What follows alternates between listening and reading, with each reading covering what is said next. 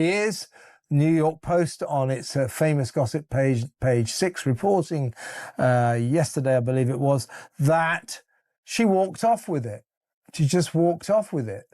And she's been confronted with this, basically saying, as we say in Britain, did you nick that dress? Did you steal it?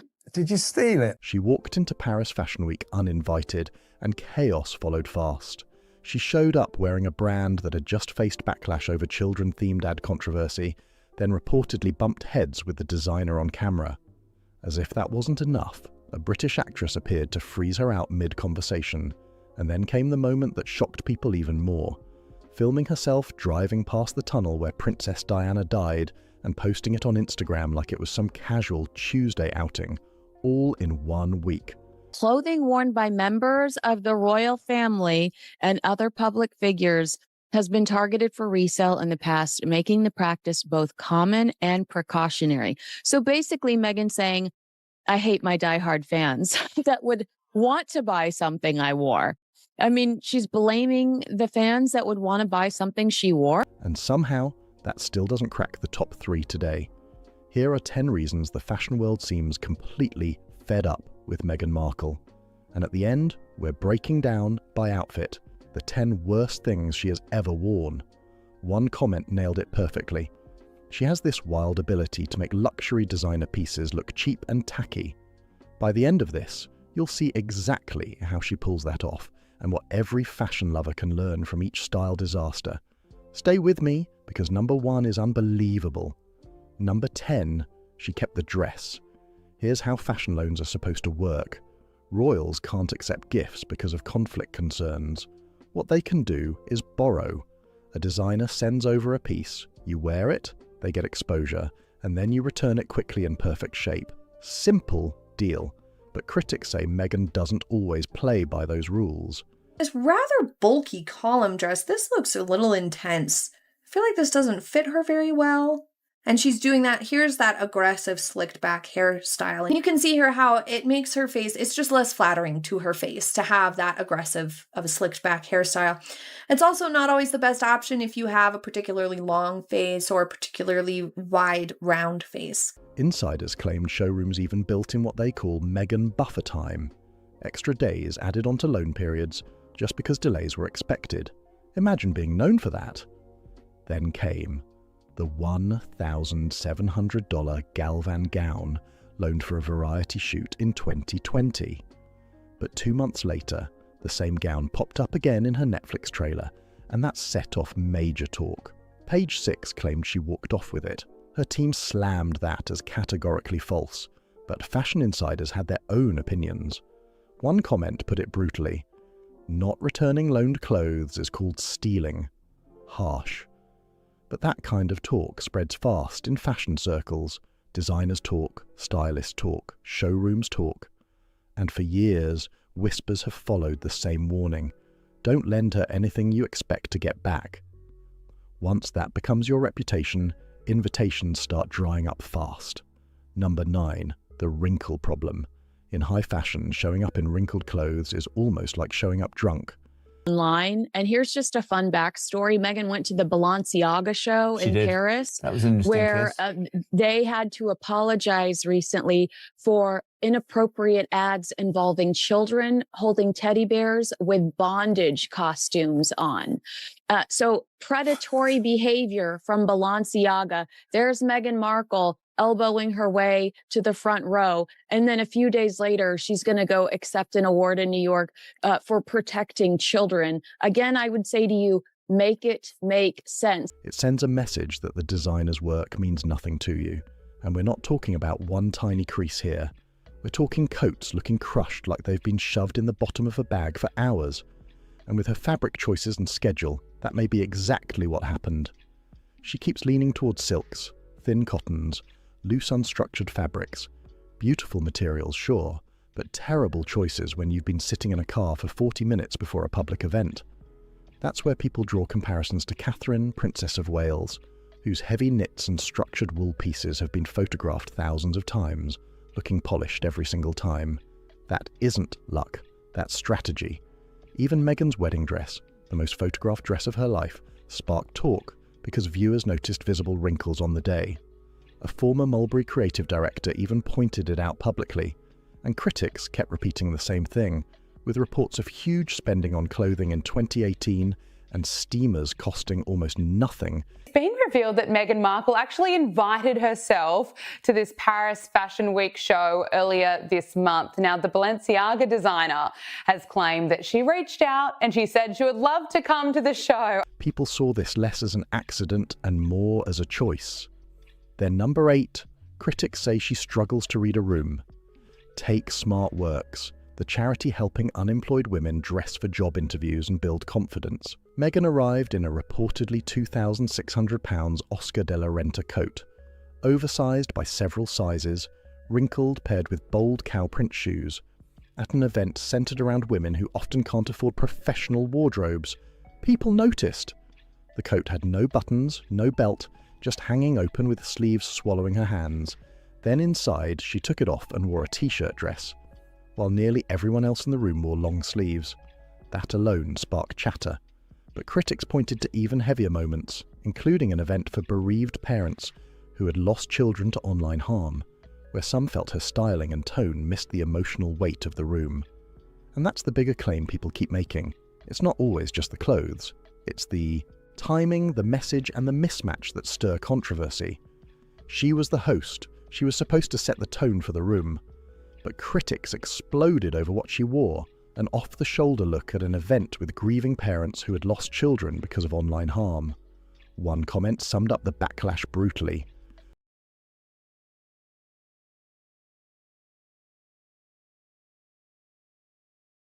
Now, look, it's not being received well, certainly not as well as maybe she would have hoped, with some people labelling it a Zoolander walk. What are your thoughts? It's really difficult when looking at these pictures to really even reconcile what's happening, like a real ball gown. So it doesn't really fit with the setting either. They're outside, walking in the grass. It looks out of place to the backdrop. The off-the-shoulder cocktail pantsuit to meet parents of children who have died because of online hate. Unbelievably tasteless. That reaction spread fast. Because when you walk into a room full of mourning families dressed in a way people feel pulls attention, many notice within seconds. And critics argue once the focus shifts to your outfit instead of the reason everyone came, you've made yourself the story. And that's the exact opposite of what a host is supposed to do. Number 7, the Balenciaga disaster. October, Paris Fashion Week, cameras everywhere, front row attention locked in. And then came the claim that she wasn't officially invited. Reports said creative director Pierpaolo Piccioli confirmed she had reached out herself asking to attend, and he agreed. That sparked explosive headlines, including one framing it as Meghan inviting herself to Paris Fashion Week. And then there was the bigger controversy, the brand she aligned with. Balenciaga had just faced one of the worst image crises in fashion after issuing public apologies over a campaign involving children and disturbing themed imagery. The backlash was already nuclear. And then she walked right into that storm smiling for cameras. Then the viral moment started rolling in.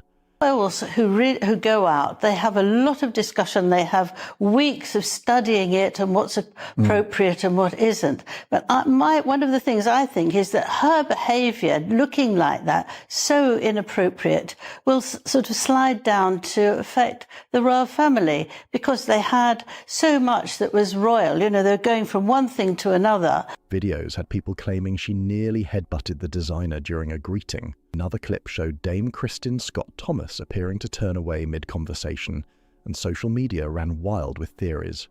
The internet had a field day, with some mocking her entrance as a Zoolander walk, while one commenter said she looked like she knew she was out of her depth and was trying to hide it. Brutal! And then things got even messier. People dug up an Instagram story filmed from a car window passing the Alma Tunnel, where Princess Diana died. That set off another storm online. Commentators speculated, reactions exploded, and while her team reportedly said she didn't know where the car was at the time, the damage online was already done. And once the internet grabs an image, nuance disappears fast. This was supposed to be a fashion comeback moment, a big return. Instead, critics say it turned into a spectacle people laughed at.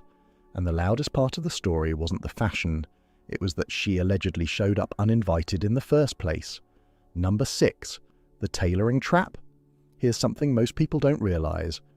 When a showroom lends you a fashion sample, you usually can't alter it. It has to go back exactly as it came. If the waist sits 2 inches too wide, it stays that way. If the hem drags across the floor, it drags. That's the rule. Dee, she allegedly took the dress from the shoot without asking. Surely that can't be right. Both the bra and the outfit are too tight. You can see everything. It's not just distracting, it just doesn't look good. It looks awful, unprofessional. She's really quite lean in this area, especially during this time. She was real skinny. And so some people would have had a serious difficulty getting a smooth look right there with a strapless, like myself. Critics say this has often worked against Meghan. At 5'6" with a shorter torso, sample sizing reportedly doesn't always land right for her proportions. So waistlines can sit off, hems can pull, shoulders can drift, and if it's borrowed, there's little room to fix it. That's where people compare her approach to Catherine's, where pieces repeatedly worn are often believed to be purchased outright and tailored down to the millimetre. Same coat, years apart, same exact fit. That's not accidental. That's precision. Industry insiders have put it bluntly. Securing loans for controversial figures can be, as one person said, like getting blood from a stone. And some say designers have quietly started backing away. After what we covered in number 10, some in fashion say that hesitation makes perfect sense. Number 5, use today, gone tomorrow. In fashion, long-term designer partnerships are gold. That's when a label knows your body before you even arrive. They cut pieces with you in mind. They call you first. But that kind of loyalty is built over years. Critics argue Meghan has never locked in one lasting fashion alliance. British designers once linked to her during the royal years reportedly cooled off. American labels had their moment, then seemed to move on. Bodycon stuff that's really, really tight, because it kind of makes it just look like you have a bit of a pooch. Australian brands pushed heavily during the tour years. Same story, according to critics. Yes, people talk about the Meghan effect, where pieces she wears sell out fast. That phenomenon exists. But insiders argue it only has power if she keeps supporting the brand. If she wears something Monday and moves on by Tuesday, the momentum can disappear by Wednesday, and brands that invested are left with a few photos, and maybe a hard lesson. That's one criticism fashion watchers keep repeating. She uses a house today, then discards it tomorrow, and they say the industry has noticed. Invitations, some claim, have gotten much quieter. And then there's number 4, the copycat problem. Silhouettes critics say echo Diana herself. Then there's the copycat criticism, and this one gets intense. Critics have pointed to styling choices, they say, echo Catherine, Angelina Jolie, Ivanka Trump, and different Hollywood figures depending on whatever image she seems to be building in that season. And the harsh argument is this: when you spend too much energy channeling someone else, you never fully create a style identity of your own. I had 2 sources tell me that she took the dress, but one source was saying that she did not ask, which is very... Is redefining royal fashion, and at a hefty price, $1 million is the day she gave Prince Harry's fiancée. But many say the Diana shirt was in a category all by itself, because this wasn't just inspired by. Critics called it an almost exact replica of the shirt Diana wore in her final photo shoot, the last photos ever taken of her. And that's why reactions got so strong. People asked, how do you even find something like that by accident? You'd have to study the original image, track down a near match, or have one recreated. Either way, people saw intention. Some called it sad, some called it dark. Others said it felt deeply out of touch. And whether fair or not, it fed a bigger criticism, that she brings reflection instead of originality. And in fashion, originality is everything. Designers want partners who bring a point of view the world hasn't seen before, a look that feels theirs. Critics argue Meghan doesn't offer that. Instead, she presents a very expensive, very polished reflection of things people have already seen. And reflections, they say, don't sell clothes, don't build lasting partnerships, and don't keep doors open. Number 3, radio silence. Because in fashion, what happens after you wear the clothes can matter just as much as the clothes themselves. The Instagram tag, the interview mention, the press shout-out. For a small British label, being credited by a globally photographed Duchess could mean overnight sellouts and international attention.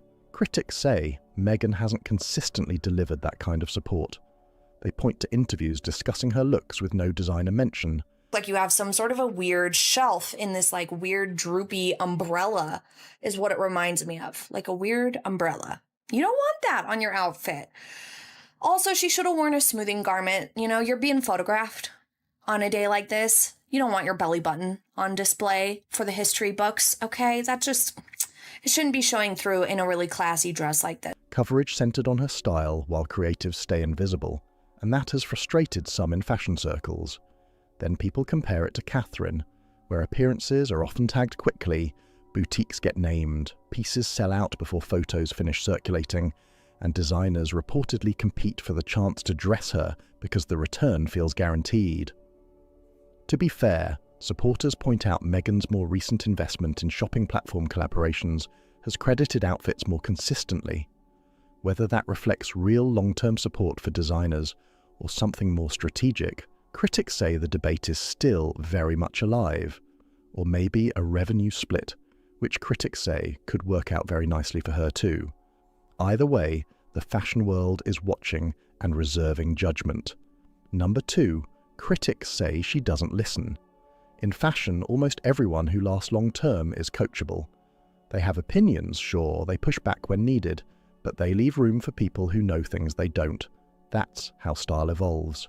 But multiple insiders have described Meghan as someone who allegedly overrides professional advice, ignores alteration guidance, and, according to one especially sharp account, sometimes blames the clothes when the look doesn't land. That criticism has followed her for years. Former royal stylist Carolyn Holden put it bluntly. Meghan lets the clothes do the talking instead of her figure. And critics say that's the problem. The clothes dominate and she disappears inside them. What makes this hit harder is what she herself once said. Back in 2015, before the royal spotlight, while still on suits and buying clothes on an actress's budget, she gave an interview saying, word for word, "The most important thing you can do is tailoring. If you are in the public eye, and especially if you're in a privileged position, it's just appropriate. Like it or not, we judge with our eyes first. We just do. It's how our brains are wired. And I don't mean looking down on someone or treating someone differently because of how they look, or because of their body shape or type or weight or features or how pretty or young that they are or anything like that. I'm just talking about how we instantaneously notice how someone is presenting themselves to us, and we take all that info in visually without even meaning to. Dressing well, grooming, and good hygiene can make or break a first impression. It's just a fact. If it fits you to a T, you look 1,000,000 times better. She knew it. She said, "It on camera." And critics point out the irony. After getting access to some of the best tailoring in the world, they say that discipline seemed to vanish, and that leads to number 1, the finish. Because critics say everything on this list, the wrinkles, the wrong fabrics, dragging hems, shoes that don't fit, visible underlayers, improvised fixes, all of it traces back to one thing: finishing details, that smoothing layer under a dress, the hem checked one last time, shoes that actually fit, hair styled for the occasion. The quiet polish of someone who knows every detail is working. That's what transforms a modest dress into luxury, or makes expensive fashion look shockingly cheap. People often say it's the difference between a £200 dress looking like £2,000 and a £2,000 dress looking like £20. And that's why critics keep coming back to the spending. Reports cited enormous clothing budgets, including published figures often repeated in media. Numbers so large people argue they remove every excuse. Yet critics still point to visible lines under formal wear at press events, shoes straining at the straps, midi dresses dragging on the ground, coats hanging open in winter. And to them, that says the issue was never money. It was always the finish. One comment absolutely cut deep. Overall, it does look just a little bit messy with the various jaunty stripes and the ruffles. It's definitely a beach dress. This is that she's trying to look modern and effortless, but the lack of polish stands out and kind of overshadows the whole. Never seen someone who just looks terrible in clothes. They never fit right. Brutal. And critics say that's exactly where the fashion world's frustration comes in, because they argue the finish isn't about money. It isn't about access. It's about caring enough to get the details right every single time. No exceptions. And some say that, even more than the borrowing controversies, the wrong brand associations, or the uninvited appearance stories, is what fashion insiders struggle to forgive. Because mistakes happen. Everyone has bad days. Even style icons miss sometimes. But critics argue when the details are consistently, repeatedly, expensively wrong. It starts looking less like accidents and more like choices, and they say the industry has clocked that. One harsh criticism keeps coming up. Meghan seems more focused on having the dress than on how it actually looks when she walks into the room. And in fashion, especially at high-stakes events photographed around the world, critics say that's unforgivable. Because fashion's obsession with the finish isn't some optional extra. It isn't a bonus detail if there's time left over. It is the job.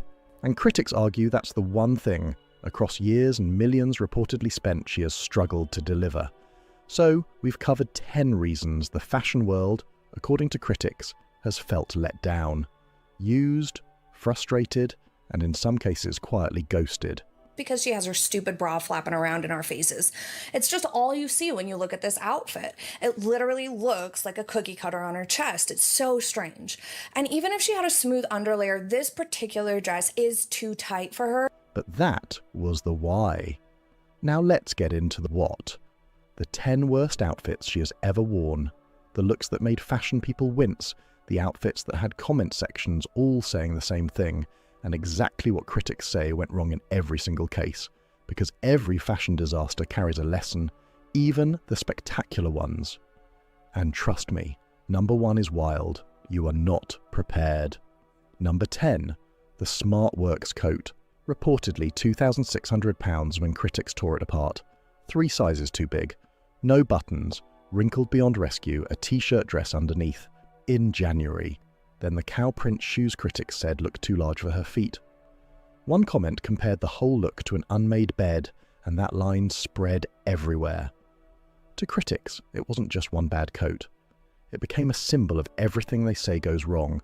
Fit, proportion, occasion, finish, all missing at once. And that's why this look still lands on almost every worst-dressed list. Lesson number 1, a coat lives and dies by the shoulders. If the shoulders are off, nothing else can save it.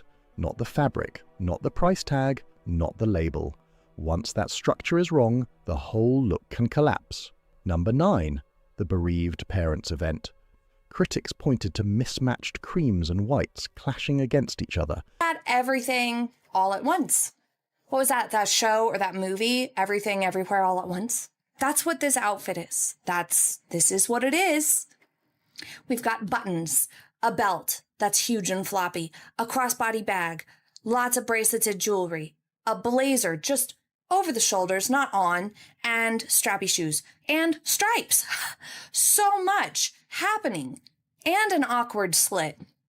An overdramatic folded off-the-shoulder detail and styling they felt pulled focus at an event centered on grieving families. One reaction called it unbelievably tasteless, and that criticism spread fast. The lesson: ask what the room needs before asking what you want to wear. Those are 2 very different questions. Number 8, the midi, dress that turned into a ball gown disaster. Designed to hit above the ankle, but landing on the floor. Critics noticed extra fabric bunching at the back, saying the torso proportions looked off for how the dress was cut. Then 4 black accessories, white lining, disconnected styling. Some said nothing spoke to anything else. One comment summed it up as looking like dress up. Harsh. But the lesson is real. Know your torso length. It affects where every seam, dart and waistband lands. And when those hit wrong, the whole silhouette can go sideways. Number 7, ball gown at the movie theatre. A sweeping formal gown at a casual cinema screening had critics stunned. Spaghetti strap styling underneath, proportions widening the shoulders, waistband sitting too high, fabric pooling, and many felt the look had zero relationship to the setting. That's the lesson. Overdressing can miss the mark just as badly as underdressing. Same mistake, different direction. Number 6, the spaghetti strap leadership panel look. This one brought serious backlash. Professional panel. Press photographers everywhere. And critics argued the fabric offered no structure, no smoothing layer, with every line showing harshly on camera. Then the spaghetti straps sparked debate, with some saying they felt completely wrong for the setting. And the lesson? Dress codes protect your message. Ignore them, and suddenly the clothes become the headline. Number 5, the Diana shirt. Still one of the most talked about looks. An outfit critics called an almost exact echo of the shirt Diana wore in her final photo shoot. Paired casually with wrinkled black trousers, many said boxed out her shape completely. Reactions ranged from unsettled to outright stunned. Could you put anything else on this dress to make it any worse? The bag is so awkward. Why did she do that? Why? You know, this makes me understand exactly why the Queen did not like crossbody bags. I never used to understand that. I used to be like, well, I guess I don't really get why. You know, I wear crossbody bags all the time, but that's because I need to be able to chase after my little kids and pick them up without my bag flopping around. When I have a crossbody bag on, it stays still while I do all of those things. So I choose those for practical reasons. They're not the most attractive to wear for an outfit always. I mean, like sometimes, and they're casual. Like that's what they are. They're casual. So here, this is just horrible. Like, let me ask you this.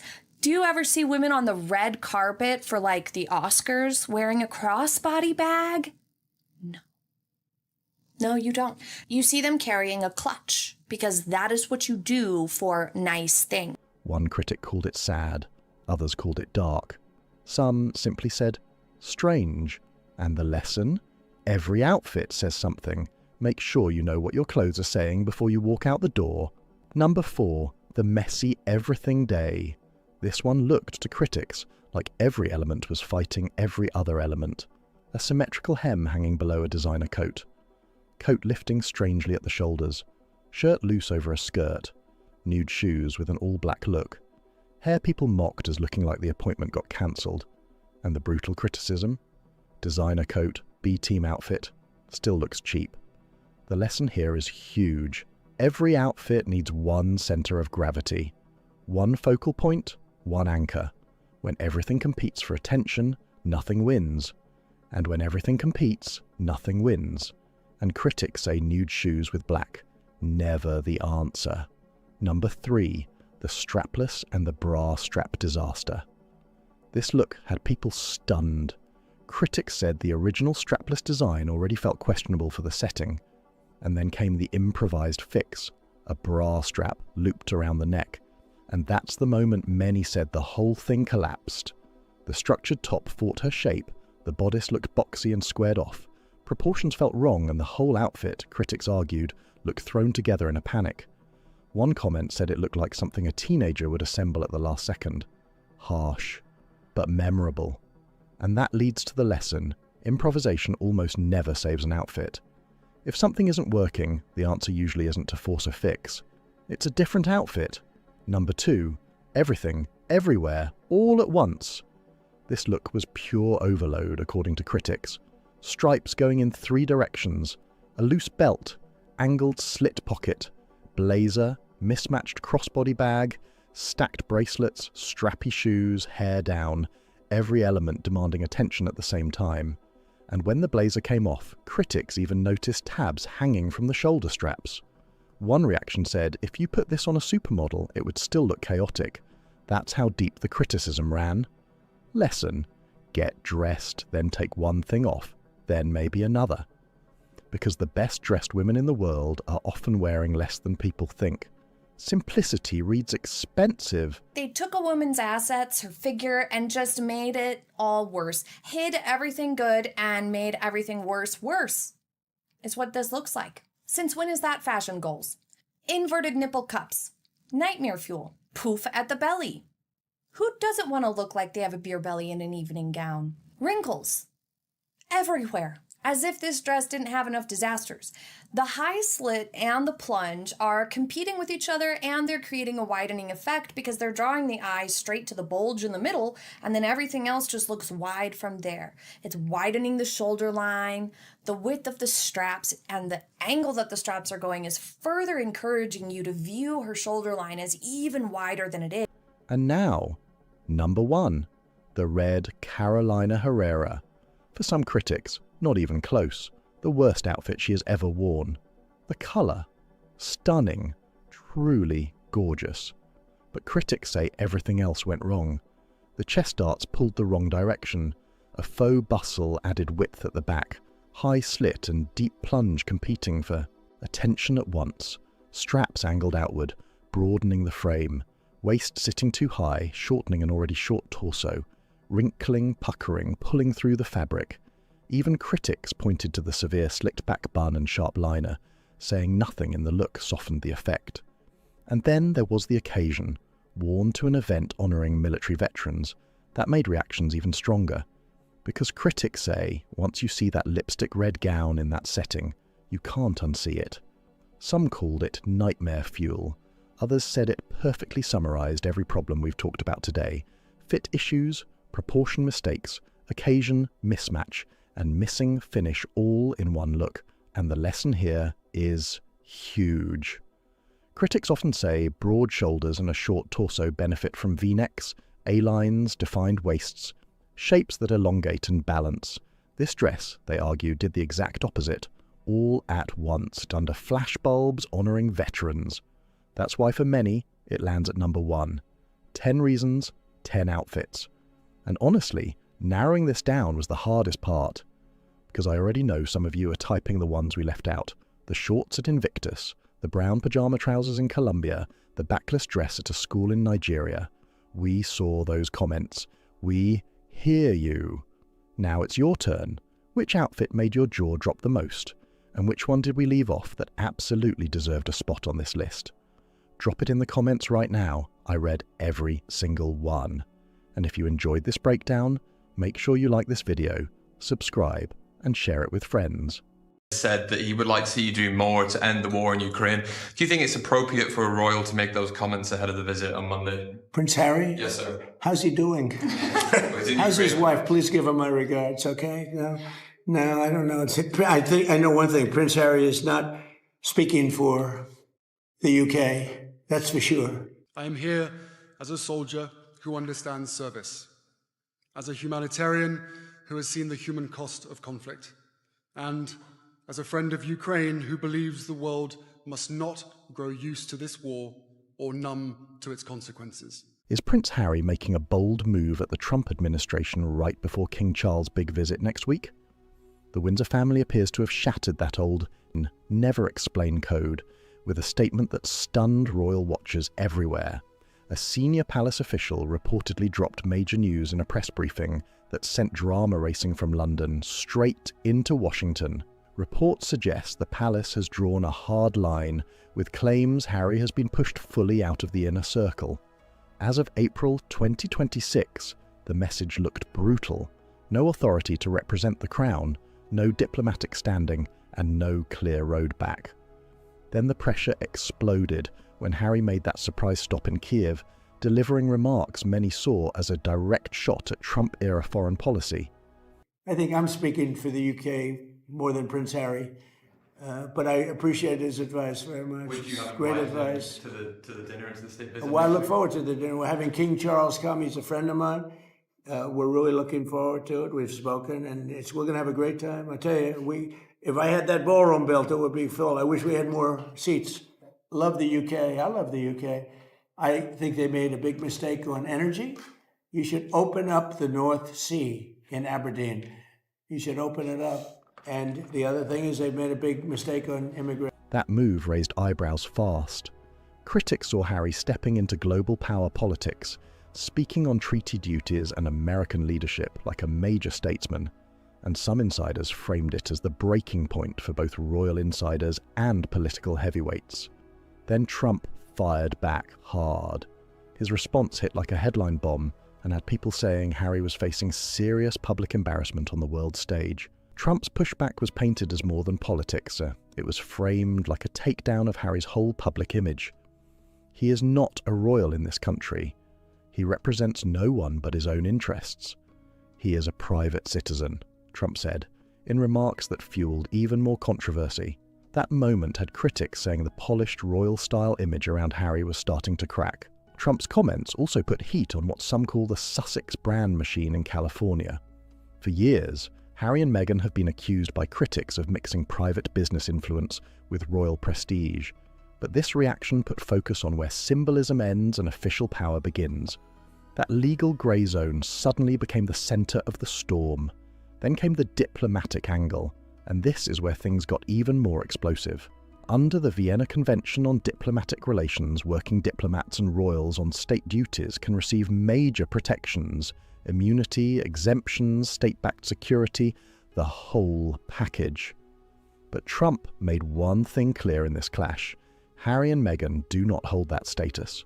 According to that argument, they are not diplomats, and that claim shook up the whole debate. Well, I'm in DC at the moment, so I was probably about half an hour away from the White House, and last night all it was helicopters in the air, siren was going off. I spoke to a number of people that were at the actual reception. It seems security has been let down really badly, from what I understand. I know that I was at a reception at the British Embassy the day before, and people were sort of saying, "Oh, I can get you into the White House. I can get you in." I said, "Well, surely security's not that easy. I've got to go and hire a tux." So I do think the security was very lax. But look, this visit is going to happen now. We're going to see for the journalists like me are going to be. We're probably going to have to get 4 hours ahead of every particular job because the security is going to go completely the other way. They do not get the protection of the American taxpayer. That point landed hard and pushed this whole controversy into another lane. Trump doubled down, saying if Harry wants security, he pays for it like any wealthy private citizen. A foreign national on a visa, not someone operating under special royal privilege. And critics say that statement ripped apart the polished image of public service Harry has tried to project. Behind the glossy PR shots and those heavily staged tours to places like Nigeria and Colombia, a very different story has been brewing. Harry has been caught in what many describe as a brutal legal fight tied to his US residency, while pressure has grown around possible scrutiny of immigration records, including past statements about substance use. That angle alone sparked huge speculation and sent the drama into overdrive. And this is where people say the real tension shows. Critics argue the Sussex brand has worked hard to hide a difficult reality. Without the crown's shield, they face the same pressures as any other high-profile private couple. Taxes, legal disputes, immigration questions, all of it. That image of untouchable status suddenly looked a lot more fragile.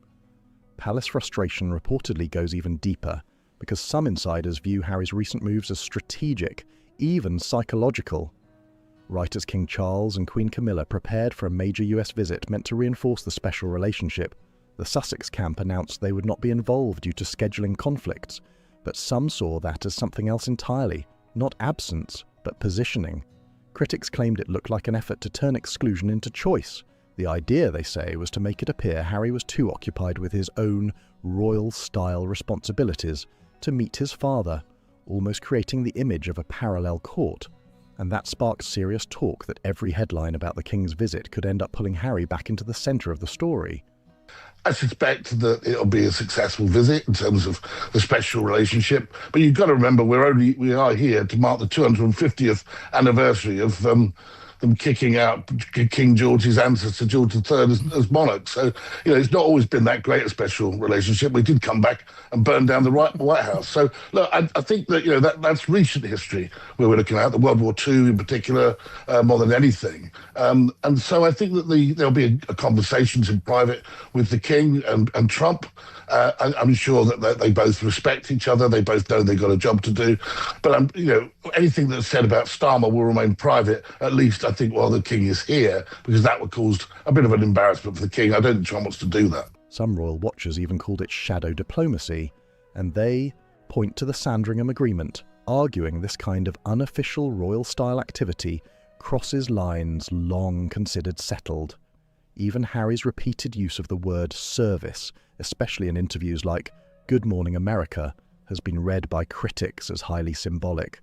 They say it blurs public understanding, especially when tours in Nigeria and Colombia carried what looked to some like state-level treatment despite no formal status. Then came the bigger accusation that the Sussexes were trying to create a fait accompli, building a presence so visible and so established that by the time King Charles reached America, Harry might be seen less as an outsider and more like a competing power centre. That is where the stakes looked huge. But many believe April 2026 changed everything. Reports of a final severance were framed as shutting down that strategy for good, and with Prince William taking a stronger role in defending the institution and pushing a slimmed-down monarchy model, insiders say the family is drawing much tougher boundaries now. The battle over image, influence and royal identity just got even more intense. That slimmed-down monarchy vision draws a hard line. The Sussexes may still be blood relatives, but critics say the institution now treats them as outsiders. Well, that's not been confirmed. I mean, obviously, there's certain areas of this visit I can't talk about because they haven't got the security clearance at this particular time. But that hasn't been. All I can say at the moment is I don't know how she knows that. Reports claim the palace made it crystal clear: no meetings, no private lunches, no special recognition for Harry during the King's visit. The inner circle closed tight, and after Trump's public takedown of Harry's status, many saw that as powerful validation of the palace's position on both sides of the Atlantic. Some commentators went even further, saying, Harry is no longer a real player on the diplomatic chessboard, a royal without official weight, a figure trying to speak like a statesman while facing pushback from the very political forces he challenged. To critics, that was the moment the PR war shifted hard, with the House of Windsor appearing to come out cold, disciplined, and in control. But that was only Phase 1. Phase 2, according to political observers and constitutional voices, is about dismantling what they call the shadow diplomatic image Harry and Meghan spent years building. Some have even described this as the collapse of the so-called pseudo-royal era, and that phrase alone set off huge debate. The palace, according to insiders, has leaned into a brutal strategy: strategic silence mixed with precise leaks. And that combo has reportedly stripped away the ambiguity the Sussexes once benefited from. For years, Harry operated in a grey zone, not fully a working royal, but still carrying symbolic royal weight. Critics say that grey zone has now been wiped clean by coordinated pressure, involving both British institutions and changing dynamics in Washington. And seemed to be, for instance, going on what looked like philanthropic trips.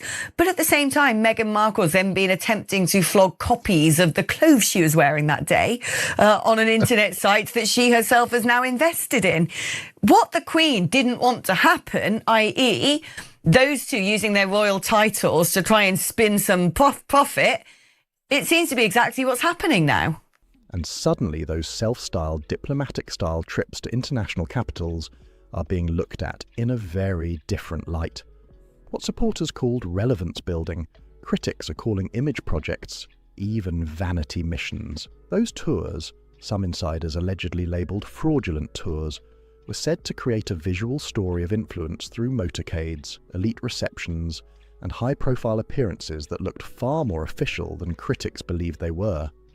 That is where the accusations got explosive. Some say the Sussexes were trying to move around the authority of the Crown itself, building an alternate lane of influence.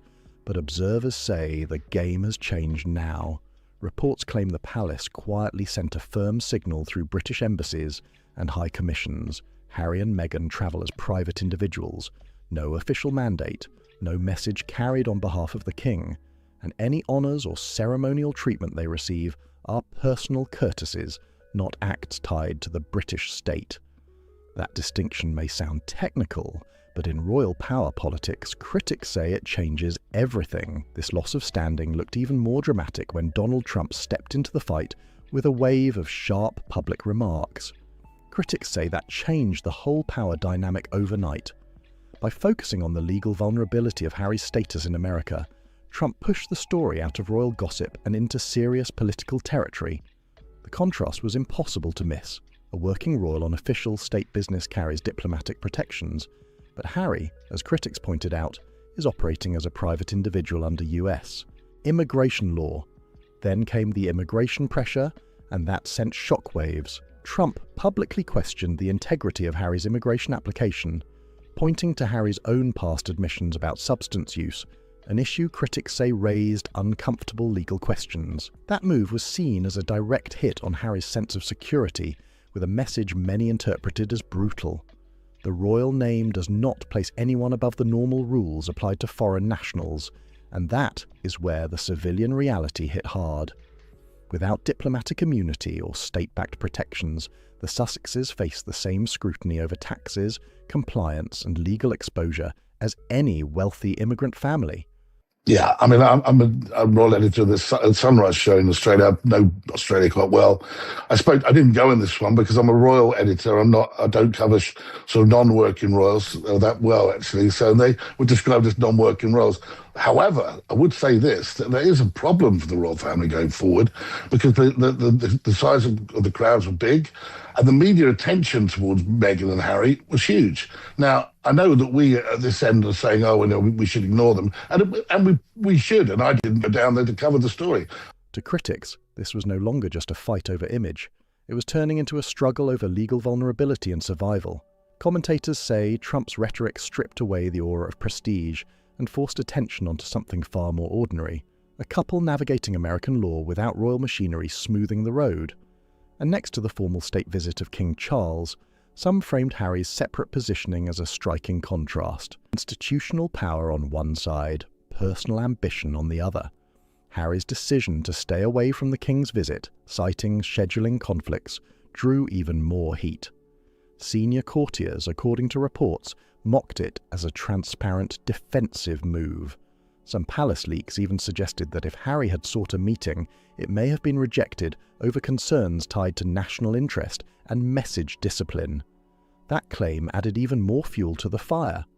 Because for the palace, the King's mission is about representing the British state and the Commonwealth with total clarity, and critics argue Harry's presence would risk dragging media drama into an official diplomatic agenda. Some insiders even described him as a source of media pollution, saying his involvement could only distract from the mission. Then came the psychological angle, and this part got savage. Some observers argued Harry was trying to reject the King before the King could publicly reject him, a defensive chess move meant to save face. But critics in diplomatic circles reportedly saw right through it, calling it a weak gambit that failed to impress serious players in Washington. And the controversy did not stop there.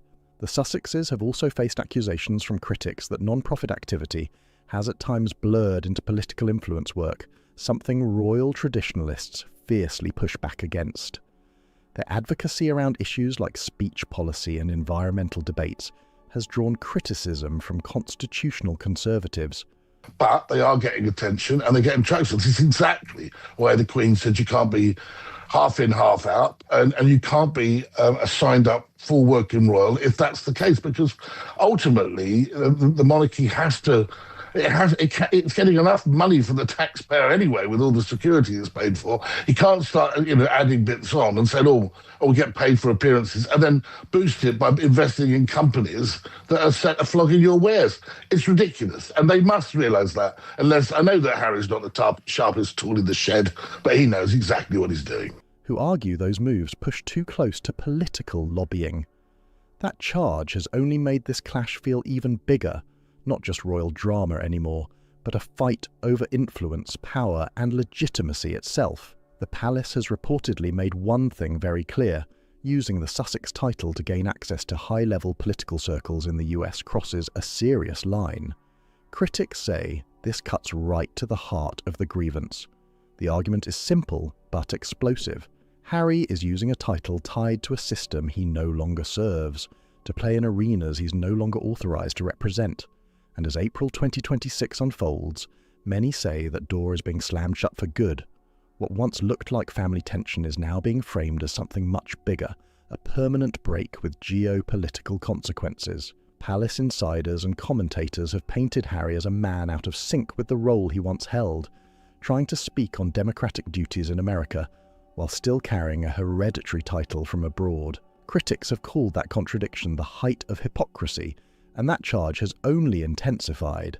Then Trump's blunt remarks poured gasoline on it. His framing of Harry as just a man with a famous name, an uncertain legal footing, struck a nerve with audiences tired of non-stop royal drama. To critics, that was not just a dig, it was a demolition of the California shadow court image. Some now say that world of symbolic diplomacy around Harry and Meghan is not just weakening, it is being pushed out altogether, and that has led to an even harsher narrative. Some royal analysts say Harry and Meghan are no longer being viewed as an active branch of the House of Windsor.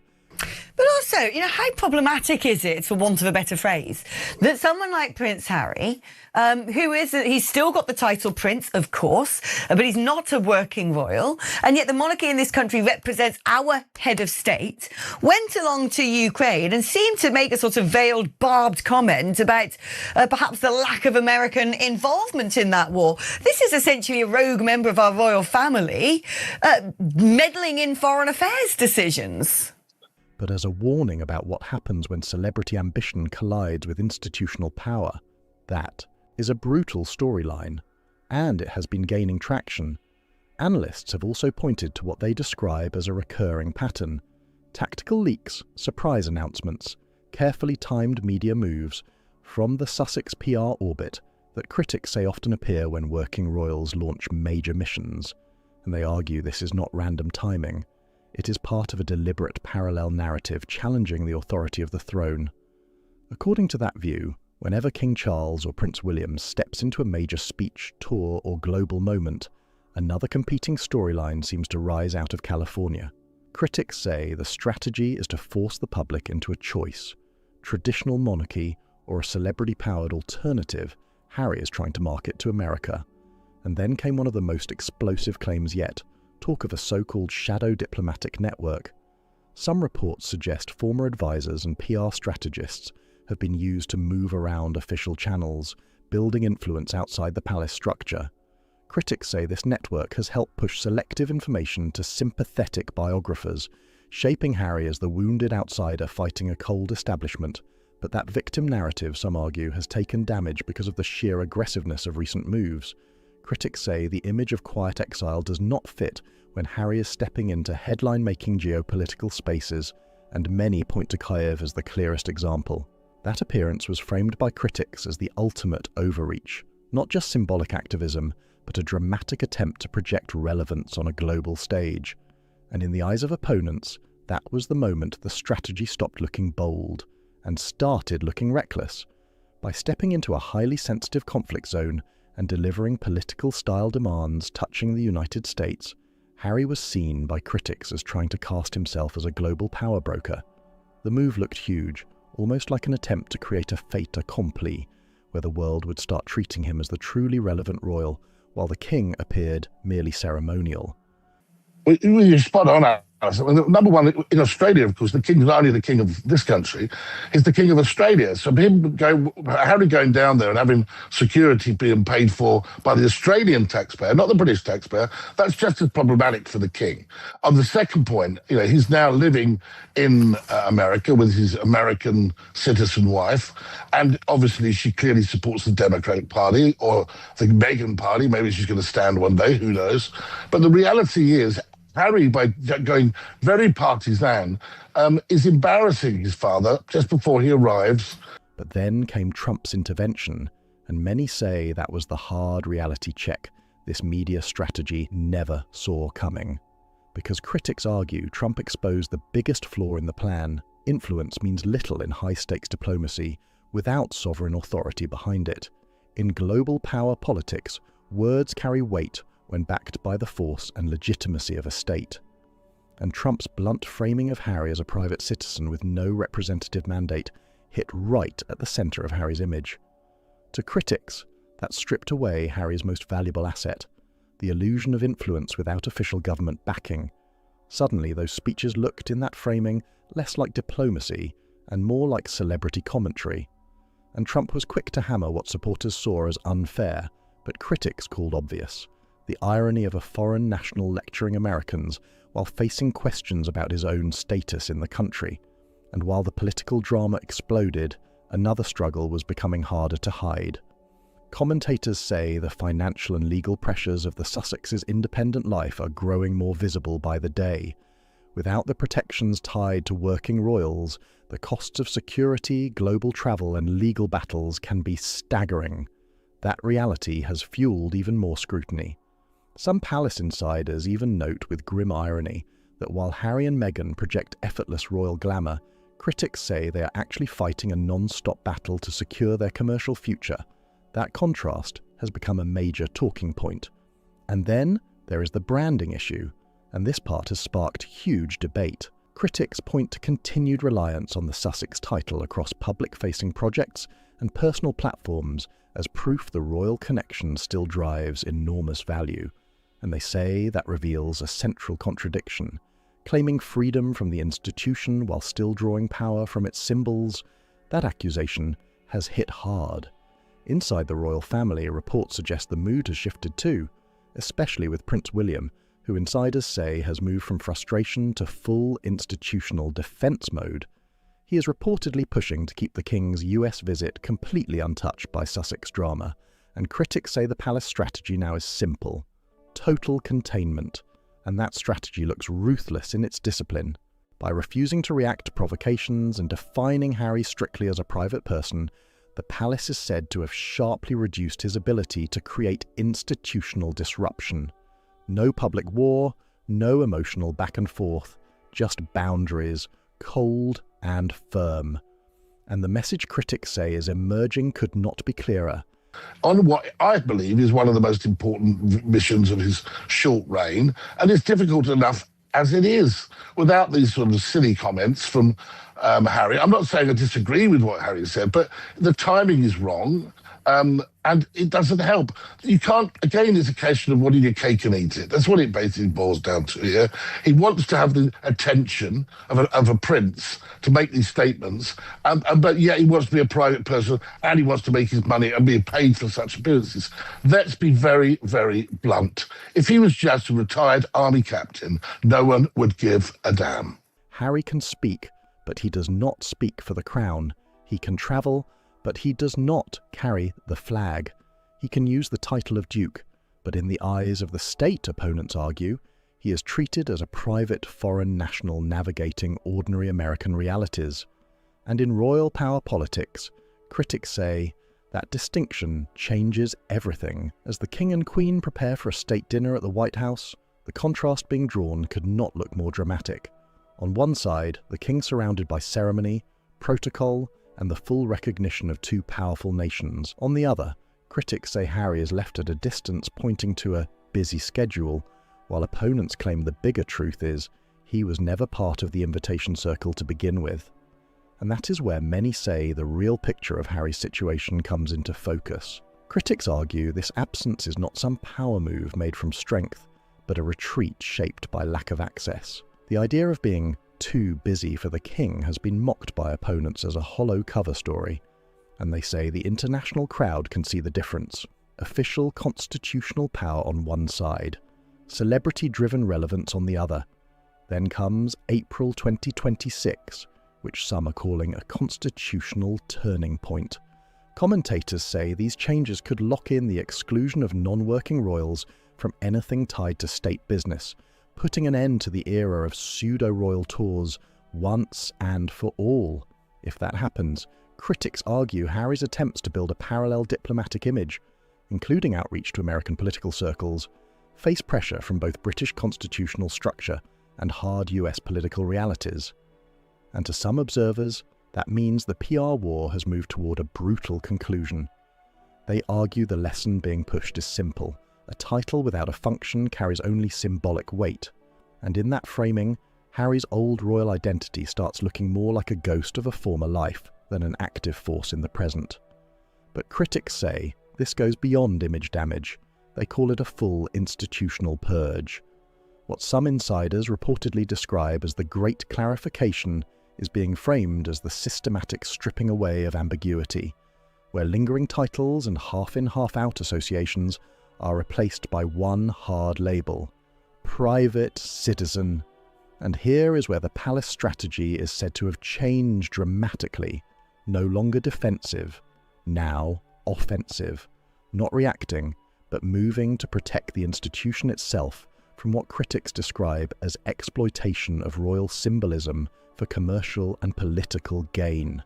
That language is intense, and it shows just how high the stakes have become. Then the focus shifts to lobbying efforts in America, and this part gets explosive.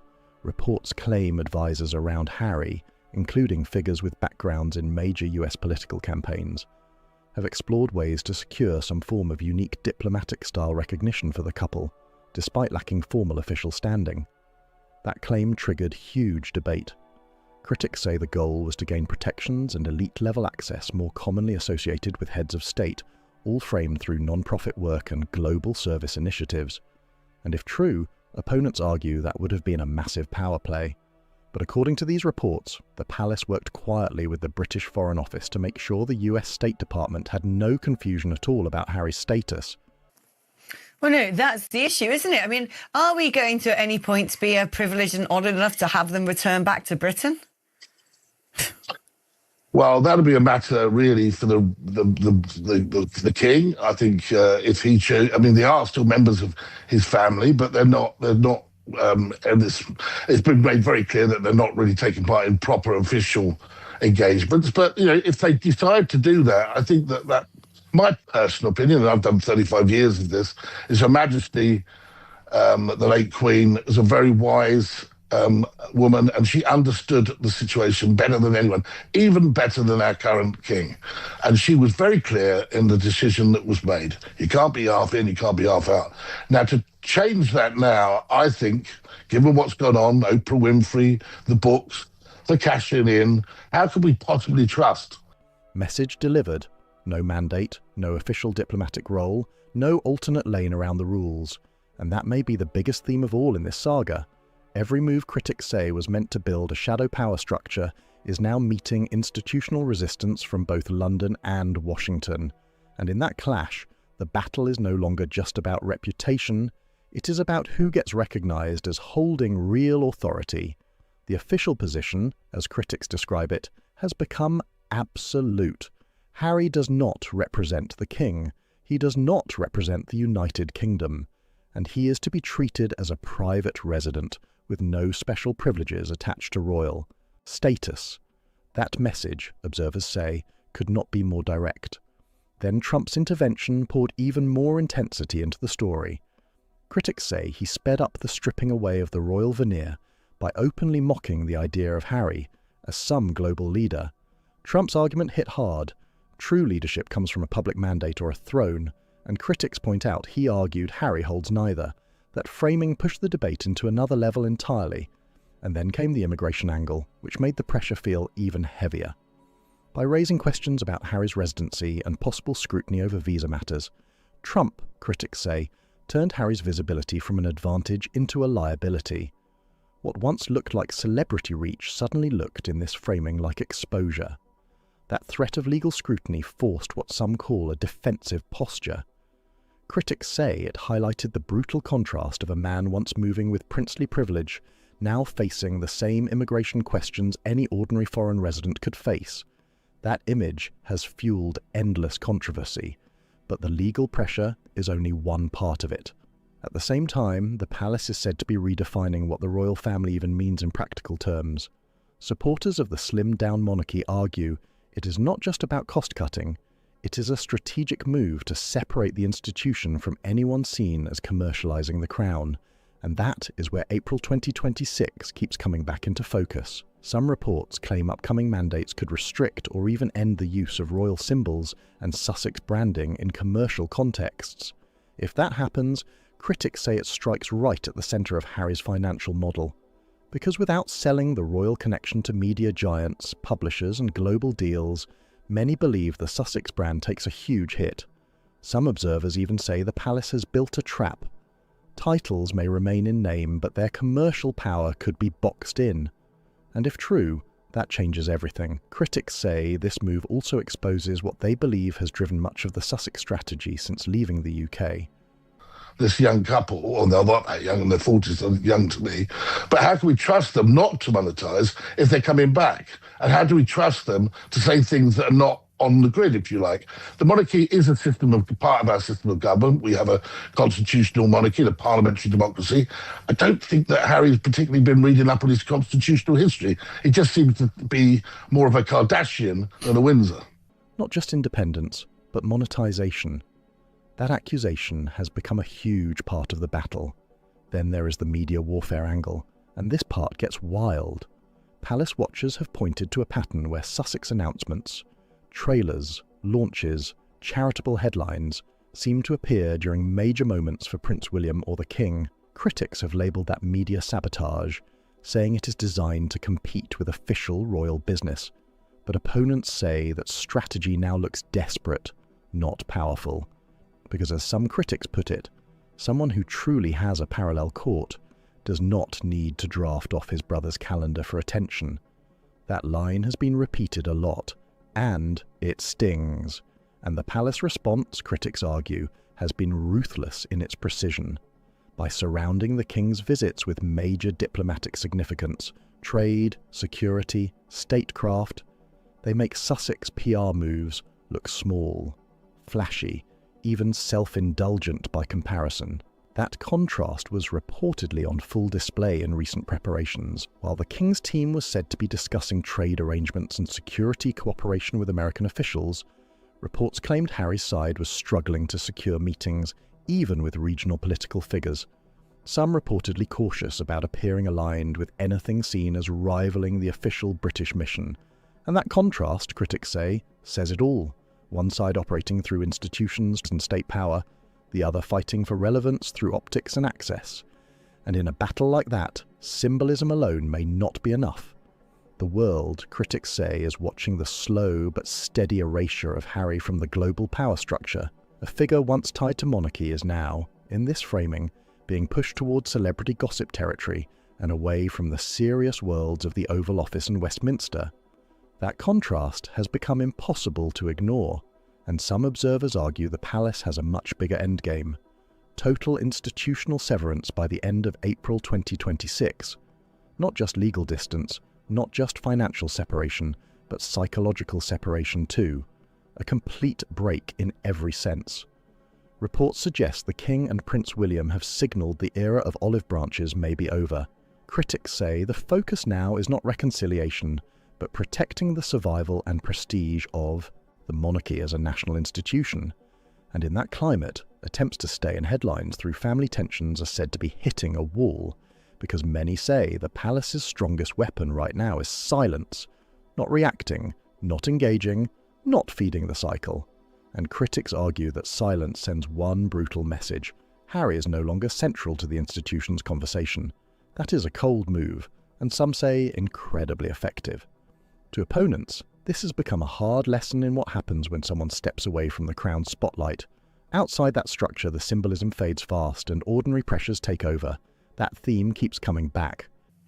Oh, I couldn't agree more. Do you think things about the way that those two are handled will dramatically change when William becomes king? Because I get the impression that King Charles is naturally a lot more torn. That's his son he's talking about there. He also seems to be somebody who doesn't like controversy, doesn't like conflict, doesn't like confrontation. Whereas I get the distinct impression that if William had his way, he would be making much firmer decisions regarding what to do about Harry and Meghan. But this story is not just about family fallout.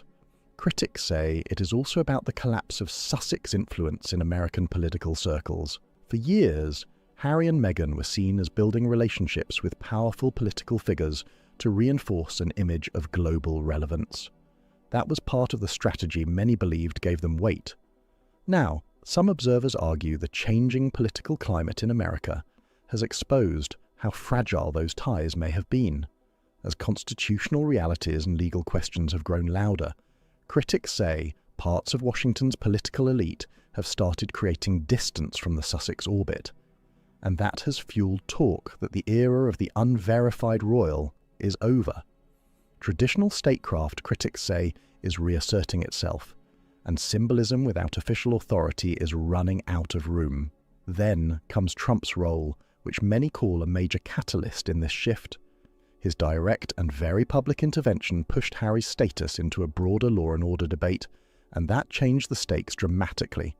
It was no longer celebrity chatter, it became political. Critics say Trump stripped away the celebrity shield that once softened scrutiny around Harry.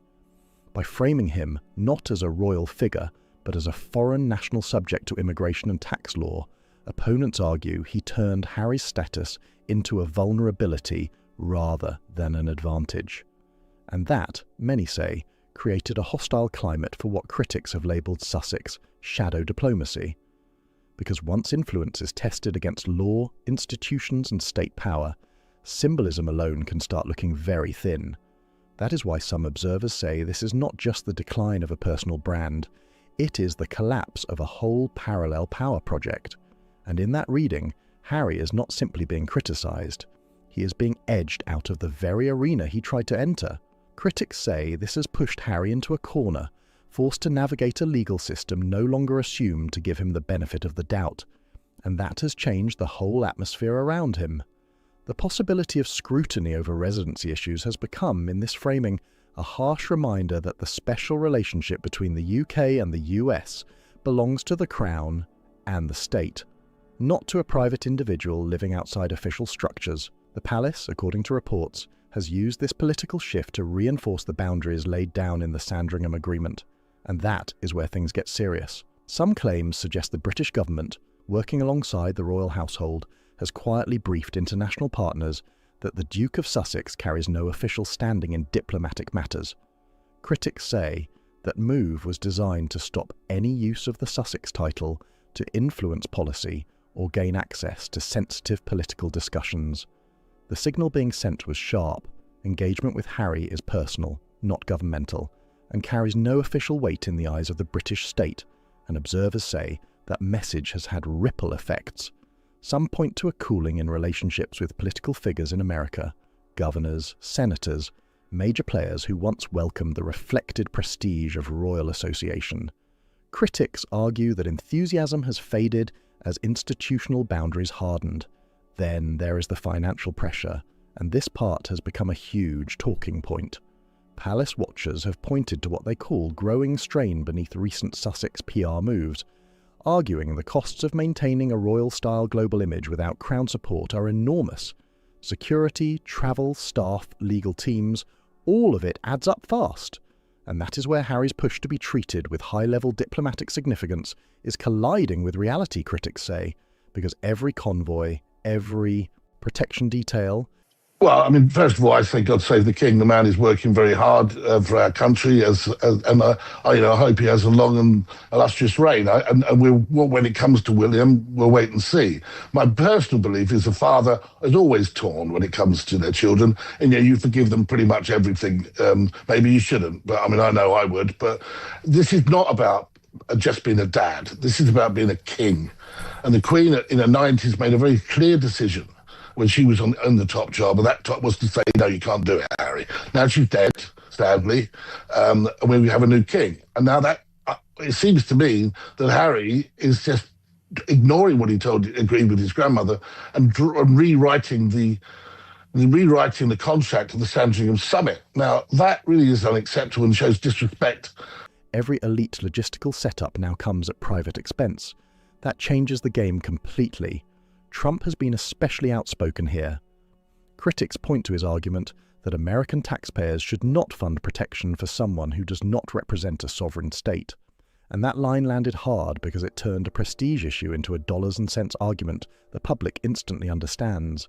Some observers say that financial squeeze is actually part of the broader institutional severance, because it forces a brutal choice: preserve status symbolism or preserve wealth. And critics argue that pressure is doing as much damage as any political blow. Then there is the psychological layer, and many say this is where the tension is peaking. Palace insiders have reportedly viewed some of Harry's recent moves as self-preservation, driven by fear of fading relevance. That interpretation has fueled a whole new level of speculation. Take the timing around the King's visit. Critics say the conflict of interest explanation and claims of scheduling issues looked less like independence and more like cover for exclusion from the official guest list. And that accusation hit hard, because opponents argue the move was meant to preserve an illusion, that Harry stands as a peer to the King rather than a subject outside the institution. But critics say that illusion is getting much harder to sustain, and in a battle over status, perception can collapse fast. However, critics say the world has already seen through that facade. The absence of any official interaction between the King and Harry during the state visit has been framed as public confirmation that the Duke is out of the inner circle, and the palace's refusal to offer even the smallest olive branch has only fueled claims that reconciliation is no longer on the table.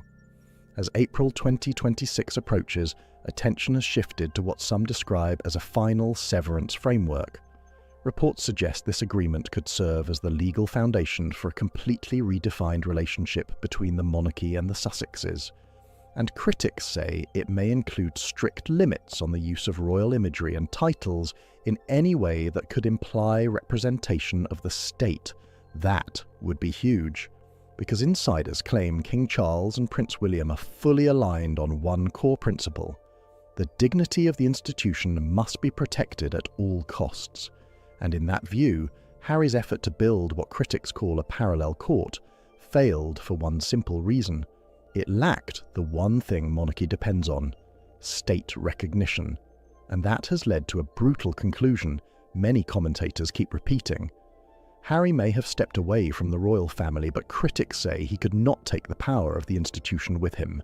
That distinction has become central to this whole clash. Some observers frame him now as a man carrying a title whose meaning has been drained by separation from official power, standing in a future entirely of his own making. And in that reading, April 2026 marks not just another chapter, but a closing act.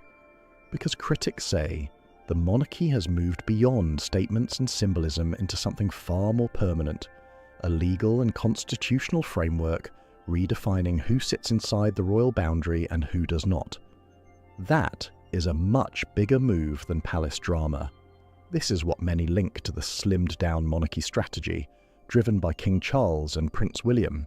Supporters say it is designed to shield the throne from future commercial exploitation and any repeat of shadow diplomacy controversies.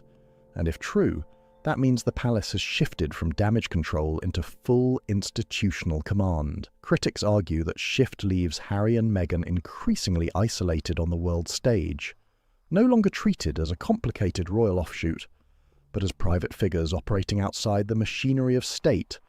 Then comes what some call the biggest development of all, the final severance agreement. Commentators say this historic mandate strips away the last traces of official standing Harry may have held, even while he retains the Duke title by birth. And that distinction matters, because critics argue keeping a title in name is not the same as keeping any legal or diplomatic function attached to it. Reports suggest any use of that title connected to state business or international diplomacy could be fully shut down. If so, that is a massive line in the sand, and the palace message, as critics frame it, is brutally simple. Harry may remain blood family, but institutionally, he is a stranger. That phrase has become loaded with meaning. Each time I return, I feel something that is difficult to describe. But it is impossible to ignore. It is a sense of clarity. Clarity about what matters. Clarity about what is at stake. And clarity about who is carrying that burden. Because it shapes not only family boundaries, but how foreign governments and international bodies are expected to engage with the Sussexes moving forward. And in royal power politics, critics say that kind of distinction changes everything. The message from the British Foreign Office, as critics frame it, is final and uncompromising. There is no path back to royal duties, and no recognition for any independent diplomatic-style initiatives coming out of California. To many observers, that sounds like the door has been shut and locked, and critics say Donald Trump's role in driving that finality cannot be ignored. By repeatedly stressing Harry's lack of diplomatic immunity and raising questions around the fragility of his legal standing in the United States, Trump added outside pressure to a process already unfolding inside the palace. That made this feel bigger than family conflict. It looked geopolitical. Some commentators argue Trump provided the external force that helped validate the palace's internal decisions.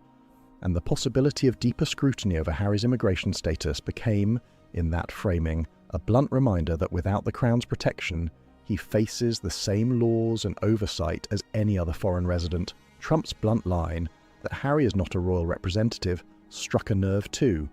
Critics say it resonated with an American audience growing less invested in the Sussex narrative, and that has fed the idea that the couple's once powerful brand is now under pressure from two fronts at once: the institution they left and the government system of the country they chose as home.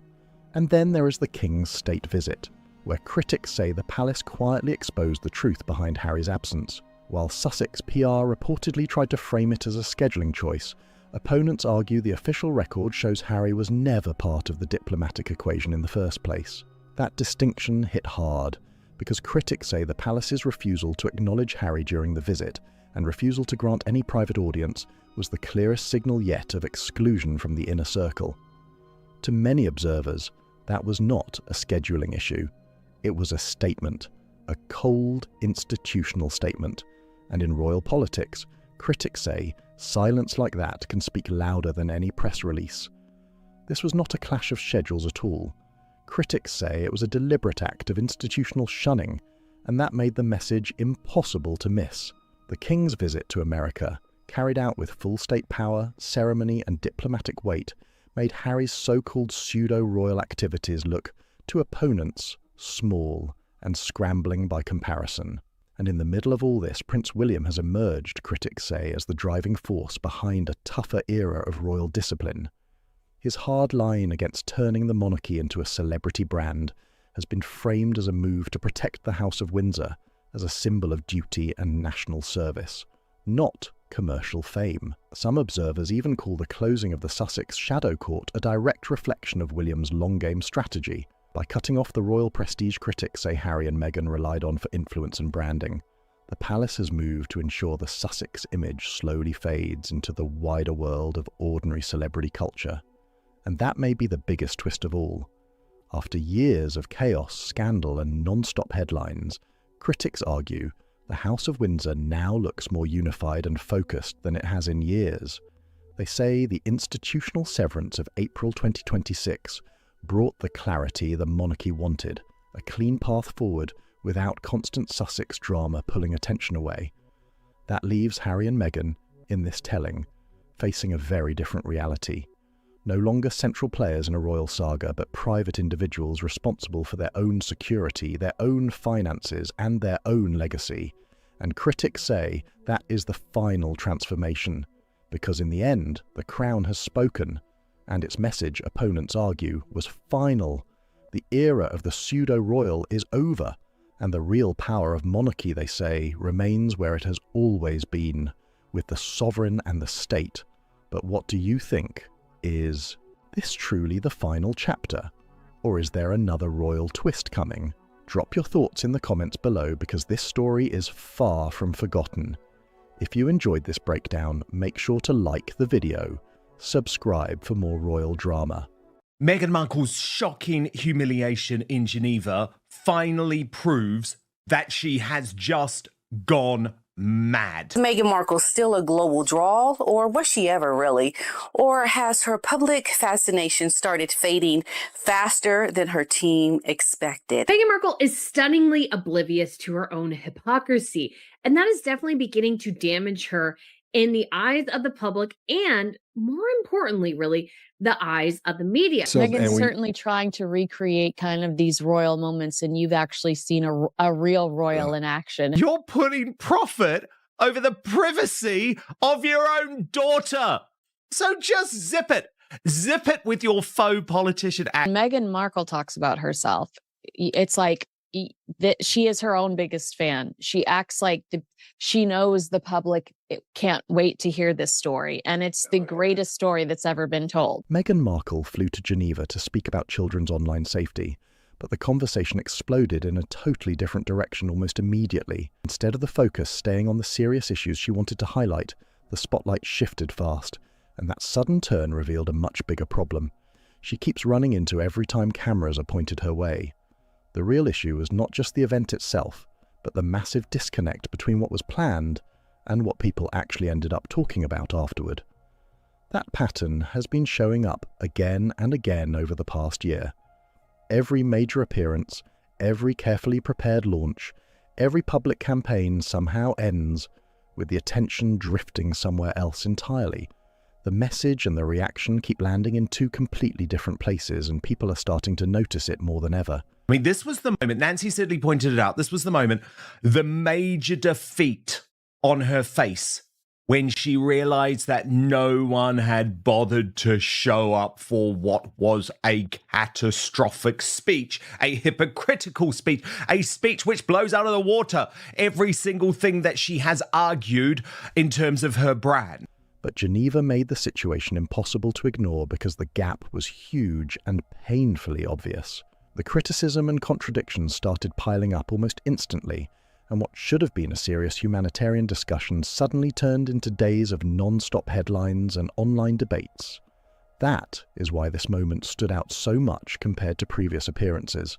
Today, we are breaking down exactly how everything unfolded, because this was not just one isolated controversy blowing up online. Several different problems crashed into each other at the same time, and together they created a full week of PR drama that kept growing with every new reaction.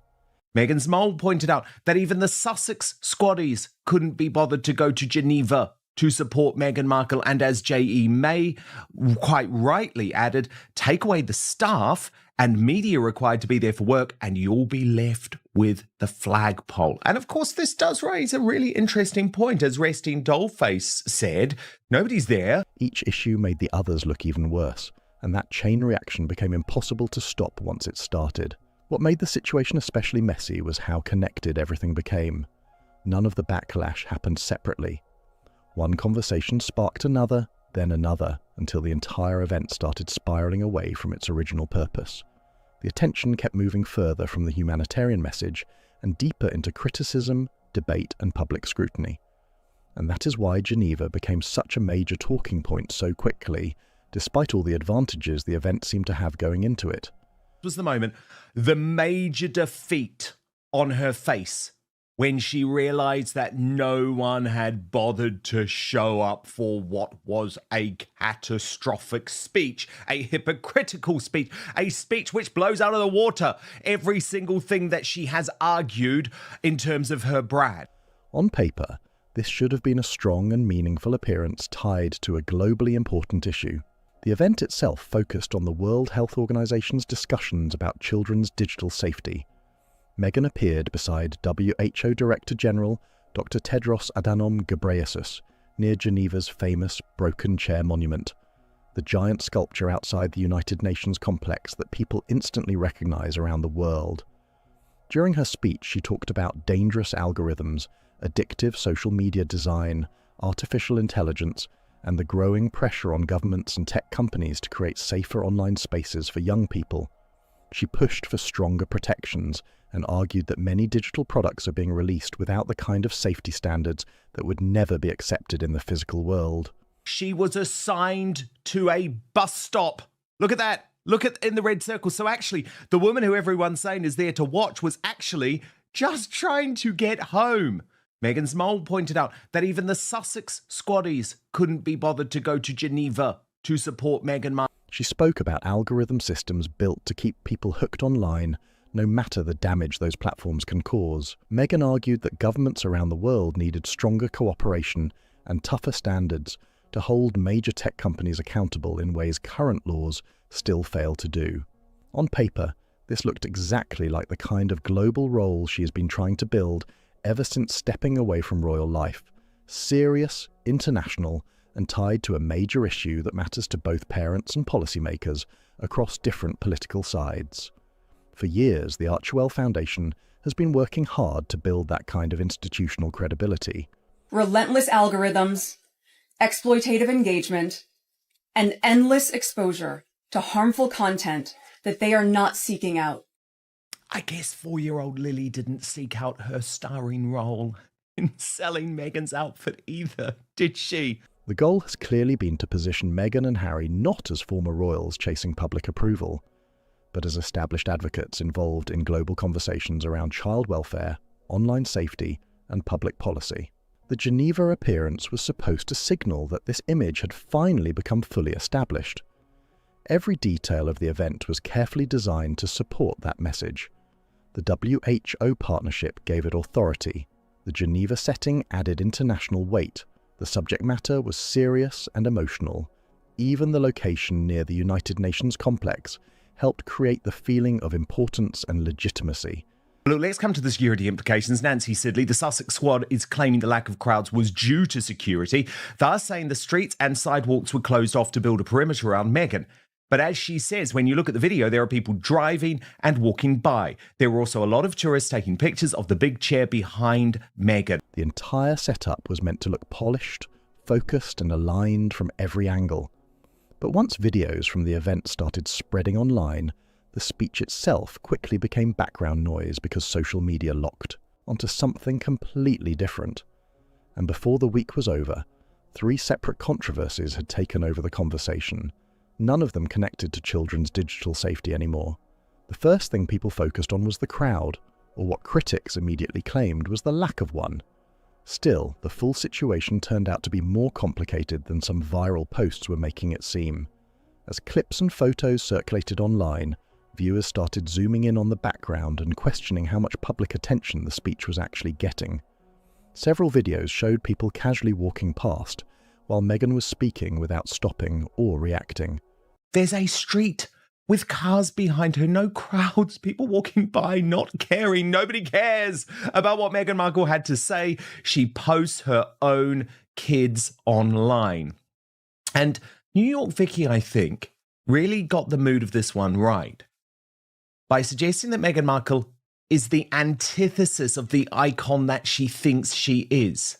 She is the grandiose narcissist whose displays of self-worship are now and always have been farcical, and she zoomed in on the faces of those watching.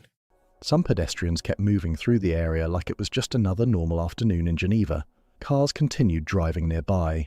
Tourists wandered around taking photos. A handful of people appeared to be paying attention, but critics online argued many of them were probably connected to the event itself, including staff members, security, media crews, WHO officials and organisers. Meanwhile, the giant broken chair monument nearby, already one of Geneva's biggest tourist attractions, seemed to be pulling more spontaneous attention from visitors than the speech happening close by. Online critics jumped on the footage almost instantly.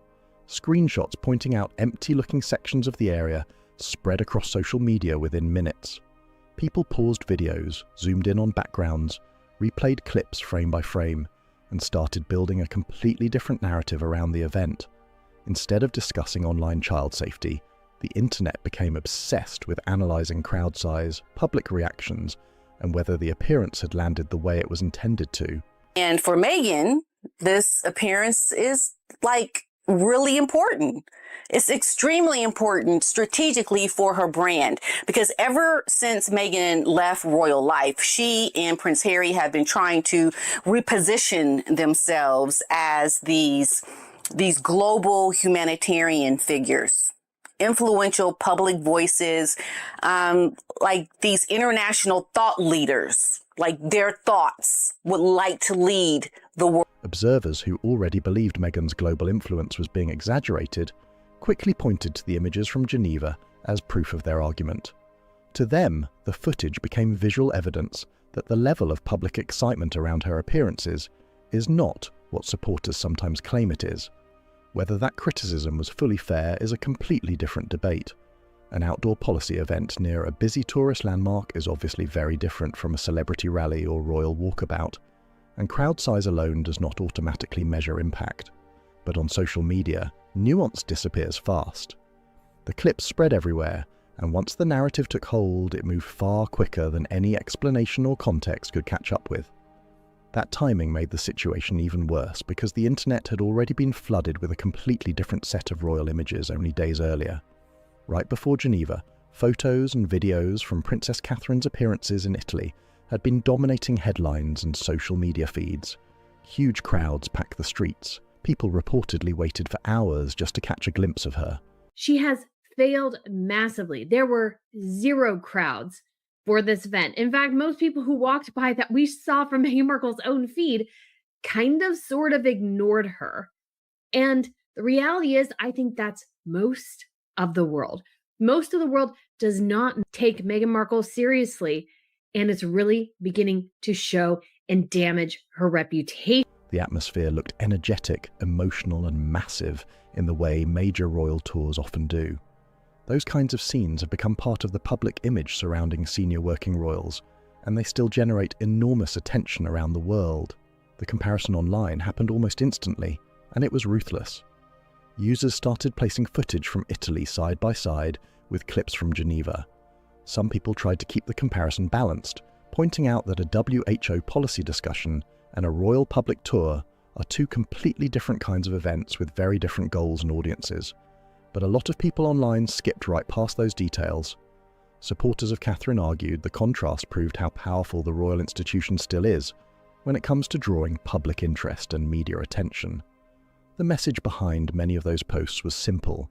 Monarchy creates a level of global fascination that celebrity activism alone cannot easily match. Critics of Meghan pushed the conversation even further. They argued Geneva highlighted something Prince Harry once resisted admitting publicly, that much of the attention the couple received during their royal years may have come from the royal institution itself, rather than from personal popularity alone. Yeah, totally. And you watch, she'll change a little bit too.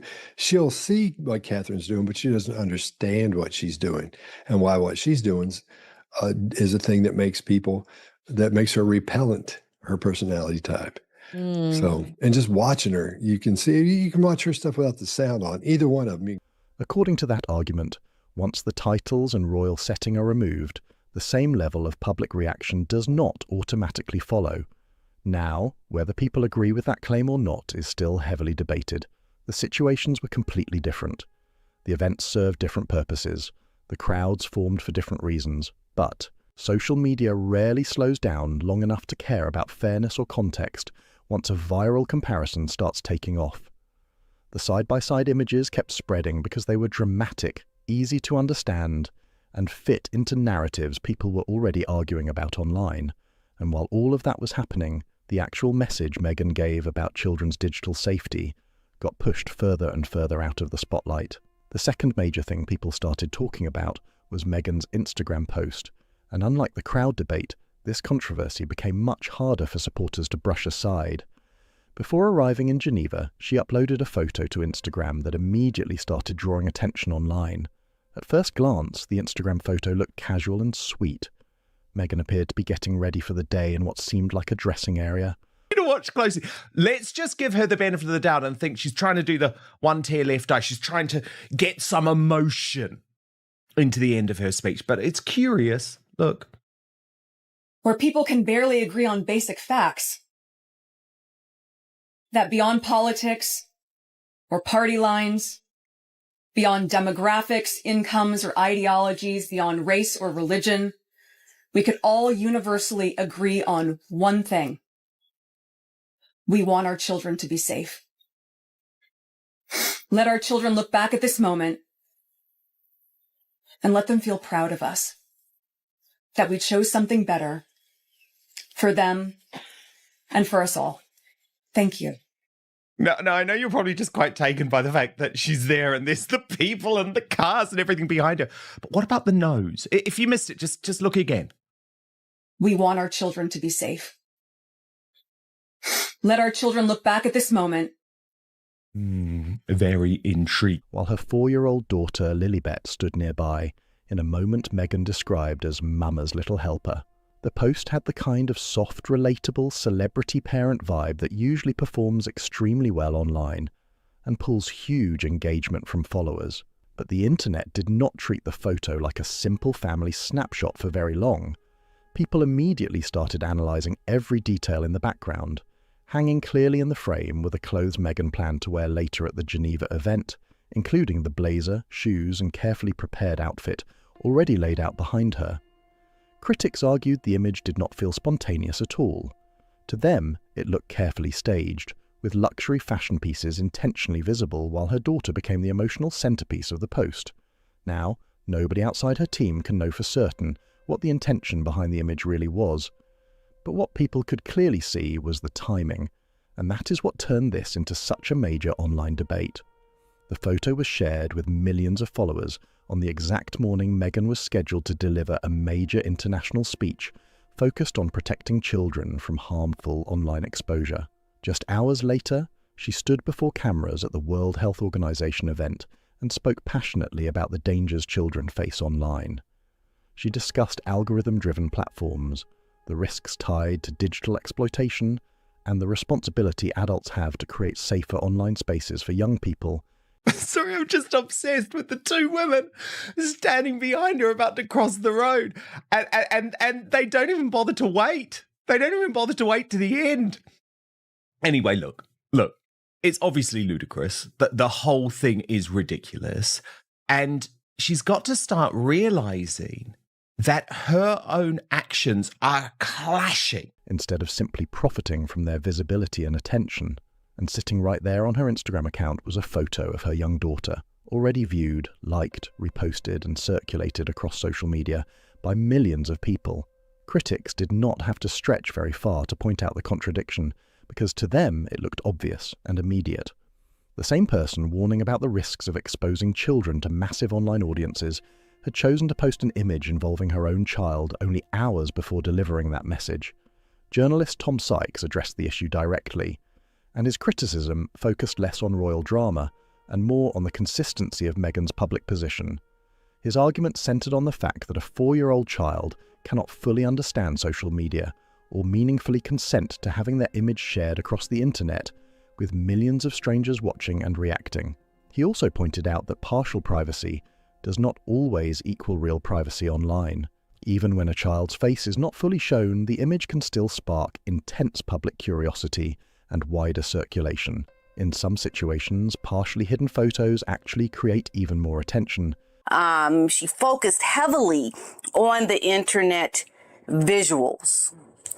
Essentially, her speech focused a lot on the ills of the internet, but never really tried to show ownership for these responsibilities being the parent. And I can think in my head of some of the children that I work with specifically. Their parents ain't listening to this woman. They're not trying to hear what these dangers are. I mean, people are focused on trying to pay their bills. I mean, serious. Because they encourage speculation, repeated sharing, and endless online discussion from people trying to piece together more details. What made the backlash even more intense was that these were not brand new criticisms invented by outsiders. Similar concerns about children's privacy, media exposure, and public curiosity are arguments Harry and Meghan themselves have repeatedly raised over the years when discussing press coverage involving their own family. That history made the Geneva timing feel especially awkward to critics, and the conversation around the post quickly grew far bigger than the original image itself. The same arguments Harry and Meghan have used for years about protecting children's privacy were now being turned back around and applied directly to Meghan's own social media choices. And for her team, that made the criticism much harder to dismiss than usual. What really changed the tone of the backlash was where some of it was coming from. It was not just long-time royal critics or commentators who have questioned Meghan for years. She was trying to get through it quickly because, like to your point, she knew she had a higher purpose there, and it wasn't to discuss herself and her. Those kinds of reactions are easier for supporters to label as biased or politically motivated and move past quickly. This time, some of the criticism came from people who actually agreed with the broader message she was trying to promote about children's online safety. These were observers who took her concerns seriously, listened to her arguments, and then applied those same standards consistently to her own public behaviour. That kind of response lands differently because it is not driven by obvious hostility. It is driven by people questioning whether the public message and the personal actions fully match up. And that created a difficult situation. When critics start using your own publicly stated principles to challenge your actions, pushing back becomes more complicated. Defending the behaviour can sometimes sound like weakening the original argument itself. Meghan Markle is stunningly oblivious to her own hypocrisy, and that is definitely beginning to damage her in the eyes of the public and, more importantly, really, the eyes of the media. You can't avoid the stark comparison between Meghan Markle posting and exploiting her daughter on Instagram and then her complaining that children are being exploited by social media companies. The hypocrisy is just plain for anyone to see. And that tension became impossible to ignore online. The irony was so visible that people barely needed commentary to understand why the story exploded. A major speech warning about the dangers of exposing children online had suddenly become overshadowed by debate over an Instagram post involving a child that had already reached millions of followers. The contradiction, fair or unfair, was sitting right in front of everyone, and social media grabbed onto it fast. Part of what made the situation so damaging was how little exaggeration people felt they needed to add. The discussion built itself naturally because the visuals, timing, and messaging all collided at once in a way that fueled non-stop online reactions throughout the week. But that was not the end of it. The third controversy that suddenly took over the conversation was something incredibly small, just a tiny gesture lasting only a second or two. At the end of her speech, as Meghan delivered an emotional closing message urging governments, parents, and tech companies to protect future generations, Meghan posted Mama's Little Helper with the so-called daughter there, maybe shining her shoes, but very much part of the merch sheen operation, because at the front of the shot was the Armani dress and black shoes that Meghan would wear to the event. And Cher pointed out, I know for a fact, the lack of a crowd bothered Meghan Markle because she was so insecure, she just had to tell us what designers she would be wearing that day. Someone who cares about people knowing she's wearing designer, definitely. Cameras captured a brief movement. She touched her nose. That was all. A completely normal human reflex that, in almost any other situation, probably would have passed unnoticed. But this is Meghan Markle in 2026, and nearly every tiny movement during public appearances now gets dissected online in real time. Within hours, the clip spread across major platforms. People slowed the footage down, zoomed in repeatedly, replayed the ending frame by frame, and started building entire theories around what the gesture supposedly meant. Some users claimed she looked emotional. Others suggested she seemed nervous under pressure. A few tried to speculate about completely different explanations. But the truth is, nobody watching a few seconds of video could possibly know what that tiny movement actually meant.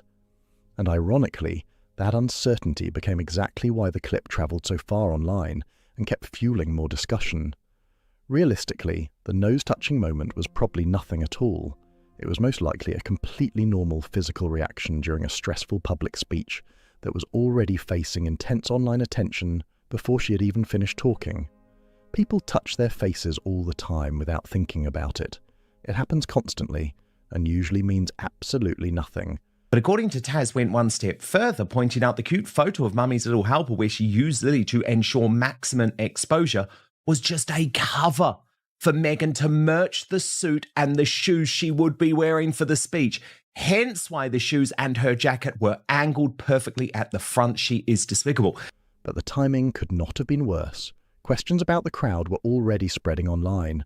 The Instagram controversy was still blowing up across social media. Comparisons with Princess Catherine were everywhere. Then suddenly there was another clip for people to dissect, replay, slow down, and debate non-stop. Yet again, attention drifted away from the actual message of the event. In a strange way, that tiny gesture ended up symbolizing the entire Geneva appearance. Every time the focus seemed ready to return to the serious topic of children's online safety, another distraction appeared and pulled the conversation somewhere else. First, it was the crowd discussion, then the Instagram post, then the royal comparisons, then the gesture itself. Each controversy on its own probably could have been managed without too much damage, but together they snowballed into a week where the original purpose of the event barely stayed at the center of public discussion. And eventually, once people finally started focusing on the speech itself, the content faced scrutiny, too. On the substance, Meghan's core argument was clear and connected to a very real global debate happening right now. Talk about the preventable harms of children being online while also posting your children who cannot really consent posting them online for public consumption, knowing, especially when it comes to your kids, that they're dissected and analyzed and sometimes mocked and bullied online. Governments around the world are already struggling with difficult questions involving social media rules for younger users, online age restrictions, screen addiction concerns, cyberbullying, algorithm-driven content, and the mental health impact digital platforms can have on children and teenagers. These are serious issues that many policymakers, parents, and researchers are actively trying to address. So, critics were not arguing that the topic itself lacked importance. Most agreed the issue deserves serious discussion. The bigger debate centered on how parts of the speech were framed, and where some listeners believed the conversation was heading beyond basic child safety concerns. Some sections discussing algorithm accountability, content moderation, and online platform responsibility sparked a more divided reaction. For many listeners, those points sounded like a logical extension of protecting children online, because recommendation systems and harmful content exposure are already well-documented problems affecting younger users. But others interpreted parts of the speech differently. To them, some of the language started moving into broader and more politically sensitive territory about who decides what information people should be allowed to see online and how digital spaces should be regulated. That shift matters because it changes how different audiences respond to the message. A speech narrowly focused on protecting children from exploitation, online abuse, and harmful digital environments usually attracts support from a wide range of people across political and cultural lines. That Meghan Markle said social media companies exploit children for clicks and Meghan Markle, while at the same time admitting that she exploits her own children for social media clicks and money. Britney adds she is a joke on this topic, and no one with active brain cells will ever take her seriously unless she lives by what she preaches, but she's too addicted to exploiting herself and her family for clicks and money to do anything else. The more she does this, the more a fool she looks, and yet she remains oblivious to her own hypocrisy. But once the conversation expands into larger debates involving content control, moderation systems, and information access, reactions can become far more divided and complicated very quickly. Once the conversation moved beyond child safety and into wider debates about online content regulation, the situation became far more politically complicated. A speech focused strictly on protecting children usually brings together broad support from many different groups. But once discussions start touching on moderation policies, information control, and who decides what people can see online, the reactions become much more divided and controversial very quickly. The involvement of the World Health Organization added another layer to the debate too. Most people know the WHO for public health issues, like disease prevention, vaccines, medical systems, and global healthcare programs. Because of that, some observers questioned why the organization was stepping so deeply into discussions. She's so desperate for validation. She's so desperate to be taken seriously. And I'm sure this event is a pay to play. Harry and Meghan pay their PR company oodles and oodles of money to try to promote them to these things. So she probably wasn't invited. She asked to attend this, like she asks to attend most things, because people aren't inviting her. And the thing is, that's a shallow enterprise.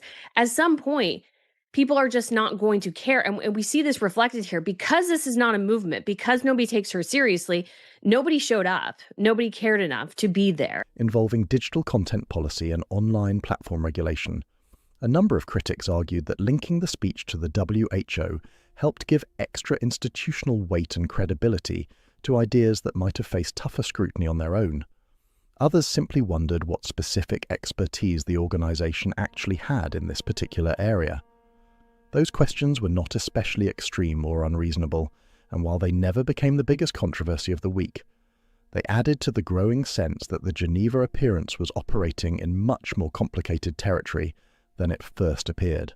By the time the week wrapped up, one uncomfortable reality had become impossible for many people online to ignore. Meghan wanted the public conversation to focus on children's digital safety, but the internet kept making the story about Meghan Markle herself instead, and those two conversations barely overlapped for most of the week.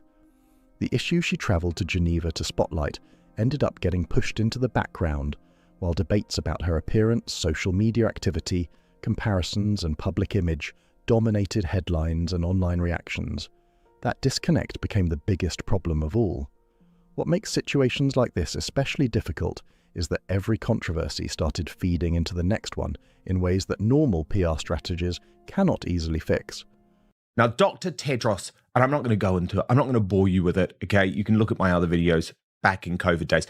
Dr. Tedros is a very bad man, one of the worst men in the world. So the fact that he is really the only non-governmental organization boss prepared to lend his credibility and his organization's credibility to Meghan Markle and Prince Harry tells you something about Dr. Tedros, a completely corrupted figure in bed with terrible people. Harry and Meghan are just two of those terrible people. Trust me. I mean, this is a guy who is funded by the wrong people and has done terrible work. And his organization isn't really accountable to anyone. I mean, no politician would want the most unpopular woman in the world fronting one of their projects. So I just want to explain why the World Health Organization might want. Responding to crowd criticism only keeps attention on the crowd discussion longer. Explaining the Instagram post extends debate about the apparent contradiction.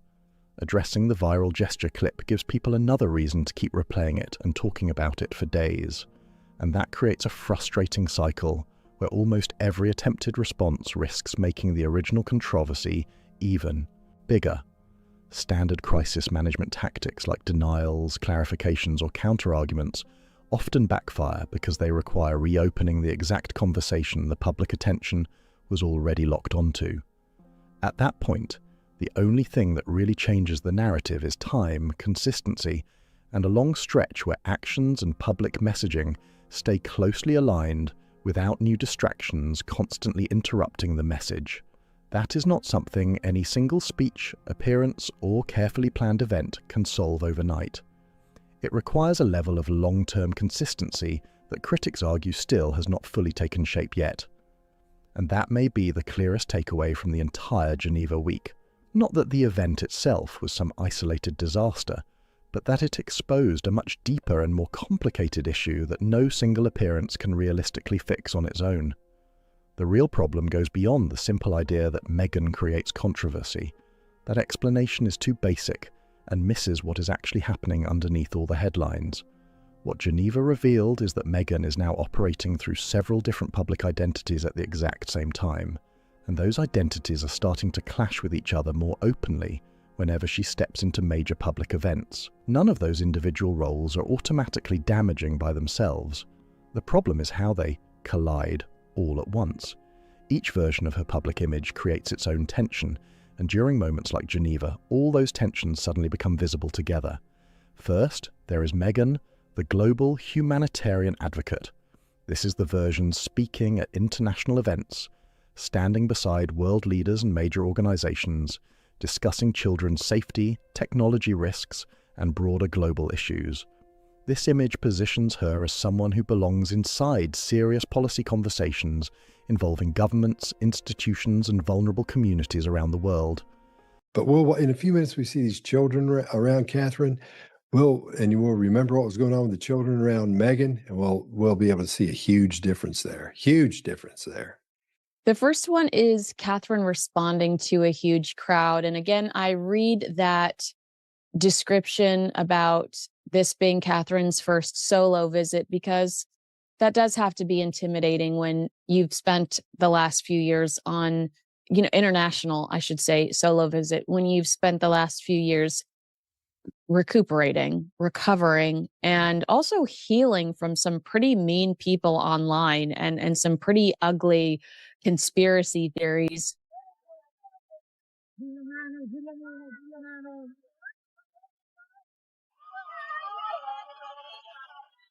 But that role comes with expectations. It requires credibility, detailed substance, and visible consistency between public values and personal behavior. People have to believe the messenger fully aligns with the message being delivered. Then there is Meghan, the lifestyle figure and social media personality. This version includes carefully curated family photos, fashion reveals, polished online content, brand-friendly imagery, and the kind of post designed to keep public interest and commercial relevance alive. That side of her image depends heavily on visibility and emotional connection with audiences online, and that creates tension because lifestyle branding often requires sharing parts of private life publicly in ways that humanitarian advocacy sometimes warns against. The same online exposure that helps build a lifestyle brand can suddenly conflict with messages about privacy, safety, and digital responsibility. Then there is Meghan, the celebrity figure, the version of her that exists inside years of non-stop public controversy and media debate. That includes everything tied to the Oprah interview, Netflix projects, Prince Harry's memoir, palace disputes, former staff allegations, and the larger ongoing Sussex versus royal family narrative that follows almost every appearance she makes. This part is not necessarily something she actively chooses anymore. It is simply the environment surrounding her public image now, and it shapes how audiences interpret almost everything she does, whether she intends it or not. And the biggest challenge is that all three versions now exist side by side in a way that is becoming harder to balance. The humanitarian advocate can lose credibility when lifestyle content takes over the headlines. I mean, we have Catherine just in Italy and commanding huge crowds. And I can only imagine that Meghan strategically planned this trip alone once she knew Catherine was going to Italy alone. She wanted Catherine's trip to Italy to outshine her. I can almost imagine that being part of her sentiment, wanting to do that, because we know that's what she does, okay? Meghan is a bully like that because it is a form of bullying. The lifestyle brand can create backlash when it clashes with political or social messaging, and the celebrity controversies hanging in the background make every new appearance feel loaded with extra scrutiny before it even begins. The lifestyle brand becomes much more complicated when it appears right beside humanitarian messaging that critics believe it sometimes contradicts, and both sides of Meghan's public image are constantly filtered through the larger celebrity controversy surrounding her, which makes truly neutral coverage harder and harder to maintain. That is what made the Geneva Week so revealing. The event was supposed to prove that Meghan could step fully into the humanitarian and policy space without the other parts of her public image taking over the conversation. The goal seemed clear: keep the focus on children's digital safety, avoid distractions, and present a serious international appearance centered completely on the issue itself. But that did not end up happening. Instead, the Instagram post became part of the story. The public scrutiny became part of the story. The comparisons, the viral clips, and the online debates all became part of the story too. And once all those conversations collided at the same time, the actual humanitarian message struggled to stay in the spotlight. The week seemed to show that, at least right now, the different sides of Meghan's public identity are still too connected to operate separately. The humanitarian advocate, the lifestyle personality, and the global celebrity figure all arrive together whenever she steps into a major public event, whether intended or not. That does not mean the issues she raised are unimportant. Children's digital safety is a serious topic that governments, parents, schools, and tech companies around the world are actively struggling to address. Concerns about online exploitation, harmful algorithms, cyberbullying, and unhealthy digital environments for young people are real discussions happening globally right now. After their life was destroyed by cyberbullying, sextortion, grooming, or exposure to self-harm content. Also, a lot of people said, and I need to double check it, children who were seeking drugs online, finding the drugs online, taking the drugs, and then passing away thereafter. That is a result of drug addiction, not the internet. And none of this means Meghan cannot eventually reshape how the public responds to her appearances either. Public reputations can change over time. Audiences do sometimes reassess public figures when there is enough consistency between their words, actions, and long-term behavior. There are plenty of examples of celebrities, politicians, and public figures who managed to rebuild trust after periods where criticism and contradictions dominated the conversation around them. But those shifts do not happen overnight. They usually require years of steady, disciplined consistency, where actions repeatedly match the message, without major distractions constantly interrupting the narrative. One carefully planned speech or one high-profile international appearance is rarely enough to fully reset public perception on its own. Real change usually happens through accumulation. Dozens of appearances, dozens of decisions, long stretches where the messaging stays clear, focused and aligned, strongly enough that old contradictions slowly lose power over the public conversation.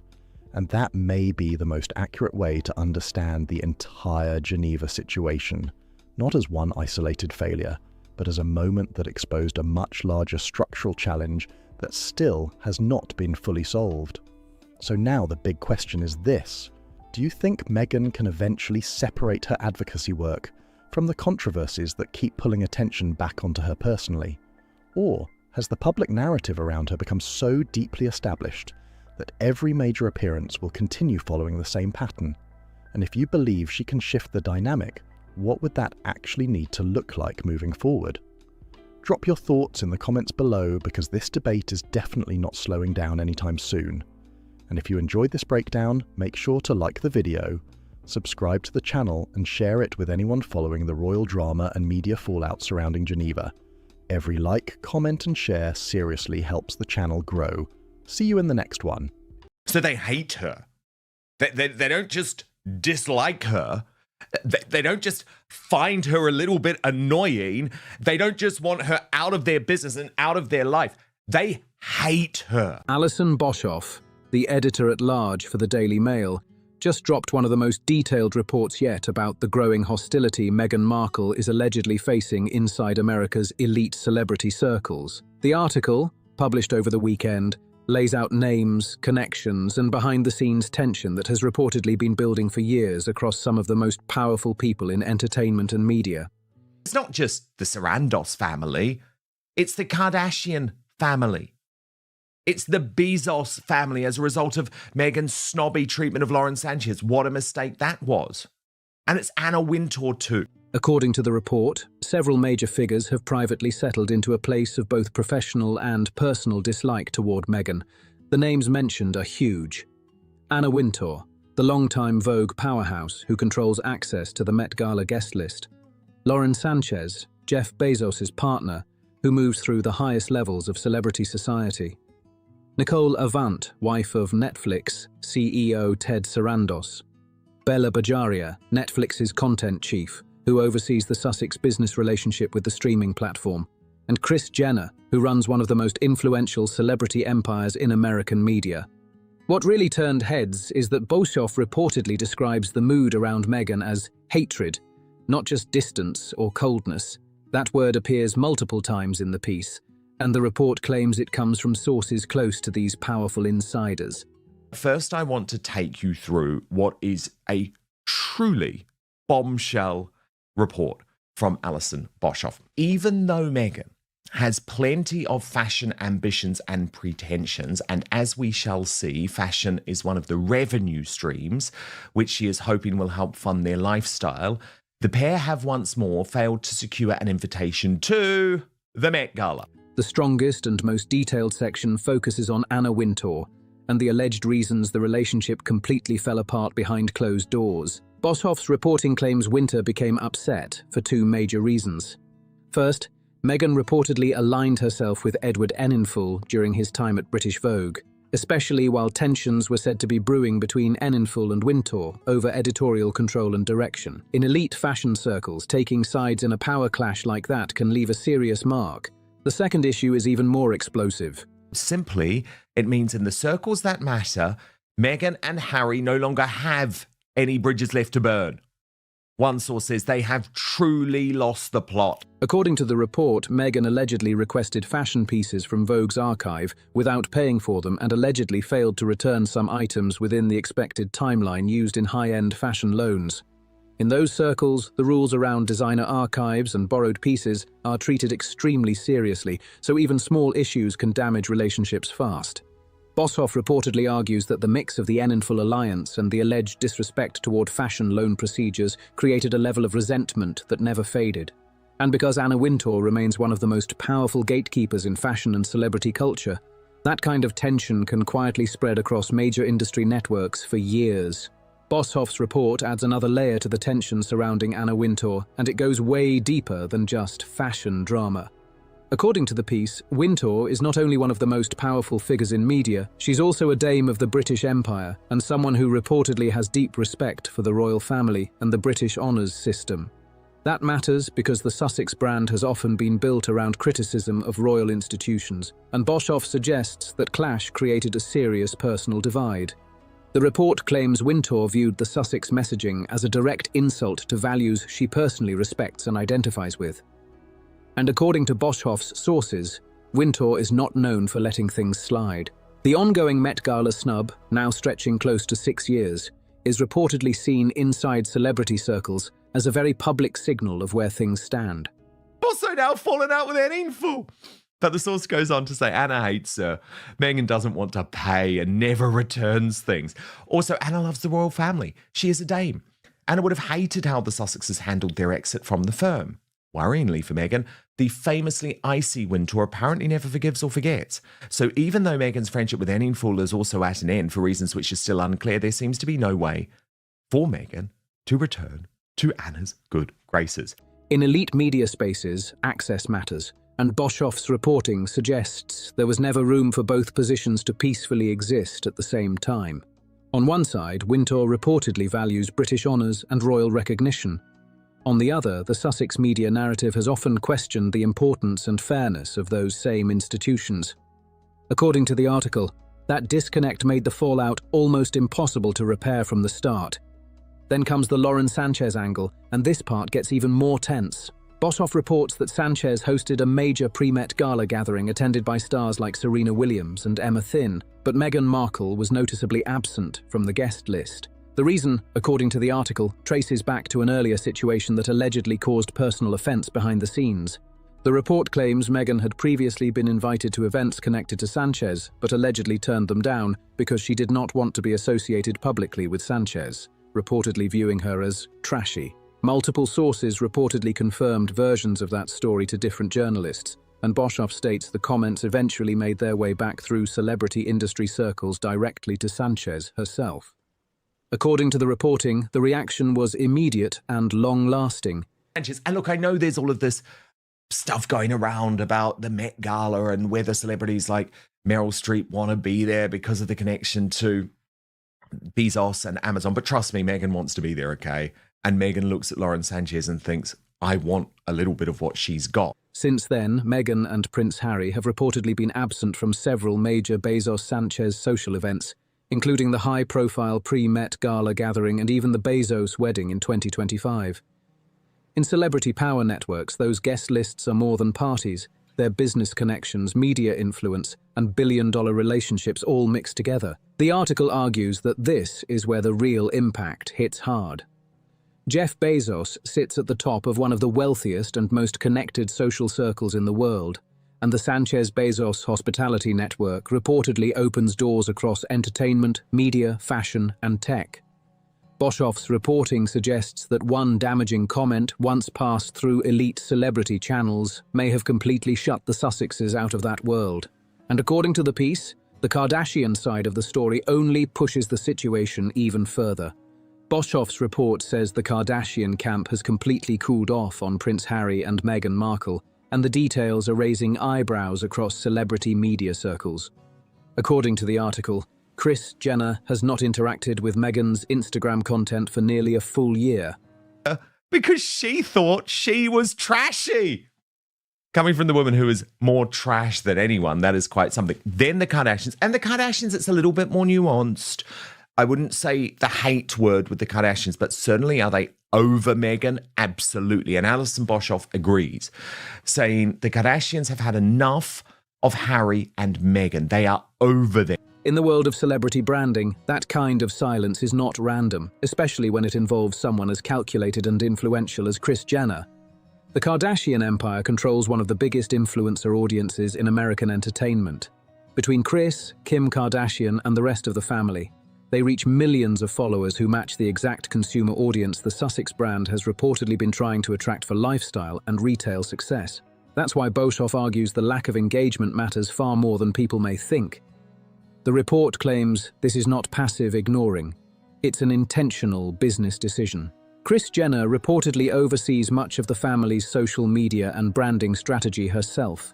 So choosing not to support or interact with Meghan's content for such a long stretch sends a message inside celebrity management circles. According to Boshoff's reporting, the Kardashian network appears to have looked at the Sussex partnership value and decided it simply was not worth the association. That conclusion reportedly lines up with a wider pattern happening across Hollywood and elite entertainment spaces. And because Kris Jenner is viewed by many as one of the smartest celebrity managers in media history, people inside the industry allegedly pay attention to the moves she makes. De Resistance is Nicole Avant, the wife of Ted Sarandos, the Netflix boss. And Boshoff reports, to be fair to Sarandos, he tried to help Meghan and Harry save face when he invited them to an event to launch the second season of the prestige drama Beef in April.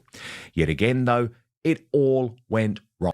A year-long disengagement from Meghan's online presence is reportedly seen as a serious signal, not a casual choice.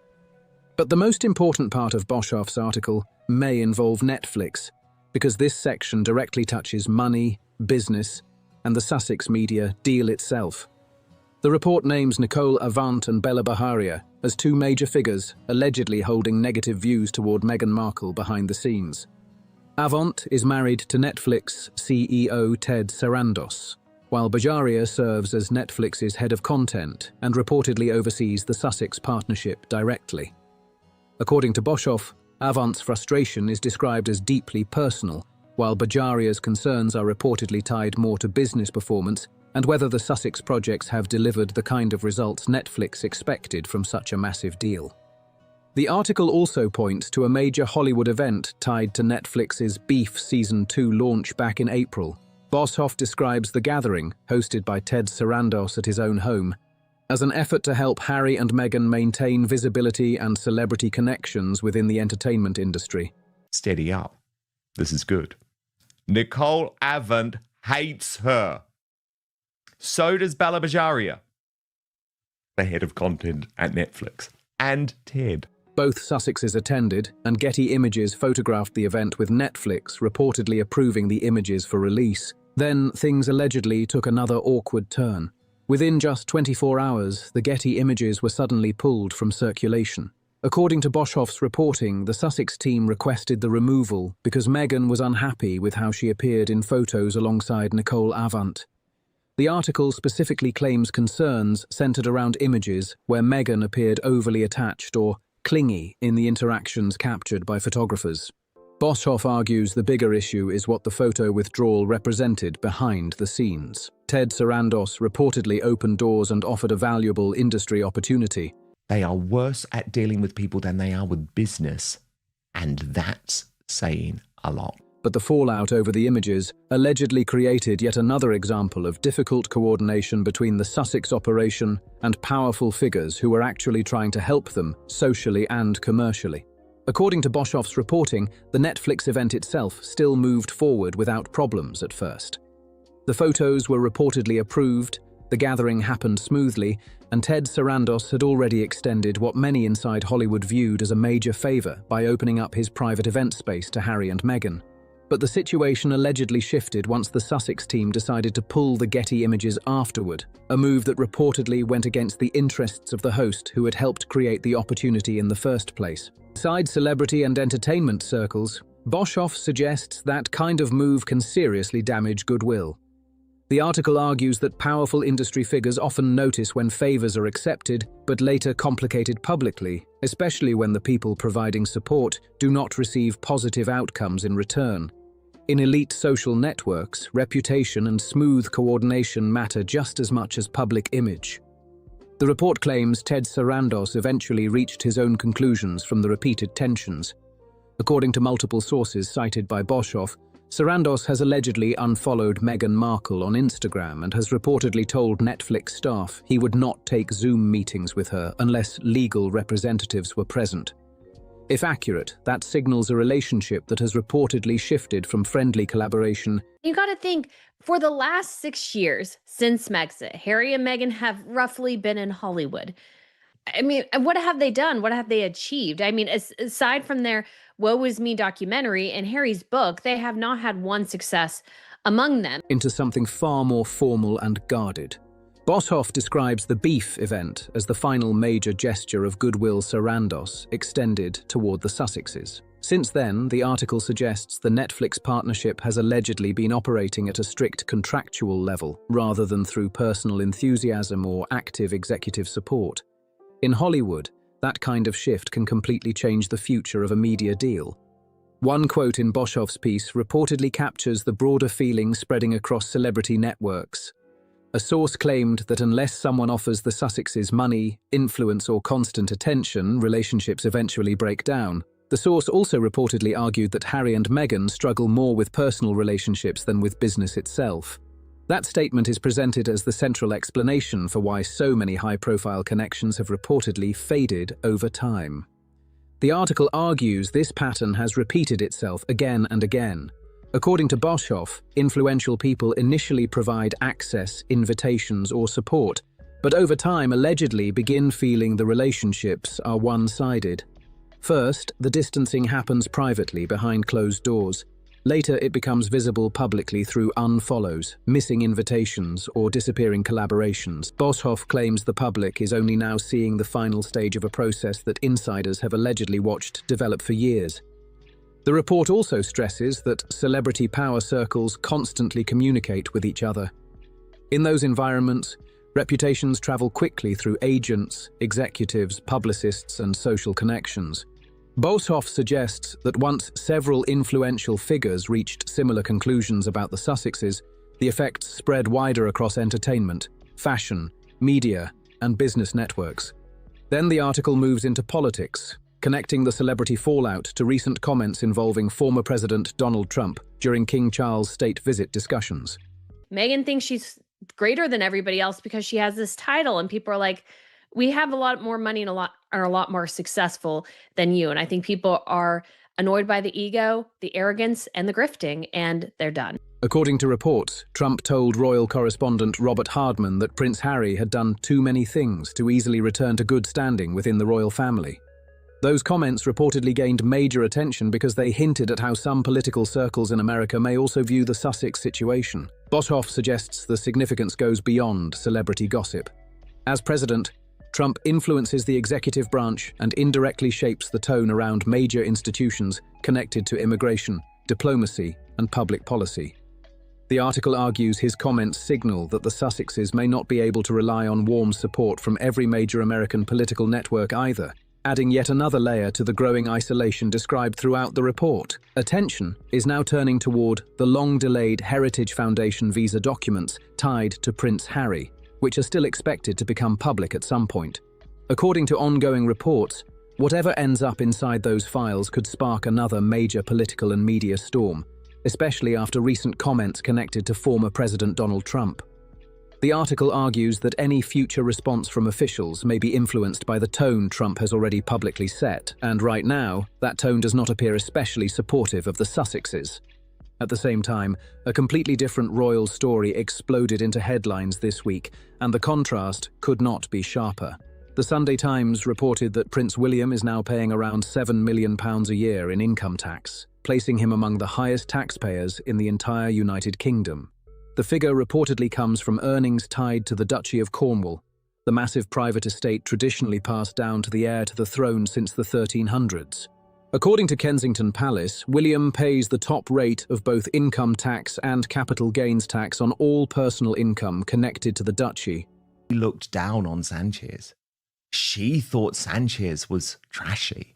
And look, we can have a separate discussion about Lauren Sanchez, right? But Meghan Markle is far trashier. The moves that Meghan Markle is making are far trashier.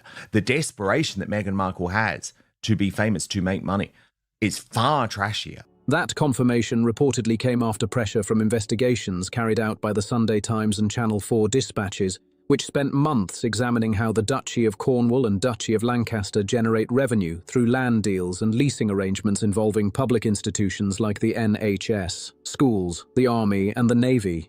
The reported £7 million tax payment immediately became a major talking point because of the message it sends publicly. Boshoff's analysis suggests the disclosure strengthens William's image as someone operating within the same financial system ordinary citizens are expected to follow.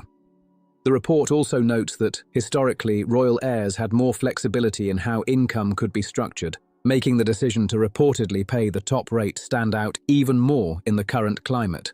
According to the article, this creates a dramatic side-by-side comparison with the Sussex situation unfolding in America's celebrity and media circles. On one side, Prince William is being presented as transparent, institutionally compliant, and financially accountable at a very visible level.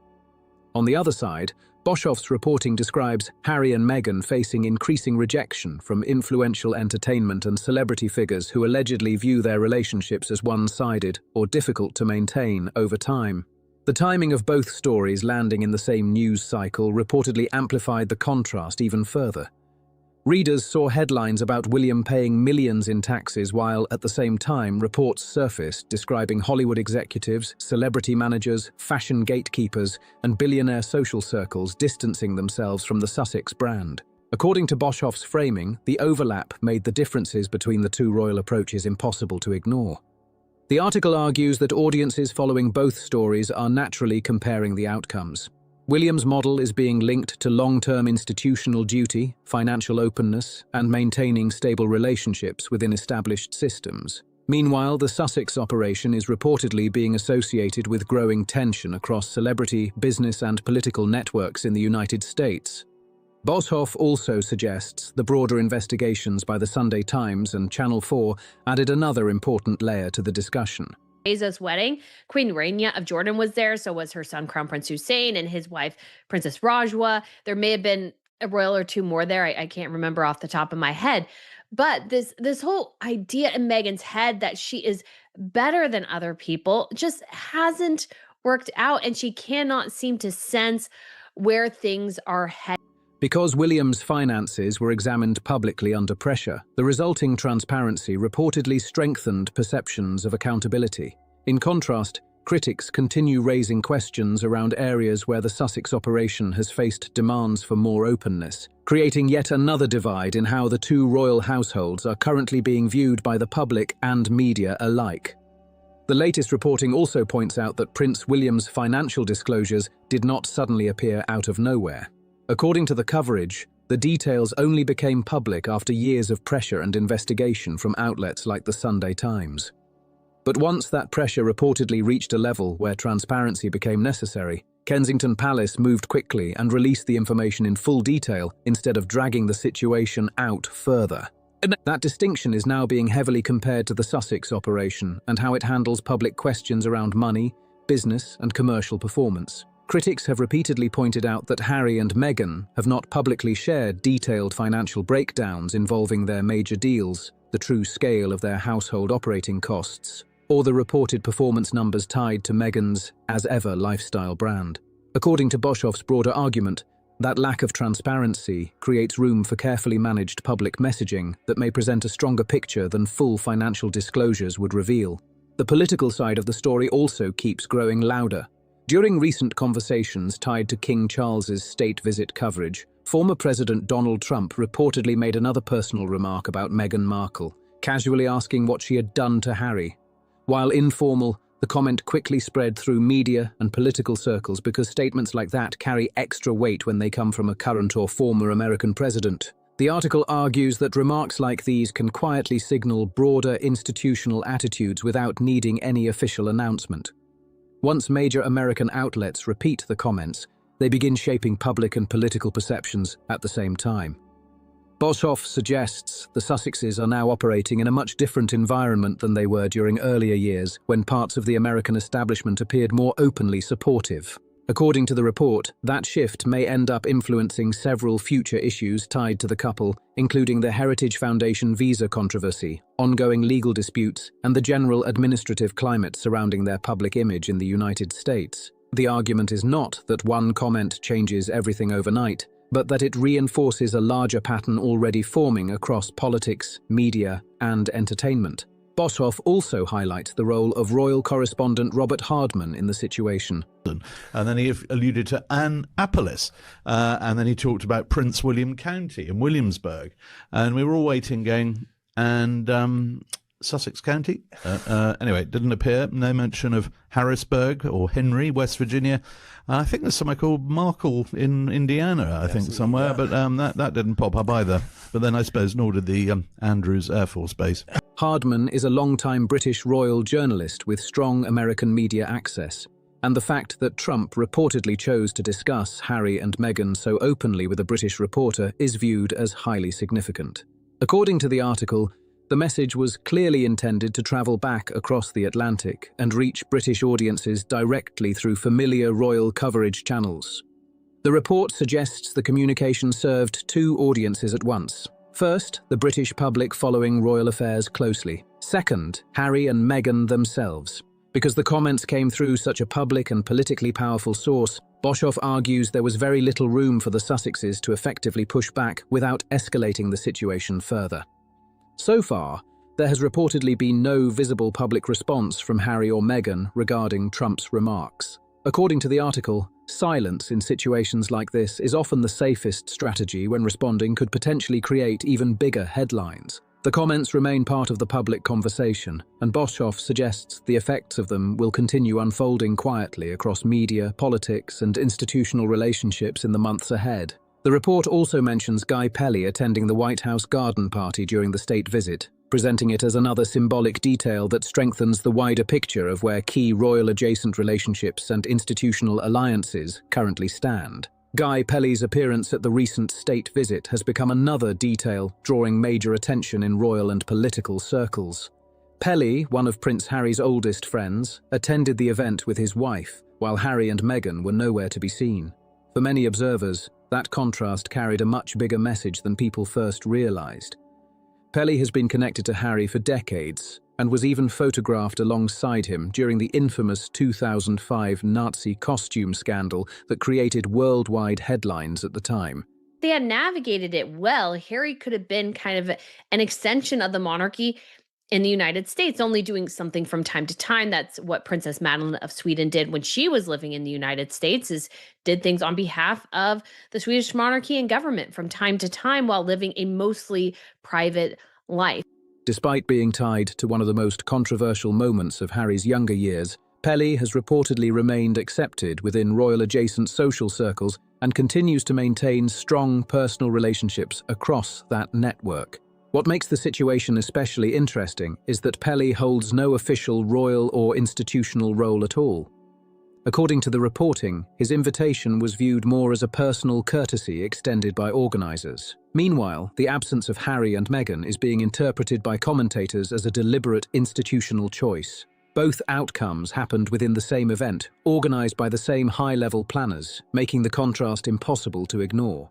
The article argues this sends a very direct signal about where boundaries are currently being drawn around the Sussexes in elite political and royal spaces.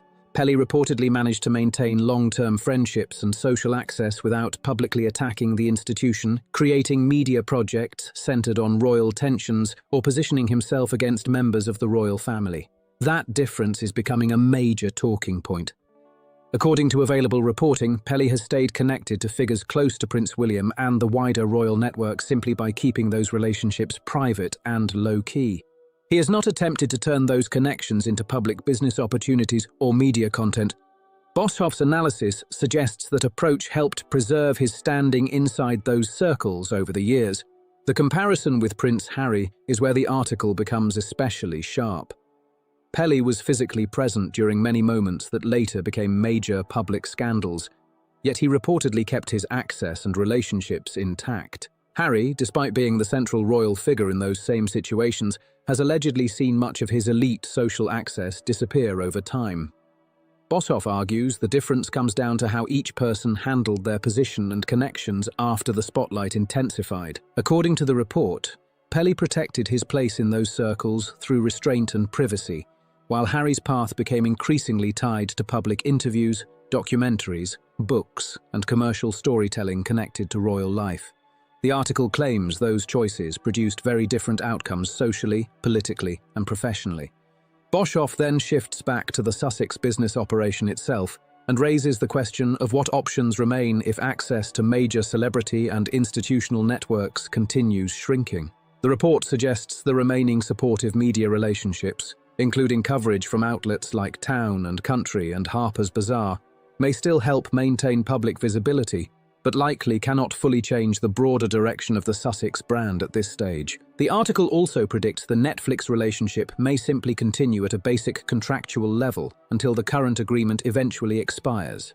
To be a really lovely new thing that William and Catherine are doing, they also released some video of her, and she was playing cricket, actually. So there is her bowling compared to Prince Louis's cricket skills, which we saw in his birthday video. And then here's the full thing. I mean, it wasn't just the cricket, was it? It showed her love of animals and her love of nature.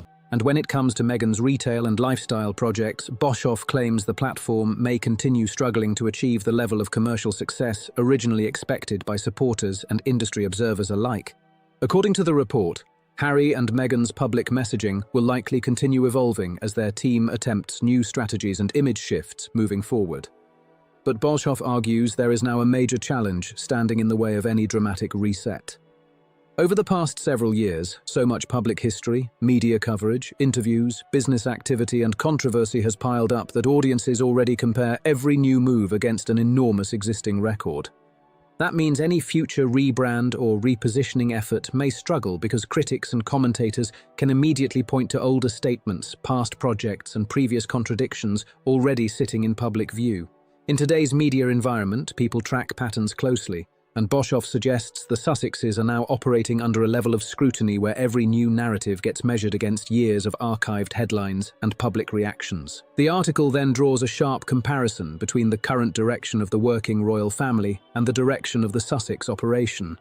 On one side, Boshoff argues the monarchy under King Charles and Prince William is presenting itself through institutional stability, diplomatic appearances, financial transparency, and public accountability. Stories like William's reported £7 million tax payment are being used to reinforce that image of structure and responsibility. On the other side, the Sussex brand is reportedly facing growing rejection across celebrity, entertainment and political circles, while also dealing with ongoing questions around business performance and transparency. Boshoff claims these two systems are no longer even operating in the same public category because they now generate completely different headlines, metrics and public reactions. The report also stresses that polling data, media coverage and cultural commentary increasingly treat the two royal paths separately, rather than as connected branches of the same story. According to the article, the working monarchy is now viewed primarily through the lens of state duty and institutional function, while Harry and Meghan are viewed more through celebrity culture, streaming projects, media branding and public controversy. Boshoff argues the overall trajectory has become extremely difficult to reverse based on the evidence currently available. Future interviews, projects, documentaries, or public appearances may add more details to the conversation, but the article suggests they are unlikely to dramatically change the larger public perception already formed over time. In other words, the current direction appears deeply established unless something major shifts unexpectedly. The report closes by making perhaps its biggest claim of all.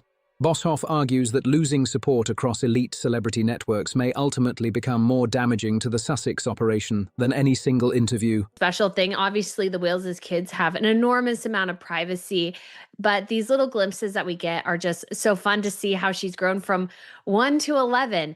And I can't wait to see her grow more and more into her role as a future Princess Royal.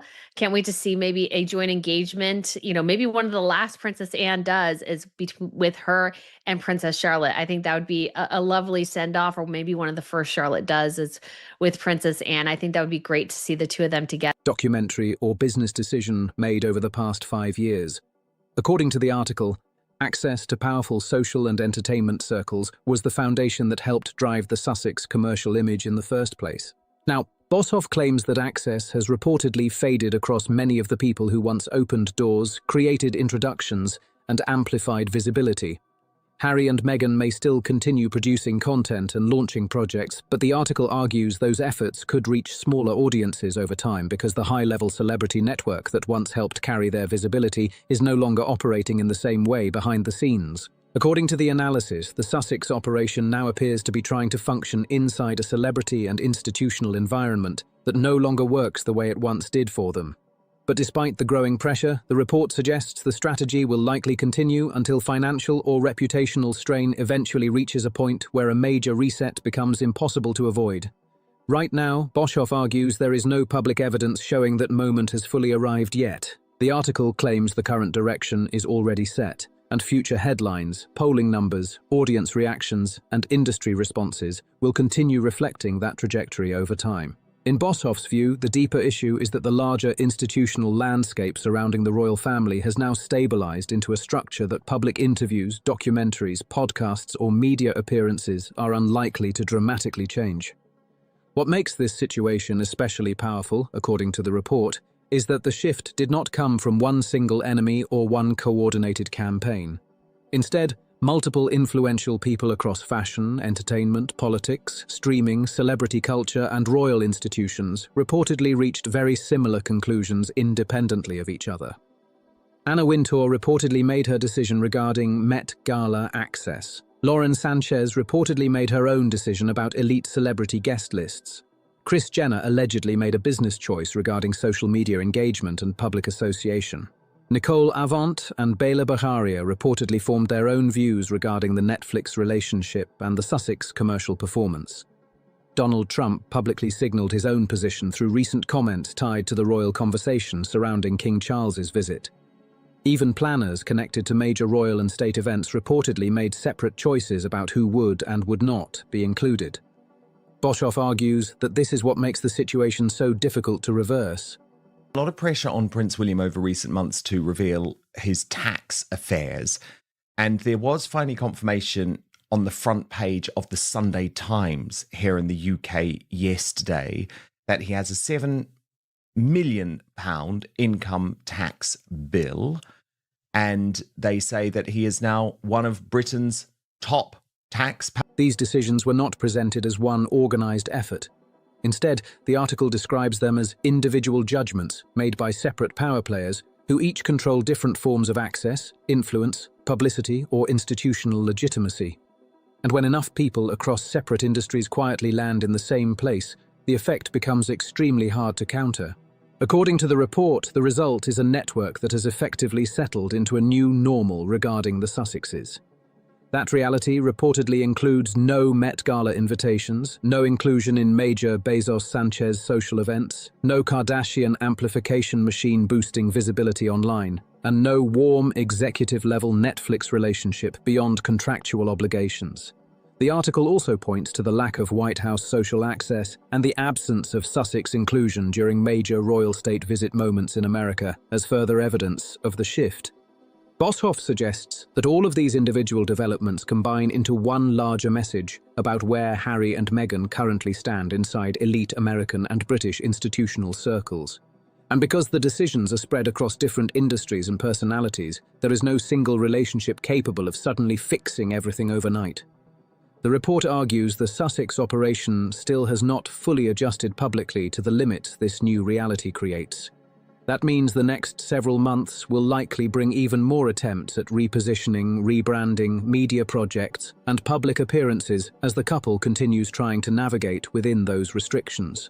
But according to Boshoff's framing, every future move will now be judged against the already documented tensions, exclusions, and fractured relationships that have become part of the public conversation over the last few years.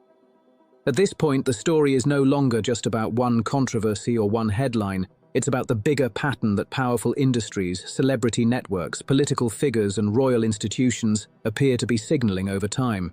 And whether people agree or disagree with Boshoff's conclusions, the conversation surrounding Harry and Meghan clearly is not slowing down anytime soon. If you enjoyed this breakdown, make sure to like the video, subscribe to the channel, share this with others following the royal drama, and drop your thoughts in the comments below.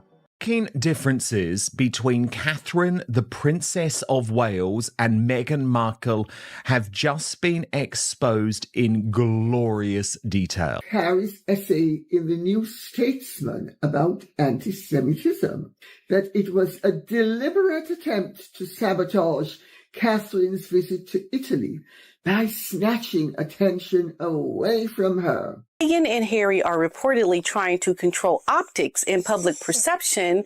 Catherine's image has only grown stronger, especially with her trip to Italy. Markle, her career is not in great shape, and their finances don't seem to be doing well either. This woman doesn't have the right people around her, and even if she did, she wouldn't listen to them. And Catherine has the right people around her, and she listens. So this is why she's always going to come off much better than Meghan, because it's someone who is trying to get by with, looking a certain way and misses every single time.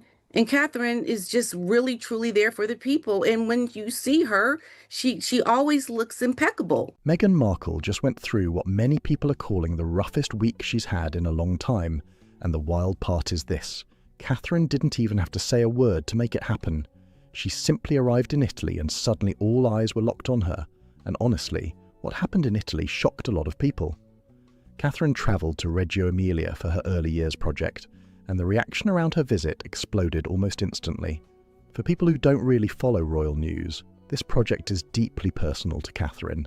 She spent years studying early childhood development, not because somebody pushed her into it or because it looked good for headlines. Catherine's image has only grown stronger, especially with her trip to Italy. And the way this woman was received in Italy, the way she carried herself, the way this trip has shown so much goodwill and class. But because she truly cares about how children grow and learn. She's gone through research papers, talked directly with specialists, visited education centres across different countries, and kept returning to one major belief. The first few years of a child's life can shape their entire future. That's exactly why she picked Reggio Emilia. The city is famous worldwide for its respected approach to early childhood education, and experts have praised the programme for decades, but nobody expected the scene that unfolded when she arrived. The crowds were massive. Some people reportedly travelled for hours just to catch a glimpse of her, and this wasn't some movie premiere or celebrity concert either. This was an event focused on child development and education, yet the excitement felt absolutely huge. Then came the moment that really got people talking. Catherine stepped out of the car completely on her own.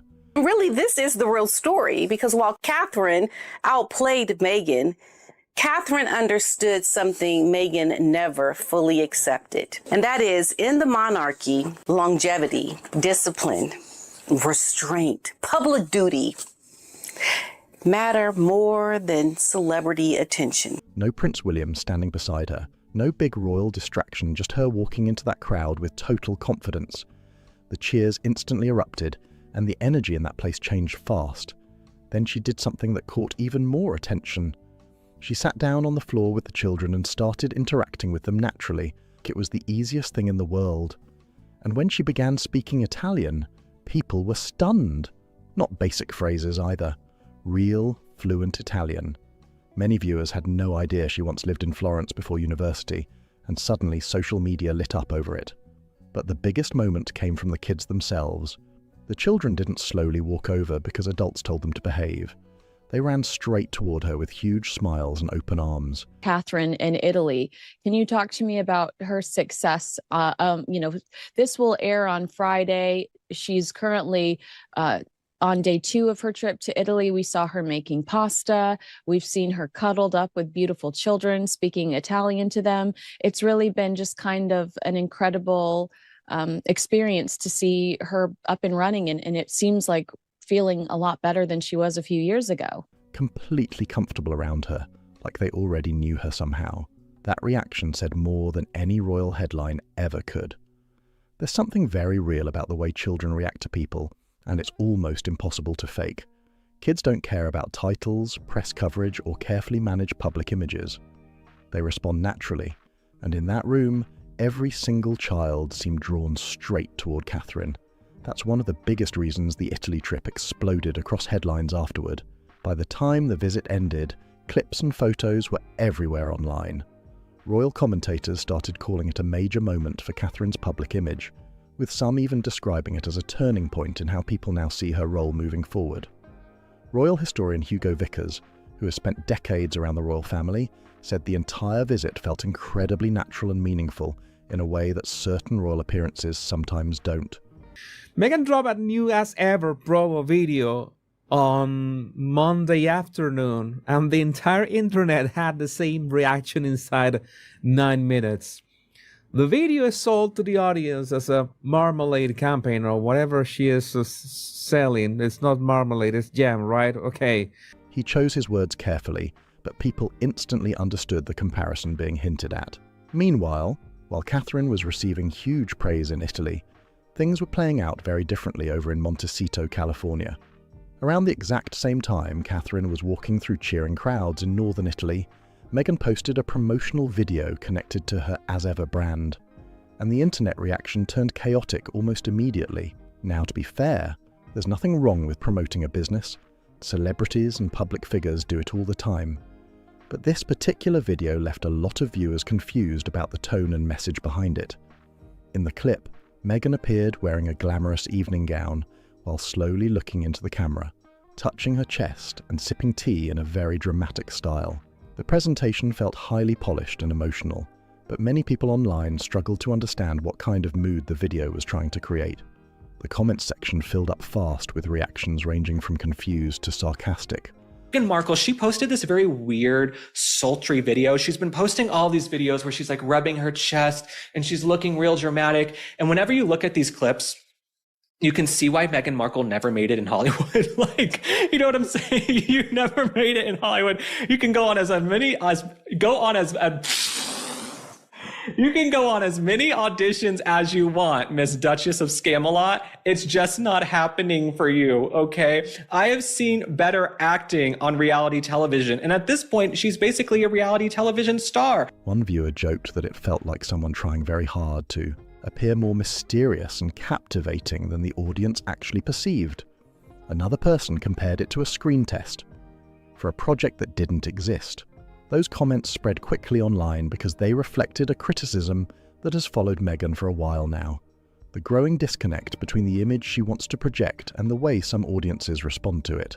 Then things escalated again when Saturday Night Live entered the conversation. During the Weekend Update segment, the show made a joke connected to King Charles visiting the United States. As part of the comedy bit, Meghan was referenced in a harsh and controversial punchline. The audience reacted with laughter, and the show quickly moved on, but the clip immediately started circulating online and sparked even more debate around her public image. Saturday Night Live has built its entire reputation on making jokes about powerful people. Presidents, movie stars, billionaires, royals, world leaders. Nobody gets spared for long. Look, she's touching herself. She's looking real dramatic. I don't know what the hell she's doing. This is the behavior of a severe narcissist, in my opinion, probably with sociopathic tendencies. It also looks like a woman who's going to be single soon. Like, it just looks like she's probably going to be single soon. She's really trying to ramp up the sex appeal, but she has the sex appeal of a bar of soap. That's been the show's formula for decades, and viewers know almost everything eventually becomes comedy material. But, according to reports coming from people close to Meghan, this joke hit a nerve in a major way. Sources claimed she was not just irritated or disappointed after the segment aired. She was genuinely furious. The reaction inside her camp was reportedly immediate, with discussions quickly turning serious behind the scenes. Then came the part that really surprised people. Insiders claimed NBC was personally attacked by media coverage. She tends to distance herself completely rather than publicly fight back. But this NBC situation feels much bigger than a disagreement with one magazine article. NBC is one of the largest television networks in the United States, and distancing yourself from a company that massive creates a very different kind of media problem. That's why some royal watchers and industry observers were shocked by how aggressively the situation reportedly escalated. What makes the timing even more complicated is Meghan's long connection with CBS. For years, CBS was viewed as one of her strongest media allies in America. Do you think that's how Meghan Markle reacted? Well, not according to Rob Shooter, who has revealed that she is now boycotting NBC altogether as a result. And she cares about NBC a lot, because I remember when she was in the British royal family, she cared about the Today Show so much, and she would time a lot of her press releases to go out sort of lunchtime UK time, because she cared more about getting on the Today Show in America. The Oprah interview aired there. Gayle King, who has publicly defended Harry and Meghan before, remains one of the network's biggest personalities. Many people saw CBS as a reliable space where Meghan could expect sympathetic coverage and support during difficult moments. But according to media analysts, the atmosphere at CBS has changed in recent years. Leadership shifts, corporate restructuring, and changes in late-night television have reportedly altered the network's overall direction. Some commentators now believe the network no longer feels as closely aligned with Harry and Meghan's public image as it once did, and that suddenly creates a much bigger question. If NBC is now reportedly off the table, and CBS is no longer viewed as the comfortable media safe zone it used to be, where exactly does Meghan go next when it comes to major American television exposure and influence?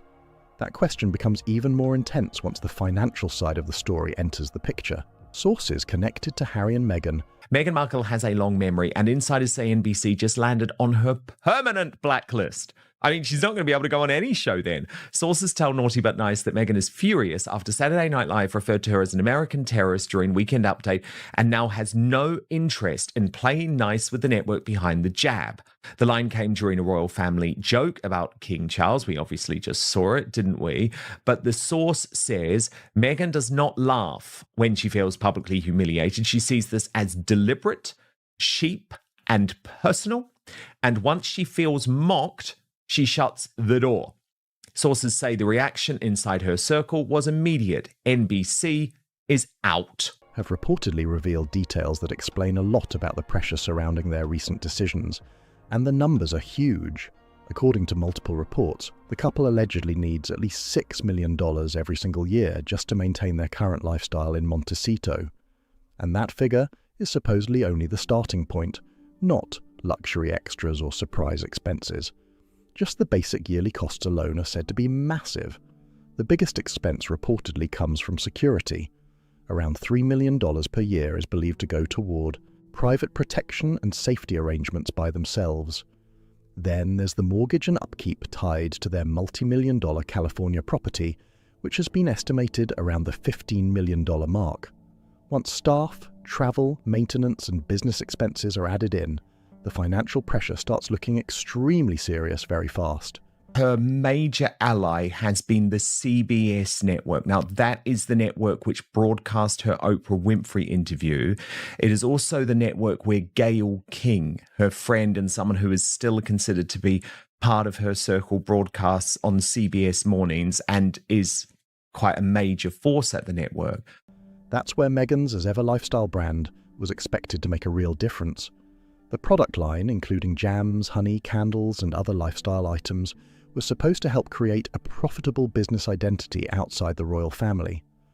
But according to online reactions and industry chatter, the rollout hasn't exactly gone smoothly. Some customers complained publicly about product quality issues, including reports of at least one candle arriving without a wick. Meanwhile, the orange marmalade became an unexpected source of jokes online, with social media users turning the product into a meme far faster than supporters expected. The larger criticism surrounding the brand is that it's generating headlines and viral discussion without producing the level of commercial success people assumed it would. Attention is one thing, but maintaining a lifestyle that reportedly costs millions every year requires enormous long-term revenue. But, P. Diner, guess who isn't going to be there anymore? Stephen Colbert, who had been the late-night ally of Harry and Meghan and was sort of viewed as the voice of the network, you know, very anti-Trump, very much on the left, so for political reasons was pro-Harry and Meghan. But the problem is, P. Diner, he is not there anymore. The show is gone. The network has been sold to the Allisons, who is pro-Trump. The news side of it is now run by Barry Weiss of the Free Press, who you would not imagine is naturally a friend of Harry and Meghan Markle and their type of woke politics. I mean, she's pretty much considered anti-woke, Barry Weiss. At the same time, several major entertainment projects have failed to create the momentum many predicted after Harry and Meghan stepped away from royal life. Their Spotify partnership ended. Netflix projects reportedly lost steam after initial excitement faded. Other media ventures haven't delivered the breakout success some industry insiders expected when the couple first arrived in California. For years, many believed Hollywood doors would instantly open for them, but critics now argue those opportunities have been far more limited than originally imagined, and there's a layer of irony here that people online keep pointing out. One of the biggest reasons Harry and Meghan gave for leaving royal duties was the desire for financial independence and freedom from royal control. They wanted to build their own path, secure major deals, and prove they could succeed entirely on their own terms. Sources close to the couple say Harry, while focused on philanthropic work, is not bringing in much cash. Money is tight, the source added, and they need at least $6 million a year for operating expenses in the billionaire enclave of Montecito, California. As Page 6 revealed, the couple spends about $3 million of that on private security for the family, which includes Archie and Lilibet. I hate saying Lilibet. My mouth doesn't even want to do it. They also have to make mortgage payments on their $15 million mansion. That was a huge part of the public message when they left. Now, according to reports, they allegedly need millions every year just to maintain the life they've built. But as complicated as the money situation appears, what's happening around the Invictus Games has become an even more sensitive conversation. For many people, Invictus was always viewed as the untouchable success story connected to Harry. No matter what critics thought about royal drama or celebrity interviews, a sporting event supporting wounded veterans carried real emotional importance and public respect. That's exactly why the growing controversy surrounding it has started making people deeply uncomfortable. The situation surrounding the Invictus Games has suddenly become far more serious than many people realized. One major sponsor after another has reportedly started stepping away. Okay, who are probably spending above their means. And the great irony here, and how you know karma comes back around, part of the reason they left the royal family in the first place, part of the reason they left is because they did not want the king being in control of their finances. They thought they could do it better. They went and got huge checks from Netflix and did these brand deals and yada, yada, yada. She did With Love Meghan. They are probably barely getting by, in my opinion. Boeing pulled out of Invictus 2027 completely, and that alone raised a lot of eyebrows. Then came reports that the Australian government withdrew nearly £5 million in funding following Harry and Meghan's visit there. For many observers, that was another major warning sign. What shocked people even more was renewed attention on the organisation's financial struggles. Invictus reportedly went through bankruptcy proceedings back in 2023, but at the time, the story didn't receive the level of public attention many now believe it deserved. Since then, questions surrounding funding, sponsorship stability and long-term stability have only grown louder. Meanwhile, the UK government has committed around £26 million in public funding to help keep the Games operating. That number sparked intense reactions online, especially among British taxpayers questioning why such a large amount of public money is being directed toward an organisation critics say is struggling financially and losing corporate backing. And then another controversy hit the conversation hard. Author Tom Bower claimed in his recent book that funds connected to Invictus were allegedly being used toward luxury travel expenses, including private jets, expensive hotels, and travel arrangements linked to Harry and Meghan themselves. Those allegations have been publicly disputed, and no official wrongdoing has been established. Sounds like the Wounded Warrior Games, and people think, oh, this must be great. And a lot of people are unclear how to read a tax return or to check stats. And so I think it was just very easy to say, oh, the Invictus Games, it's great. It does all this. Now, Boeing has, I believe, cut ties. I am doing that story for News Nation. It'll come out later today about how Boeing was the huge sponsor. The contract has ended and they are not re-signing. Still, the claims spread rapidly online and added even more pressure to an already tense situation. At the same time, many donors and long-time supporters appear increasingly concerned about the direction of the Games. For a huge number of people in the UK, support for wounded veterans carries deep emotional importance. That's why some critics have become frustrated by what they see as growing attention on celebrity image and media drama surrounding Harry and Meghan, instead of the veterans the event was originally designed to support. For those critics, that shift feels deeply disappointing, and in some cases genuinely upsetting. Then came another moment that triggered intense debate. On the same day, King Charles visited Golders Green to quietly meet members of the Jewish community following recent attacks. An essay connected to Prince Harry appeared in the New Statesman discussing anti-Semitism in Britain. The timing immediately drew attention online. Former Royal Press Secretary Dickie Arbiter, who worked for Queen Elizabeth II for years, publicly criticised the situation. He described the move as contrived, arguing that the release timing felt highly calculated rather than accidental. According to Arbiter, the overlap between King Charles carrying out community-focused engagements and Harry's published essay created the appearance of competing public narratives unfolding at the exact same moment. That criticism quickly spread across royal commentary circles and added yet another layer to an already chaotic week surrounding Harry, Meghan, and the growing scrutiny around their public image. At this point, very few people who closely follow Prince Harry actually believe he personally wrote that essay from start to finish. Critics immediately focused on the tone and structure of the piece. The language sounded extremely polished, carefully framed, and politically strategic. To many royal watchers, it felt completely different from Harry's usual public speaking style, or even the emotional, messy storytelling people saw in his memoir. Invictus Games has suffered its greatest blow yet, and that is the decision by Australia to remove all funding from their team. This is huge. This is massive. That's why some commentators quickly argued the essay sounded more like the work of a professional communications team than a personal reflection written entirely by Harry himself. According to analysts following the situation, the strategy behind it appeared to serve two clear purposes. First, attaching Harry's name to a serious issue like anti-Semitism could help strengthen his public relevance during a difficult media period. Second, some critics believed the timing was designed to redirect attention away from Catherine's highly praised Italy trip, which had been dominating headlines and social media discussions all week. But if that was the goal, many observers argue it completely backfired. The Jewish Chronicle published a detailed response criticizing parts of the argument and questioning the overall framing of the essay.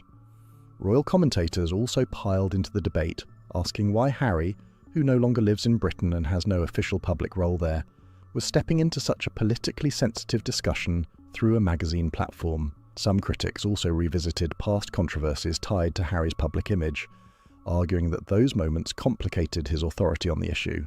Online debate exploded almost instantly, with supporters and critics battling across social media and television panels for days.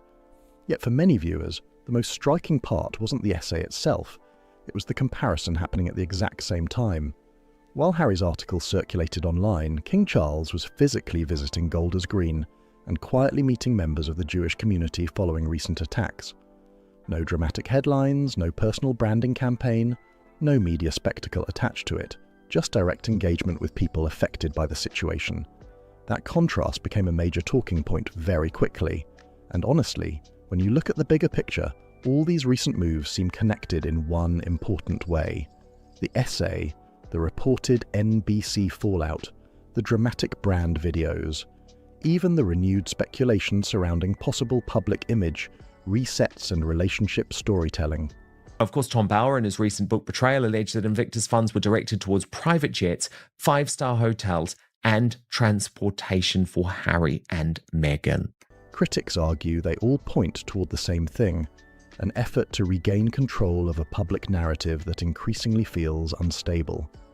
Meanwhile, the images coming out of Italy told a completely different story. Catherine looked calm, comfortable, and completely natural while surrounded by crowds of people who travelled hours just to see her. There was no visible desperation to force attention or dominate headlines.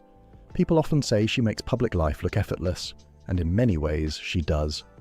But what sometimes gets ignored is the enormous amount of pressure she has handled for years behind the scenes. Long before she officially married William, paparazzi were already camped outside her apartment. Social media dissected her marriage, her health, her appearance, even her whereabouts, with a level of entitlement that at times became genuinely disturbing. And yet through it all, she still refused to turn herself into a victim. That is what makes Catherine different from so many modern public figures. She never rushed to share her diagnosis. She and William clearly wanted to handle it privately as a family first, especially for the sake of their young children. But the frenzy of speculation and conspiracy theories eventually left her with little choice but to speak publicly. She faced years of invasive tabloid coverage, constant criticism about her appearance, her clothing, her family, and even her facial expressions. Private moments became public entertainment. Her phone was reportedly hacked. Personal photos were published without consent. Rumours and speculation followed her constantly for more than a decade. Then came one of the hardest periods of all. While privately undergoing cancer treatment last year, Catherine's absence from public life triggered a wave of online conspiracy theories and non-stop speculation. Social media users demanded explanations about her health and whereabouts, even while she was dealing with an incredibly serious personal situation. And through every single controversy, public attack, and invasion of privacy, she never gave a revenge interview, never launched public attacks against family members, and never appeared to use emotional media campaigns to damage someone else's image. That silence ended up speaking louder than almost anything else. When Catherine finally spoke publicly about her cancer diagnosis, the reaction was completely different from the chaos surrounding the rumours before it. The video was short, calm, and incredibly measured. There was no dramatic performance, no emotional spectacle, no attempt to turn herself into the centre of a giant media storm. She simply thanked her medical team, explained that she and William wanted time to process everything privately as a family, especially for the sake of their children, and then she focused on something bigger than herself. Her message was simple but powerful. You are not alone. That line hit people hard because it shifted the attention toward others. She eventually addressed the speculation in a short, calm video revealing her cancer diagnosis. No tears for the camera, no dramatic victim narrative, just quiet honesty. It had come as a huge shock. They had been processing it privately, and she was grateful to her medical team. Then in true Catherine fashion, she turned her focus outward. You are not alone. Facing similar battles, instead of asking the public for sympathy. For many viewers, it felt genuine, personal, and deeply human in a way that connected instantly. So when Catherine later returned to full public duties and travelled alone to Italy, the huge crowds waiting for her weren't reacting to some flashy marketing campaign or carefully staged publicity strategy. People were responding to something built slowly over nearly 20 years. Consistency. That's what many royal commentators believe separates Catherine from Meghan in the eyes of the public. No matter how many lifestyle launches, media partnerships, interviews, or polished videos appear online, critics argue it's impossible to artificially recreate decades of steady public behaviour overnight. People tend to notice when someone remains calm under pressure, avoids public feuds, and continues showing up without constantly demanding attention in return. When discussing her recovery, she focused more on encouraging others facing cancer than turning herself into the centre of the story.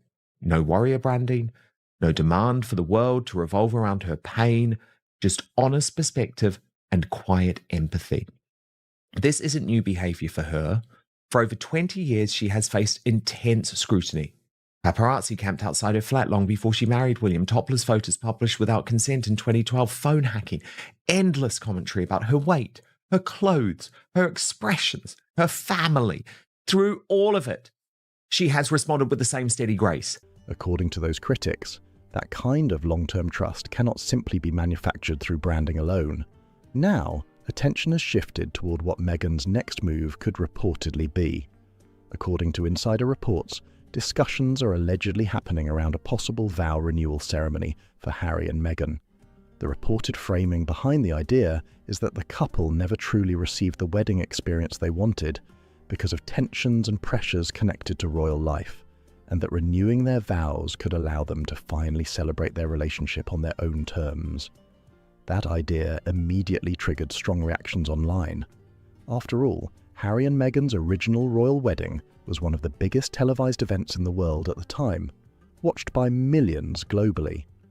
Critics quickly questioned how an event that massive could now be reframed as somehow incomplete or unsatisfying.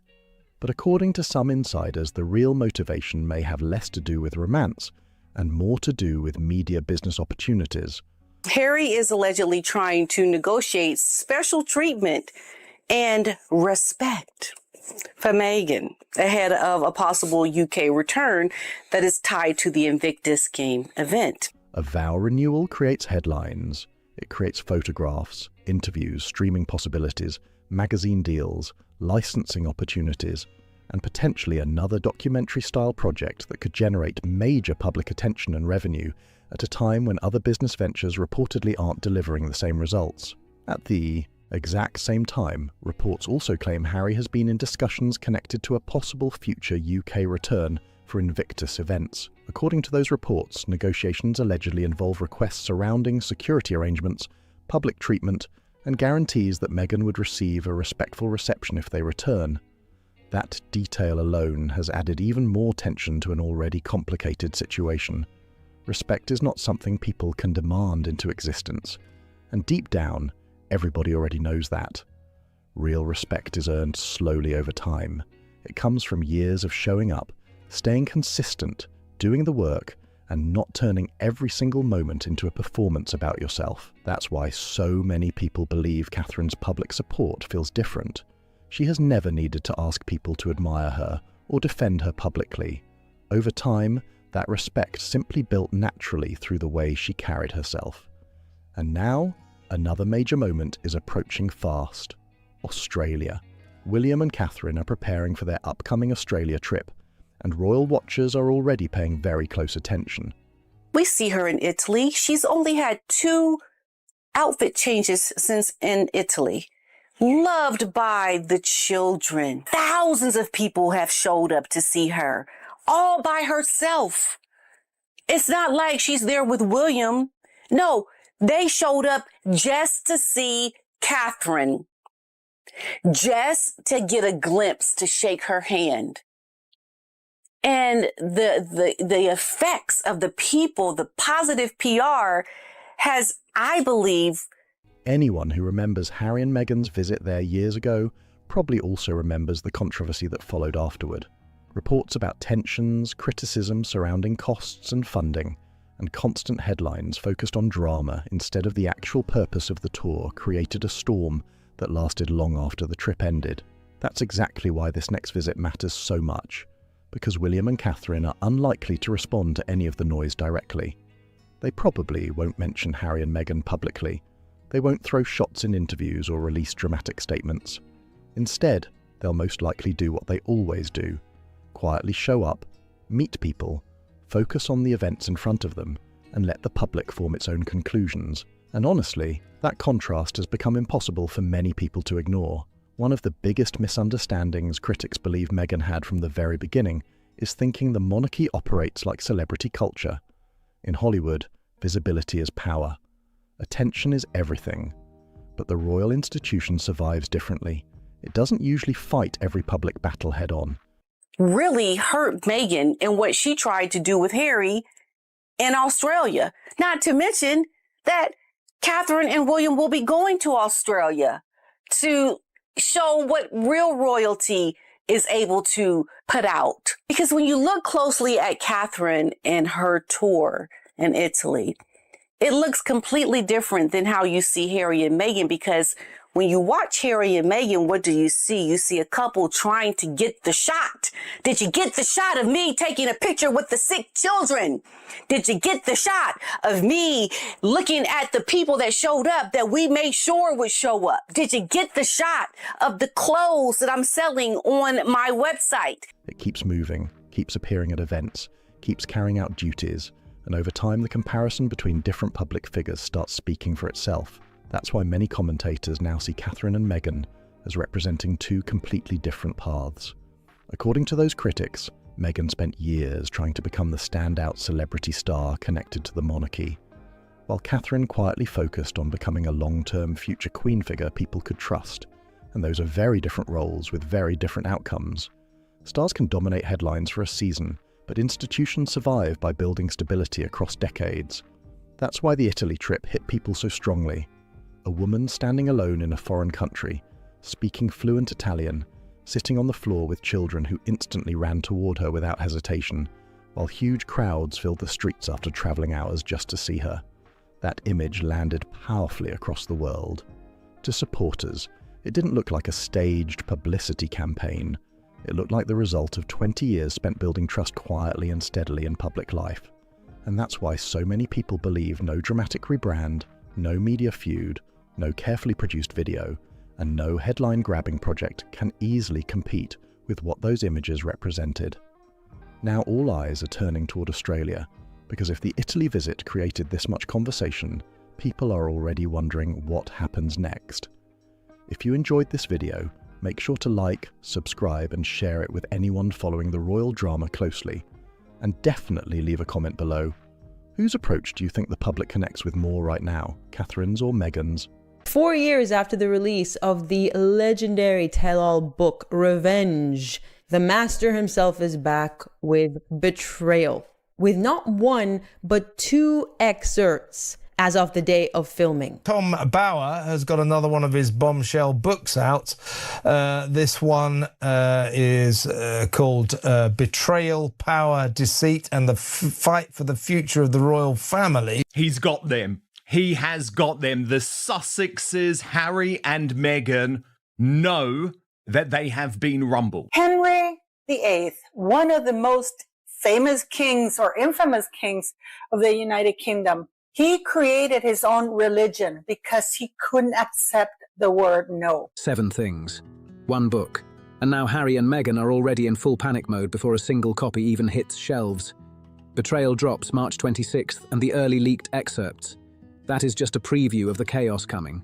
New revelations from the journalist Tom Bauer, whose devastating new book about the Sussexes, Betrayal, Power, Deceit, and the Fight for the Future of the Royal Family, paints Harry in the worst possible light. Here is what this book is about to reveal, and why every single detail hits hard, like a straight knockout punch. Back in 2020, Harry and Meghan signed a reported £100 million deal with Netflix. Yeah, £100 million. For a couple with 0 production experience, no creative history, and no proven track record. Even though all the guy is doing is reporting. He is investigating and reporting. Harry and Meghan, that is called journalism. Apparently, though, the 2 of them don't know that. However, by actually responding to these excerpts, the only thing they really brought to the table? Their connection to the royal family and their willingness to speak out about it. So what actually came out of that massive deal? Portion of the excerpts isn't exactly new information per se, but perhaps more detail, more insight into the incredibly shaky relationship. Tom Bauer, one of Britain's most respected authors, someone who had a long career of revealing the truth. One docu-series heavily focused on criticising the royal family. A children's show called Pearl that got cancelled before it even saw the light of day. A polo documentary that barely got attention. And then With Love, Meghan, the lifestyle show that was supposed to be their big comeback moment. Fast forward to January 2025, Netflix hosts its annual showcase at the Egyptian Theatre in Hollywood. This is not some small event. Every major star, top executive, and key decision maker is in the room. Netflix Chief Content Officer Bella Baharia takes the stage for a full hour, highlighting the biggest shows and the most important talent. Before he tackled Meghan Markle and Prince Harry, is somehow a conspiracy theorist for deciding to tell the truth about them. They detest Tom Bauer because of the damage that original book did and because he publishes the truth. The truth for Harry and Meghan is like kryptonite. It literally makes them dissolve. And Meghan's show, not mentioned, not once, not in the speech, not in the glossy brochure handed out to every guest. Complete silence. Then comedian John Mulaney walks up and drops a line that cuts through the entire room. He says, "This is a really fun experiment, not since Harry and Meghan has Netflix given more money to someone without a specific plan." Is somehow a conspiracy theorist for deciding to tell the truth about them. And my God, there are truth bombs in this new book, Betrayal, the follow-up to Revenge, which backs up much of what I have been reporting about not only the strains in Prince Harry and Meghan Markle's relationship, but the completely dire state of their finances and their business. The audience reaction? Snickering, awkward laughs, and a few loud groans. Bauer points to this as the exact moment Hollywood decided it was finished with them. No quiet shade, no behind-the-scenes whispers. This was public, direct, and brutal. A comedian calling them out by name at their own streaming partner's biggest event, and The Room. Is in trouble. Their Harry and Meghan series has a 12% Rotten Tomatoes audience score. The people have spoken. They're done. They loathe Mr. and Mrs. Markle because Megflix portrays an insecure spare to the throne and a social climber as two silver spoon radicals that'll pimp any woke cause for cash. It laughed. That £100 million deal, gone. The content didn't land, and now the most powerful room in entertainment had just laughed at them out loud, in public, with zero hesitation. So when the Netflix momentum faded, there was only one lane left, their charity, Archewell. Well, Buckingham Palace is facing damaging new claims from Harry and Meghan about their messy exit from the royal family. Last week, the first three hours, I guess, of their truth, as they were referring to it, landed on Netflix. Look, we learned a lot more last night than what we did earlier last week. The docu-series went into real detail about the lack of protection the couple received from the palace. Launched in 2020, it was presented as their bigger purpose, the reason they stepped away from royal life. Not about status, not about money, about impact. But Bauer dug into the 2024 tax filings, and the numbers raised serious questions. 5 hours of Polo on Netflix. And I'm actually not exaggerating when I say this was the least entertaining, most self-obsessed, worst series on Netflix in its history, and actually the final nail in the coffin of Prince Harry and Meghan Markle's entertainment career. Archewell reportedly brought in $2.1 million, but spent $5.1 million. That is a $3 million gap in just 1 year. Now look closer at how that money was used. Around $913,000 went to salaries for just 2 remaining staff members. That is close to $500,000 per person.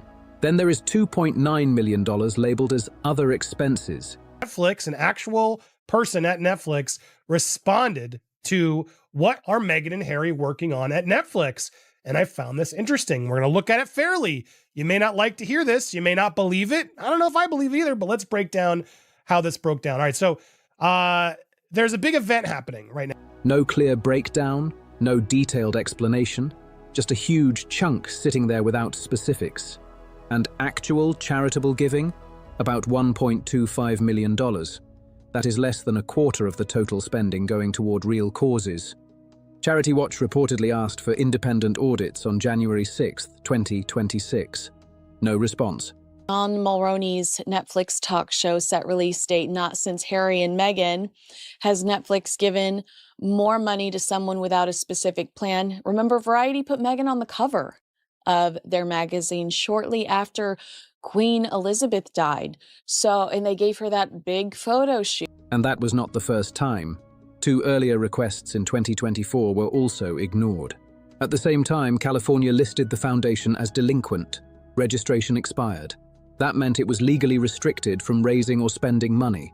Staff cuts followed, with 3 employees, around 60% of the team, let go. Then in December 2025, something changed quietly. And Harry and Meghan, the honest way to deal with somebody like Tom Bauer, if you are Harry and Meghan and a public figure, is to mostly just ignore. You don't respond, you don't comment, you don't engage. Because to engage actually kind of elevates him. How many other authors have written a book or written articles and stuff and they don't respond? Harry and Meghan have never responded to what I say. No big announcement, no press push. Archewell Foundation was rebranded into Archewell Philanthropies, with operations shifting into a new entity called Parents Together. Bauer raises one big question that keeps hanging in the air. When $5 million is spent, about $1 million goes to charity, nearly another $1 million goes to salaries, and $2.9 million is labelled as other. Where did the rest actually go? And while all of this was unfolding, Meghan was moving in a different direction. Look, there's been leaked financial details from the Archwell Foundation that's quite fascinating because it shows that there's 2 donors who've given, one of them 15 million and one 3 million. There's been speculation whether or not that 50 million came from Oprah Winfrey in return for that big television exclusive that the couple did with her. But it's fascinating that these records also show that their ability to raise money from the public seems very small, only about $5,000. A lifestyle brand, American Riviera Orchard, launched in 2024, later rebranded as Ever.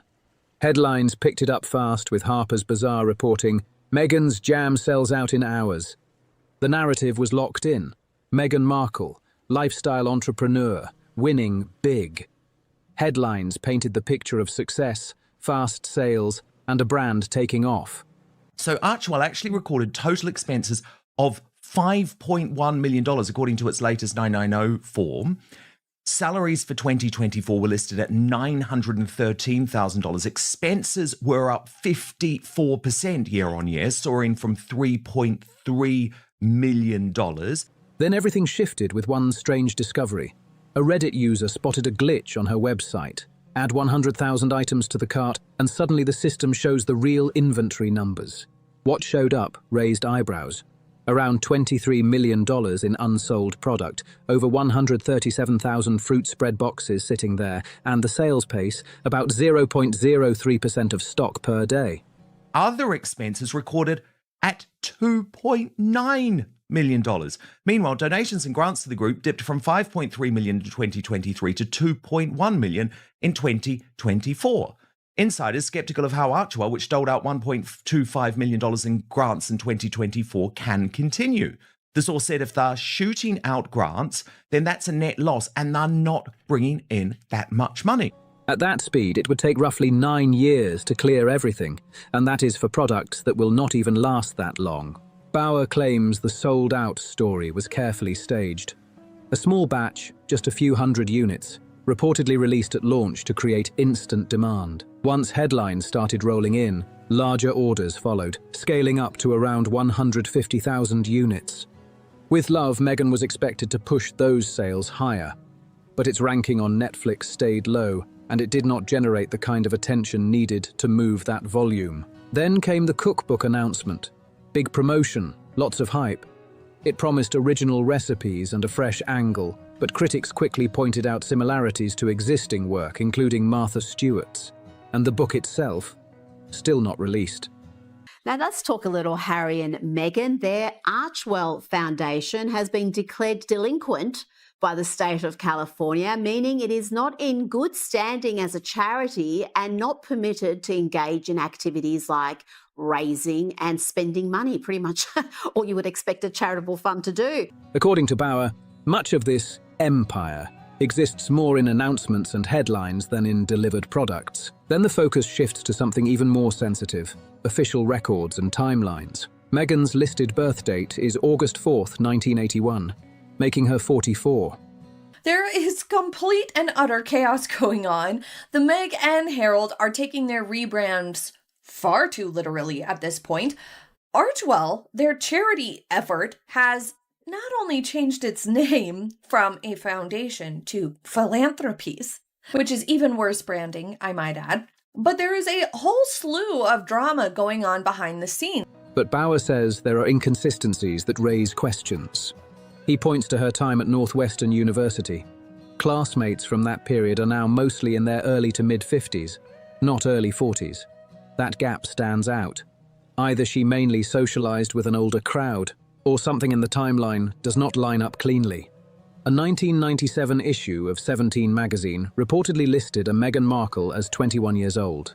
Meghan's As Ever products are finally out. We finally know what they are. I've got a little list here, and I'll read through some of them and see what you think. It proves what you have been saying for some time, that As Ever is a flop, is a disaster. But the fact that this has been allowed to happen, Brittany, shows you what a shoddy, substandard, amateur hour business Meghan is running.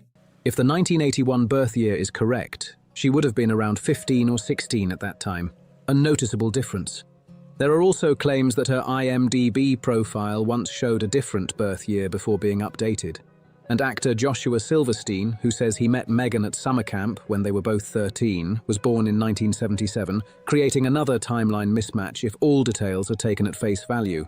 Bauer presents these points as unresolved questions rather than confirmed conclusions, but in Hollywood, age can directly affect casting opportunities and career paths. If those timelines were different than stated, it could change how her career progression is understood and why certain roles or opportunities played out the way they did. Meghan is releasing her first solo cookbook link in early 2026. It's going to tie her lifestyle brand, as ever, into, I guess, her cooking.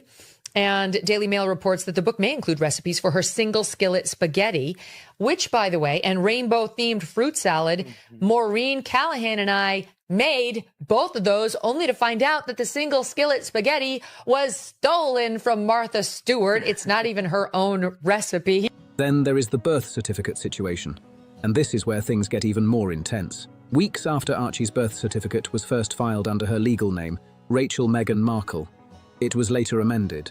Her name was removed completely and replaced with Her Royal Highness, the Duchess of Sussex. According to Bauer, palace insiders said they could not recall this happening before.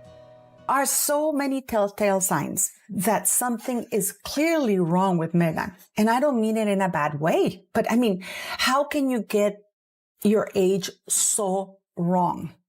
Did you know that in 1997, when she met Yasmin Bleeth, when she claims that she was working for Humphrey Yogurt, age 13, she also, or somebody with the name Meghan Markle, filled out a questionnaire for Sears, the company, claiming that she was 21 years of age. A mother's name being removed from an official document like that, it stood out immediately. Now add in everything else.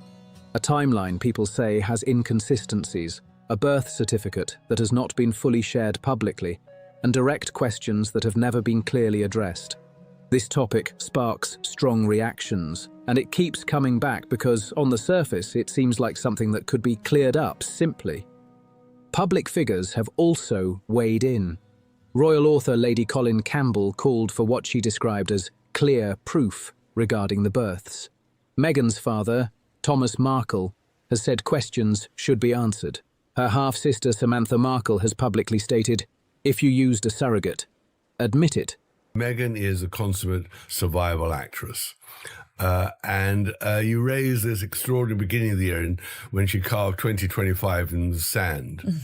And, you know, it's a very, very interesting image that it came out on New Year's Day this year, because the previous weeks had been absolutely turgid and torrid for her. She had been dubbed Duchess Difficult again. There have been allegations of bullying. Tyrant in high heels. There are also claims that speculation has been circulating for years, including comments attributed to a palace courtier in media reports. At the same time, both children have been kept largely out of the public eye since birth, which is a noticeable shift from past royal traditions, like the well-known hospital steps photo that usually follows a royal birth. The conversation even spilled into pop culture. A satirical show portrayed an exaggerated scene involving a baby bump, turning online rumors into something more visible. She had a very clear idea of where she wanted her path to take. You know, they are eating into capital, and that they sort of, to an extent, been for much of their marriage eating into some capital. And also he doesn't have that amount of money. People seem to think that because he's the king's son, he's rolling in money. He never was. That moment did not come out of nowhere. It echoed real clips that had already sparked debate online.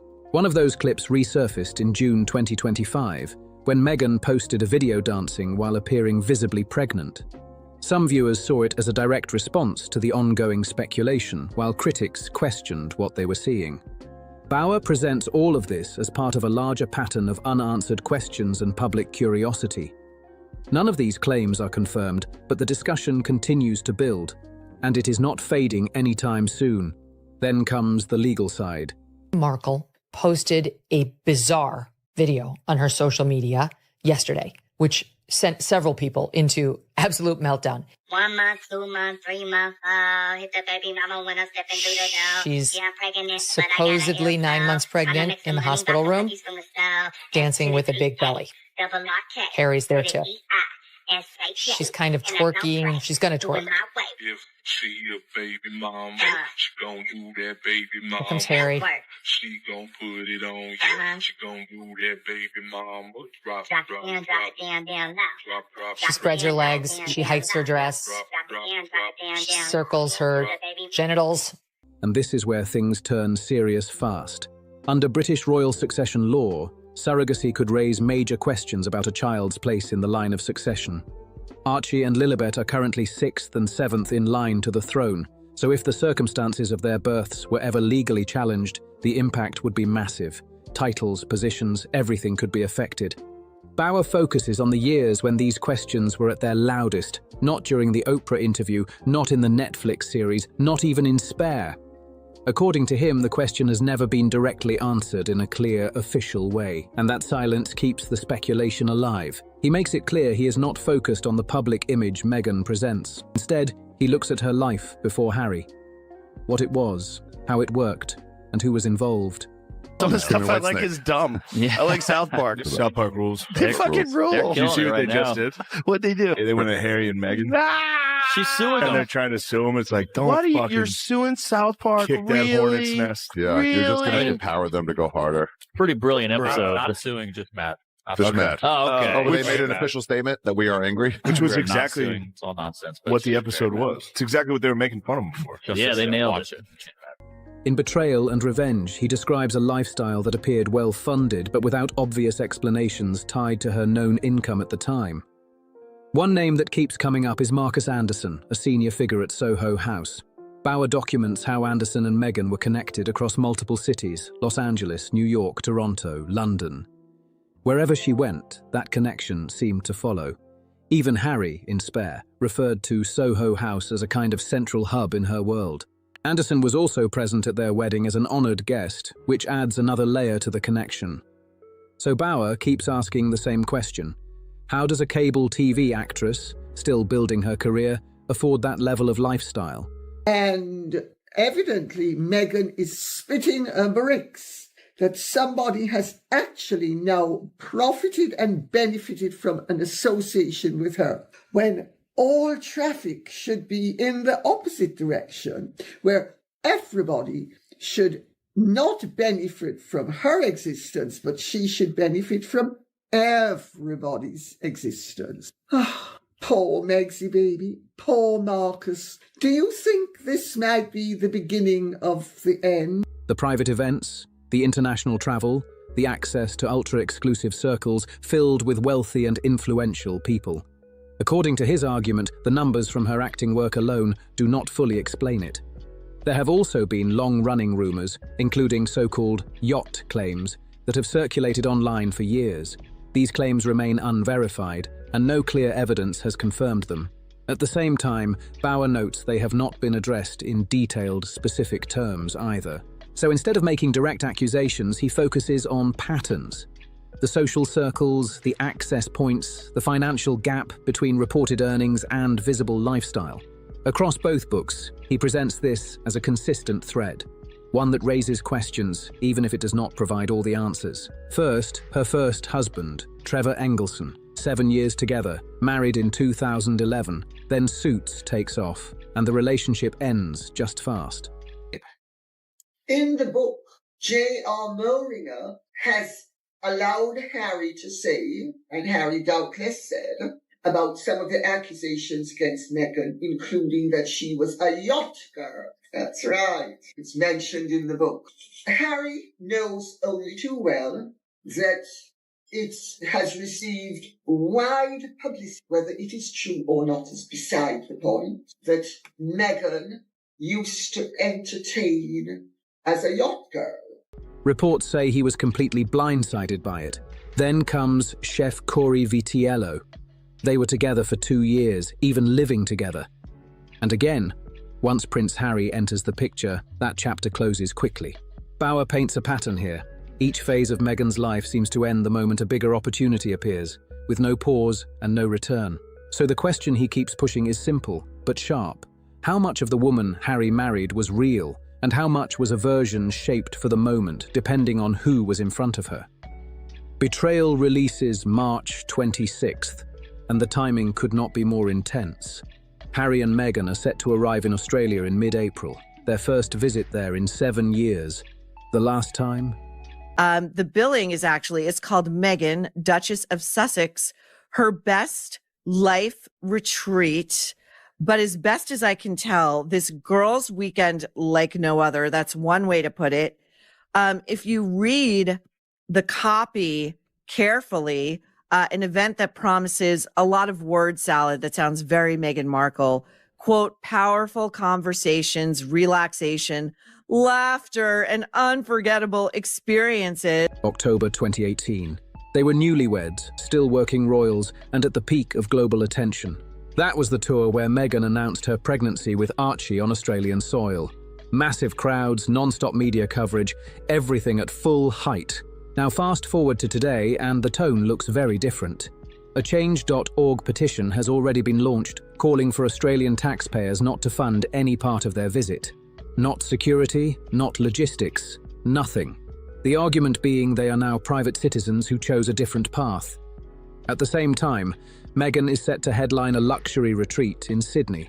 Ticket prices reportedly start at $2,699, with VIP packages going up to $3,199, including a group photo, attendance capped at around 300 people. Harry is also scheduled to speak at a workplace mental health summit in Melbourne. Critics are raising eyebrows, though, over the price tag, questioning the motive behind the Duchess's latest venture. Are you sitting down for this? If you haven't already seen this story, I hope you are sitting down. Get ready. She is planning to headline a woman's retreat in Australia for the podcast Her Best Life. Podcast host Jackie O and Gemma O, O'Neill and O. Henderson, whatever, never heard of these people. They've recruited Meghan to lead the event, which will focus on powerful conversations, relaxation, laughter, and unforgettable experiences. And Bauer brings up controversy here too, referencing claims about online harassment linked to supporters, including Sophie Chandauka, who had been involved in charity work before stepping away from social media. Some commentators are not holding back. Royal commentator Rob Shooter said it directly. It's not a royal tour. Others describe it as private appearances happening alongside ongoing royal attention. Royal historian Tim Ewart has argued that Australia played a major role in shaping their royal trajectory, and possibly even in their eventual departure from that life. And one detail from 2018 keeps resurfacing.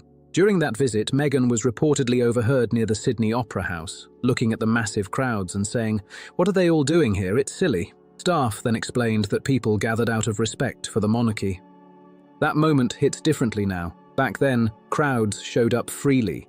In 2026, access comes with a price tag, thousands of dollars for a chance to be close. And here is the bigger picture Bauer builds. That Harry and Meghan are the experts on bullying and so he'll be able to tell everybody, but he's not going to say, "Oh, no, my wife is a terrible bully and I know what you have to avoid." He's going to pretend as if it's all new to him, and but he knows all about avoiding bullying. Well, yeah, he does, because he trails in the wake of a bully. And, I have to tell you, wouldn't it be wonderful if somebody leaked that Buckingham Palace report on her behaviour? Because I gather it's incendiary. By the time they land in Australia, every journalist there will have seen the headlines, read the excerpts, and studied the claims. Every camera will be locked in, every question ready. Bauer is not presenting this as just a story. He frames it like a case, multiple points, all tied together, a £100 million Netflix deal that ended in public criticism, a foundation with millions spent and far less visibly directed to causes, a product launch facing questions about scale and demand, timeline debates that remain unresolved, ongoing public curiosity about personal details never fully clarified, a pre-royal life with connections and access that raise eyebrows, and now a high-profile trip landing right as all of this resurfaces at once. Unlike past moments shaped by interviews or controlled releases, this situation is unfolding in real time, and it is drawing attention from every angle. Oh, wow. Anna Wintour has just banned Meghan Markle and Prince Harry from the Met Gala. But the other theory about this is that Meghan, it was yet again another invite that Meghan secured herself. She wasn't on the invite list. And the proof that all these online sleuths offered was the actual card for the evening that listed all of the special guests, honorees, and those who would be speaking. And not on that list was Meghan Markle. Meghan Markle just got hit with what many are calling one of the biggest shocks of her public life. The snub stings particularly hard for the Duchess, who actually had a shot at attending this year's costume art-themed event, given that two of the co-chairs, Beyoncé and Venus Williams, have loose connections to her social circle. Reports are swirling that she was completely shut out of the Met Gala 2026, with none other than Anna Wintour and Lauren Sanchez Bezos allegedly behind the decision. For years, Meghan has worked hard to convince the world she belongs in the fashion spotlight. She's pushed the image, stepped out in headline-making outfits, and aimed to secure that fashion icon status. So she showed up a week ago alone at the 15% pledge gala, which I've never heard of. None of us in the media have ever heard of this thing. This goes to show you what we're deigning to attend now is and she's sashaying in. You guys, if you're just listening to this, you've got to watch this part on the YouTube thing. She's swaying those hips and she's smiling and she's looking around and she's waving some handler, some peon off the blue carpet. And she's got her chin in the air. She looks like this gown, Kinsey, can we just talk the fashion for a moment? Oh my God. Ugh. How awful, how dated and tacky and just tragique is that gown? But now, the very event that could have cemented her place at the top has reportedly turned her away and left her off the guest list entirely. And this isn't just any rejection, it cuts deep because of who's involved. Anna Wintour isn't just influential, she is the fashion world. With over 30 years as Vogue's editor-in-chief, she decides who rises and who disappears in high fashion. Raise the stakes. Does that change the energy of the carpet? They upped it. Love B, and just excited to have her there. And it's just going to be such an amazing night. The Met's always full of so many surprises, so I'm just really excited. If you fall out of favor with her, your seat at the table can vanish just like that. Then you've got Lauren Sanchez Bezos, a powerful media figure and the wife of one of the richest men alive. Together, these two don't just influence the Met Gala, they practically control it. She's got wrinkles. She always looks unkempt in some way. It's I saw a close-up, and this is not to be petty, but this is the result of forcing yourself in our faces every 5 freaking seconds, and we're all sick to death of you. I saw someone online zeroed in on the heels of her feet in that dress. Noted that she was in desperate need of a pedicure. The heels are in rough shape. It's that kind of stuff, that lack of, we always, the line on Meghan that we always heard at the very beginning of Megxit was, well, she's such a stickler and has such an attention for detail that even the most senior members who have served the royal family for decades can't simply keep up with her. She's just a dynamo. And she shows up like this. Once they make a call, that's it. No debate, no second shot, no way back in. When the invitations for the 2026 Met Gala reportedly started going out, the biggest names on the planet were said to be locked in. She's only interested in Nigeria, now you mention it, because guess what? She found a way to make the African nation all about her, because she found out that she had some historic connection through her ancestors being of Nigerian descent. Beyoncé, Venus Williams, and top figures from music, sports, film, and high fashion all allegedly received their golden tickets without a problem. The doors were wide open for them, but not for one duchess who clearly wanted a seat in that room. Fashion's biggest night just raised the stakes with its 2026 co-chairs. Alongside Anna Wintour, who always runs the show, names like Beyoncé, Nicole Kidman, and Venus Williams were tapped to lead the event, with Vogue's global editorial force behind it. She elevates. Well, did she elevate a bedspread? Because that's what I feel like I'm looking at. I feel like I'm looking at a goose down bedspread. You know what it looks like? It looks like a Gunny Sacks gown from the 80s. Ooh. That would be advertised in 17 magazine to wear to your prom. Yeah, it's oh, not you'll cute. steal his heart in this, you But know? also, like, have you know, like the train? The train is completely inappropriate. You're not the one being honored at this event. Tina Knowles Great is. point. Why are you walking up in a train longer than your wedding train? You're trying to steal attention from the people that are there to be celebrated. It was shaping up to be one of the most exclusive lineups yet. And then the shock hit. Meghan and Harry reportedly didn't make the list at all. Sources claim Meghan was caught completely off guard, feeling hurt, frustrated, and stuck with no way to change what had already been decided. And here's where things really take a turn. The very people Meghan has publicly called her friends, her Hollywood circle, her supposed allies, they all secured their invites with ease. Meghan Markle, apparently her attempt to get on the cover of Vogue has failed due to her long list of demands. Well, yes, Danica, she was proposed to be on a Vogue cover here in Britain, but she wanted to be on the cover also in America. Vogue said no, they weren't warming to this idea. She had a whole list of demands that she wanted to do this cover, and it ended in tears, as it always does with Meghan Markle. So it's again showing she's very difficult to work with. They're all going, but she's not. And that kind of situation hits in a completely different way. It's one thing to miss out on a guest list, but it's another level entirely when your so-called inner circle is walking right through doors that are firmly shut in your face. That realization? It stings, and it shows.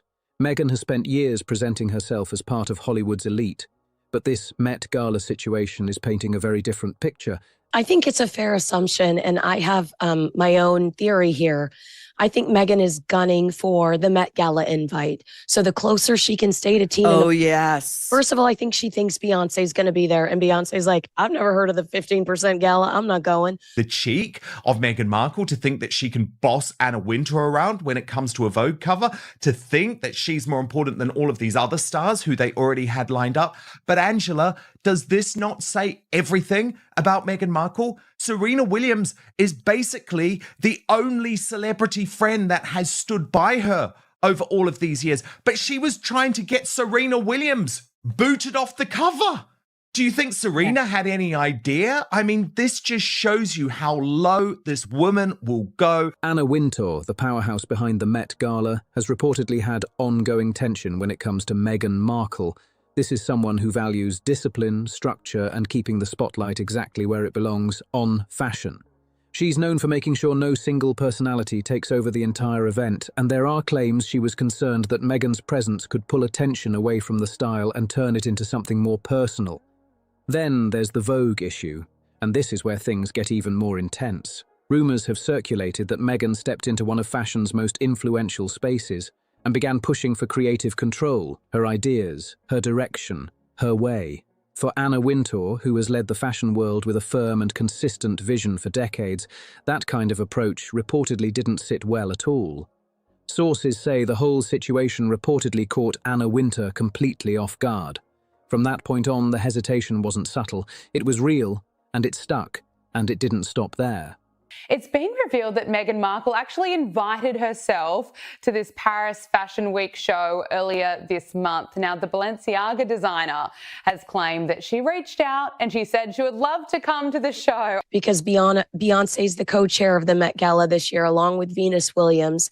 And Meghan thinks this might be the year. This might be the year. Okay, Kinsey. The Met Gala invite. Is this the year that Meghan gets the... Imagine you're so desperate. You know, again, just to... Another Gwyneth callback.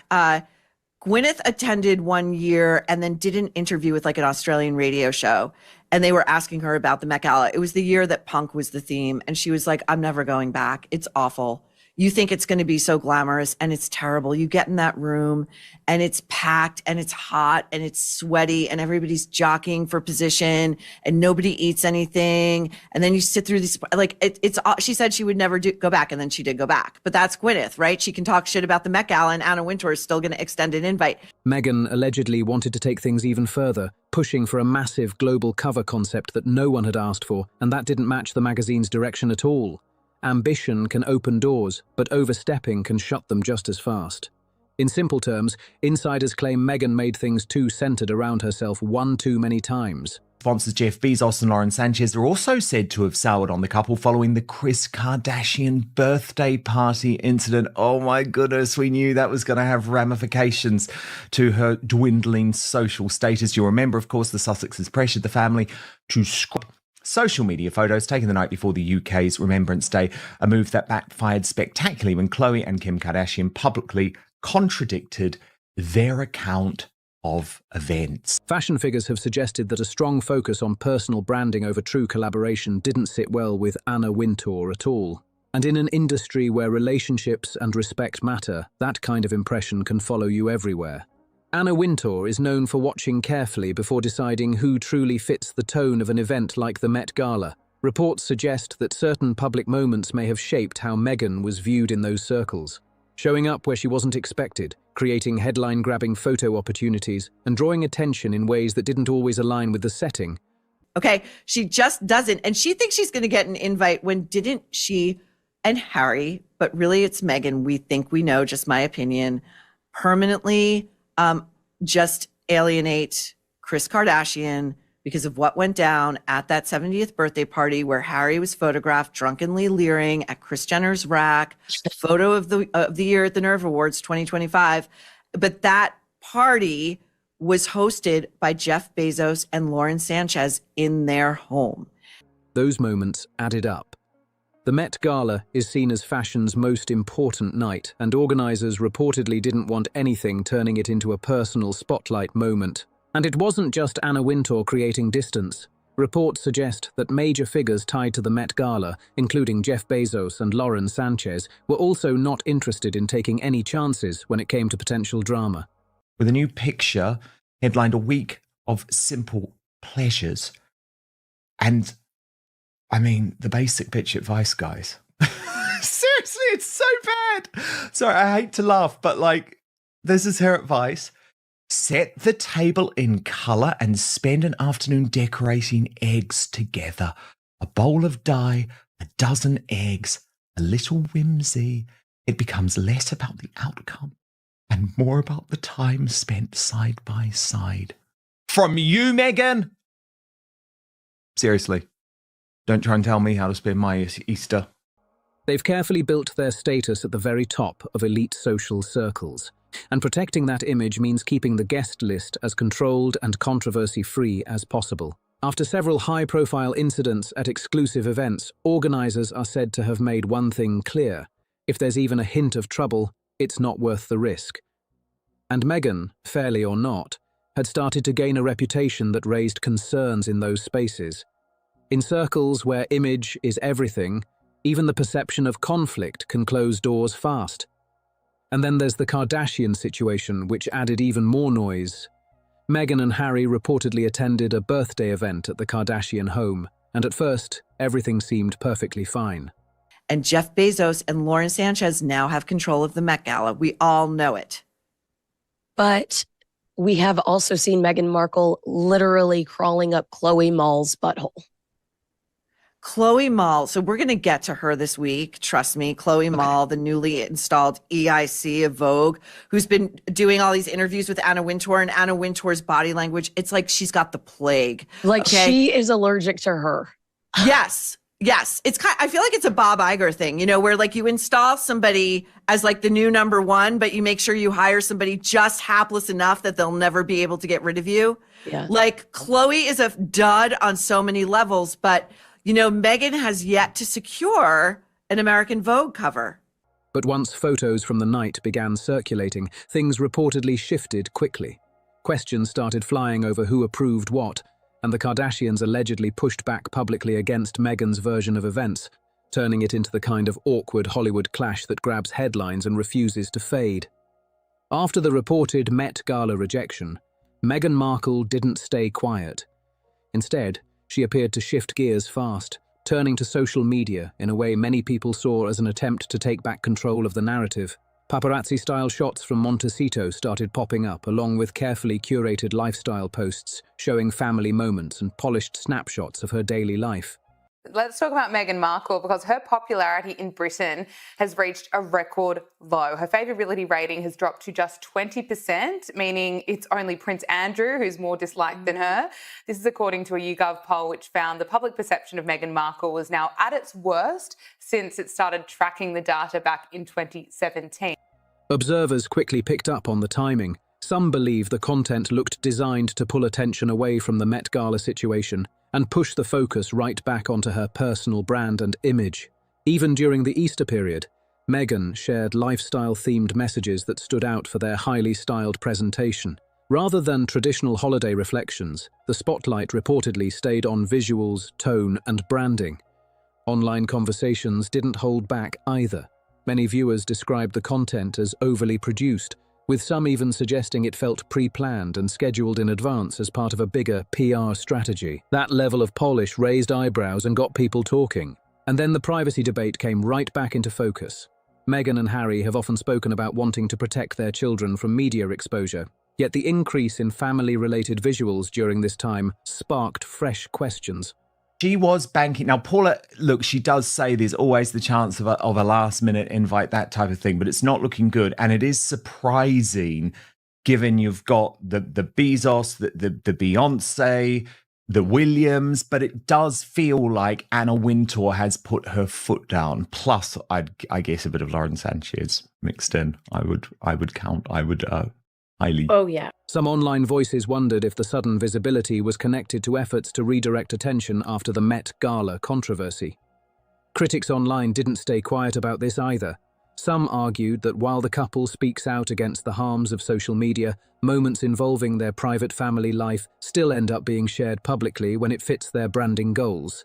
That contrast sparked debate, with people questioning where the line is really being drawn.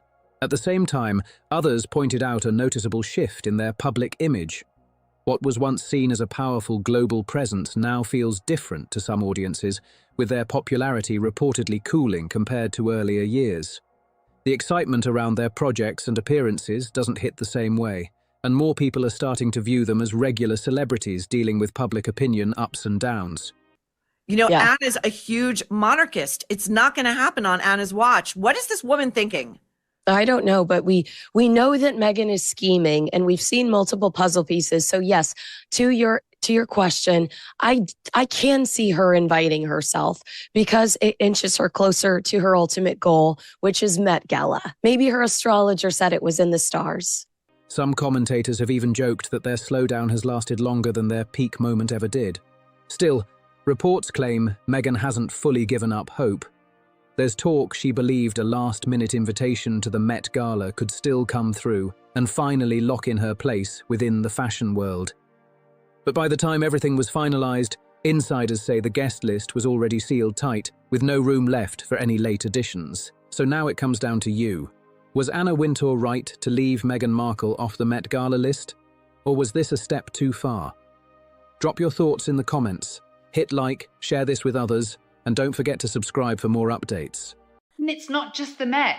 They were absent from all events during King Charles's US visit this week. Royal events, White House events, just a full clean sweep of not there. The snub stings, particularly hard for the Duchess, who actually had a shot at attending this year's costume art-themed event, given that two of the co-chairs, Beyonce and Venus Williams, have loose connections to her social circle. Look, we've got to talk about that couple formerly known as royals, Harry and Meghan.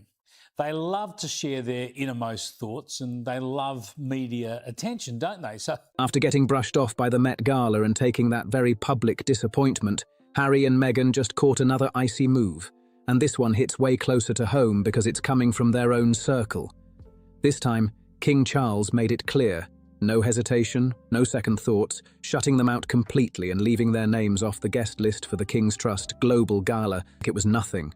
Wednesday's Global Gala marked the 50th anniversary of the King's Trust and included A-listers like Anna Wintour, Karlie Kloss, Donatella Versace, Martha Stewart, Megan Fahey, Leo Woodall, Amon, and Nina Dobrev.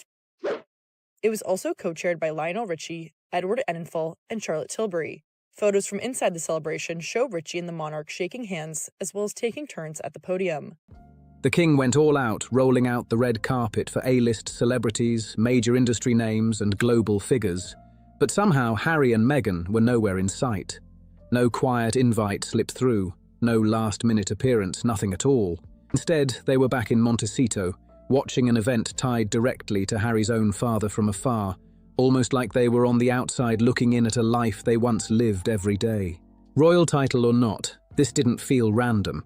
It came across loud and clear, like a deliberate move, and people are catching on to that quick. And it doesn't end there because the missed chances just keep piling up back to back. Reports also claim they didn't land an invite to the Met Gala on May 4th either, which could have been a major spotlight moment for Meghan in the fashion scene, possibly shifting how the industry views her completely.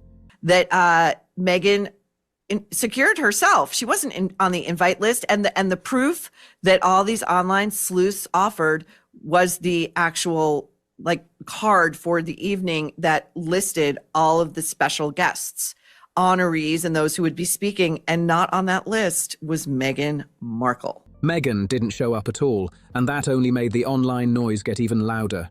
People started talking fast, and critics jumped in, saying she has a way of pulling attention wherever she goes, sometimes even shifting the spotlight away from the event itself. Meghan Markle not invited to the Met Gala again? Shocking. The biggest fashion night of the year. Anna Wintour, Beyonce, billionaires everywhere. And somehow, the future of fashion didn't make the guest list? But I thought you were going into fashion, Meghan. No one assumed that, Megs. Literally no one. That kind of reputation might be playing a part in why these elite invites aren't landing right now. Word is, King Charles wanted his US visit to stay smooth, controlled, and completely free of drama. And it's no secret that wherever Harry and Meghan step in, headlines follow right behind them. Cameras turn, stories flip, and suddenly the focus goes somewhere else entirely. So looking at it like that, the easiest move was cutting out any chance of distraction and keeping them off the list completely. And when it came to the King's Trust Gala in New York, Charles didn't hold back at all. He stacked the guest list with major names like Anna Wintour, Martha Stewart, Donatella Versace, and Edward Enninful. It was loaded with heavy hitters, fashion icons, and powerful figures from all sides of the industry. The whole night turned into a full-on spectacle. Buckingham Palace says Prince Harry and Meghan Markle will no longer be working members of the royal family. In a statement, Queen Elizabeth said Harry, Meghan, and Archie will always be loved members of my family, but she recognizes the challenges and intense scrutiny they've experienced. As a result, Meghan and Harry will no longer receive public funds and will no longer use their titles. Camera flashes going crazy, elite conversations happening in every corner, energy through the roof. But the one detail people couldn't ignore, his own son wasn't there. That contrast hit different. The king crossed the Atlantic, shook hands, shared moments with global icons, yet didn't link up with Harry, who was just a short flight away. And if King Charles, Harry's own father, didn't put his name on that list, then it brings up a bigger question. Why would someone like Anna Wintour step in? She's deeply connected to royal circles and has watched everything play out in public. So when people ask why Harry and Meghan didn't show up at the Met Gala either, it suddenly doesn't seem confusing at all. It starts to make sense in a very direct way. In just 1 week, two of the biggest events in the US delivered the exact same message. Right. I mean, I think it's a fair assumption, and I have my own theory here. I think Meghan is gunning for the Met Gala invite. So the closer she can stay to Tina. Oh, yes. First of all, I think she thinks Beyonce's going to be there, and Beyonce's like, I've never heard of the 15% gala. I'm not going. You're not on the list. That's not coincidence. That's a pattern forming right in front of everyone, and people are clocking it fast. And realistically, if Harry did show up, what role would he even have? There's no official royal duty tied to it, no clear position, no structured reason behind the appearance. He would have just blended into the crowd, and that's a completely different image from what people were used to seeing before. His absence didn't come off like a simple scheduling clash. It felt planned, sharp, and very intentional. The organizers were clearly aiming for a smooth, controlled night with zero surprise headlines stealing the spotlight. No distractions, no side drama, no sudden shifts pulling attention away. This event holds serious weight for King Charles. It connects to his charity work, his public image, and the legacy he's building step by step, and nothing was going to get in the way of that. Getting invited to a gala like this isn't just about showing up. It sends a message to everyone watching. It tells people you're trusted, you're valued, and you're still locked into that inner circle. Prince Harry is really keen to get his father involved, which I can tell you now Prince William will not let happen. So when a name is missing, that silence speaks loud all by itself. Harry and Meghan being left off makes one thing clear. They're not being viewed as part of the King's working circle right now, and this event put that on full display for everyone to see. Things around the palace have been pretty calm lately, at least on the surface. Aside from the ongoing situation around Prince Andrew, there hasn't been non-stop chaos filling headlines.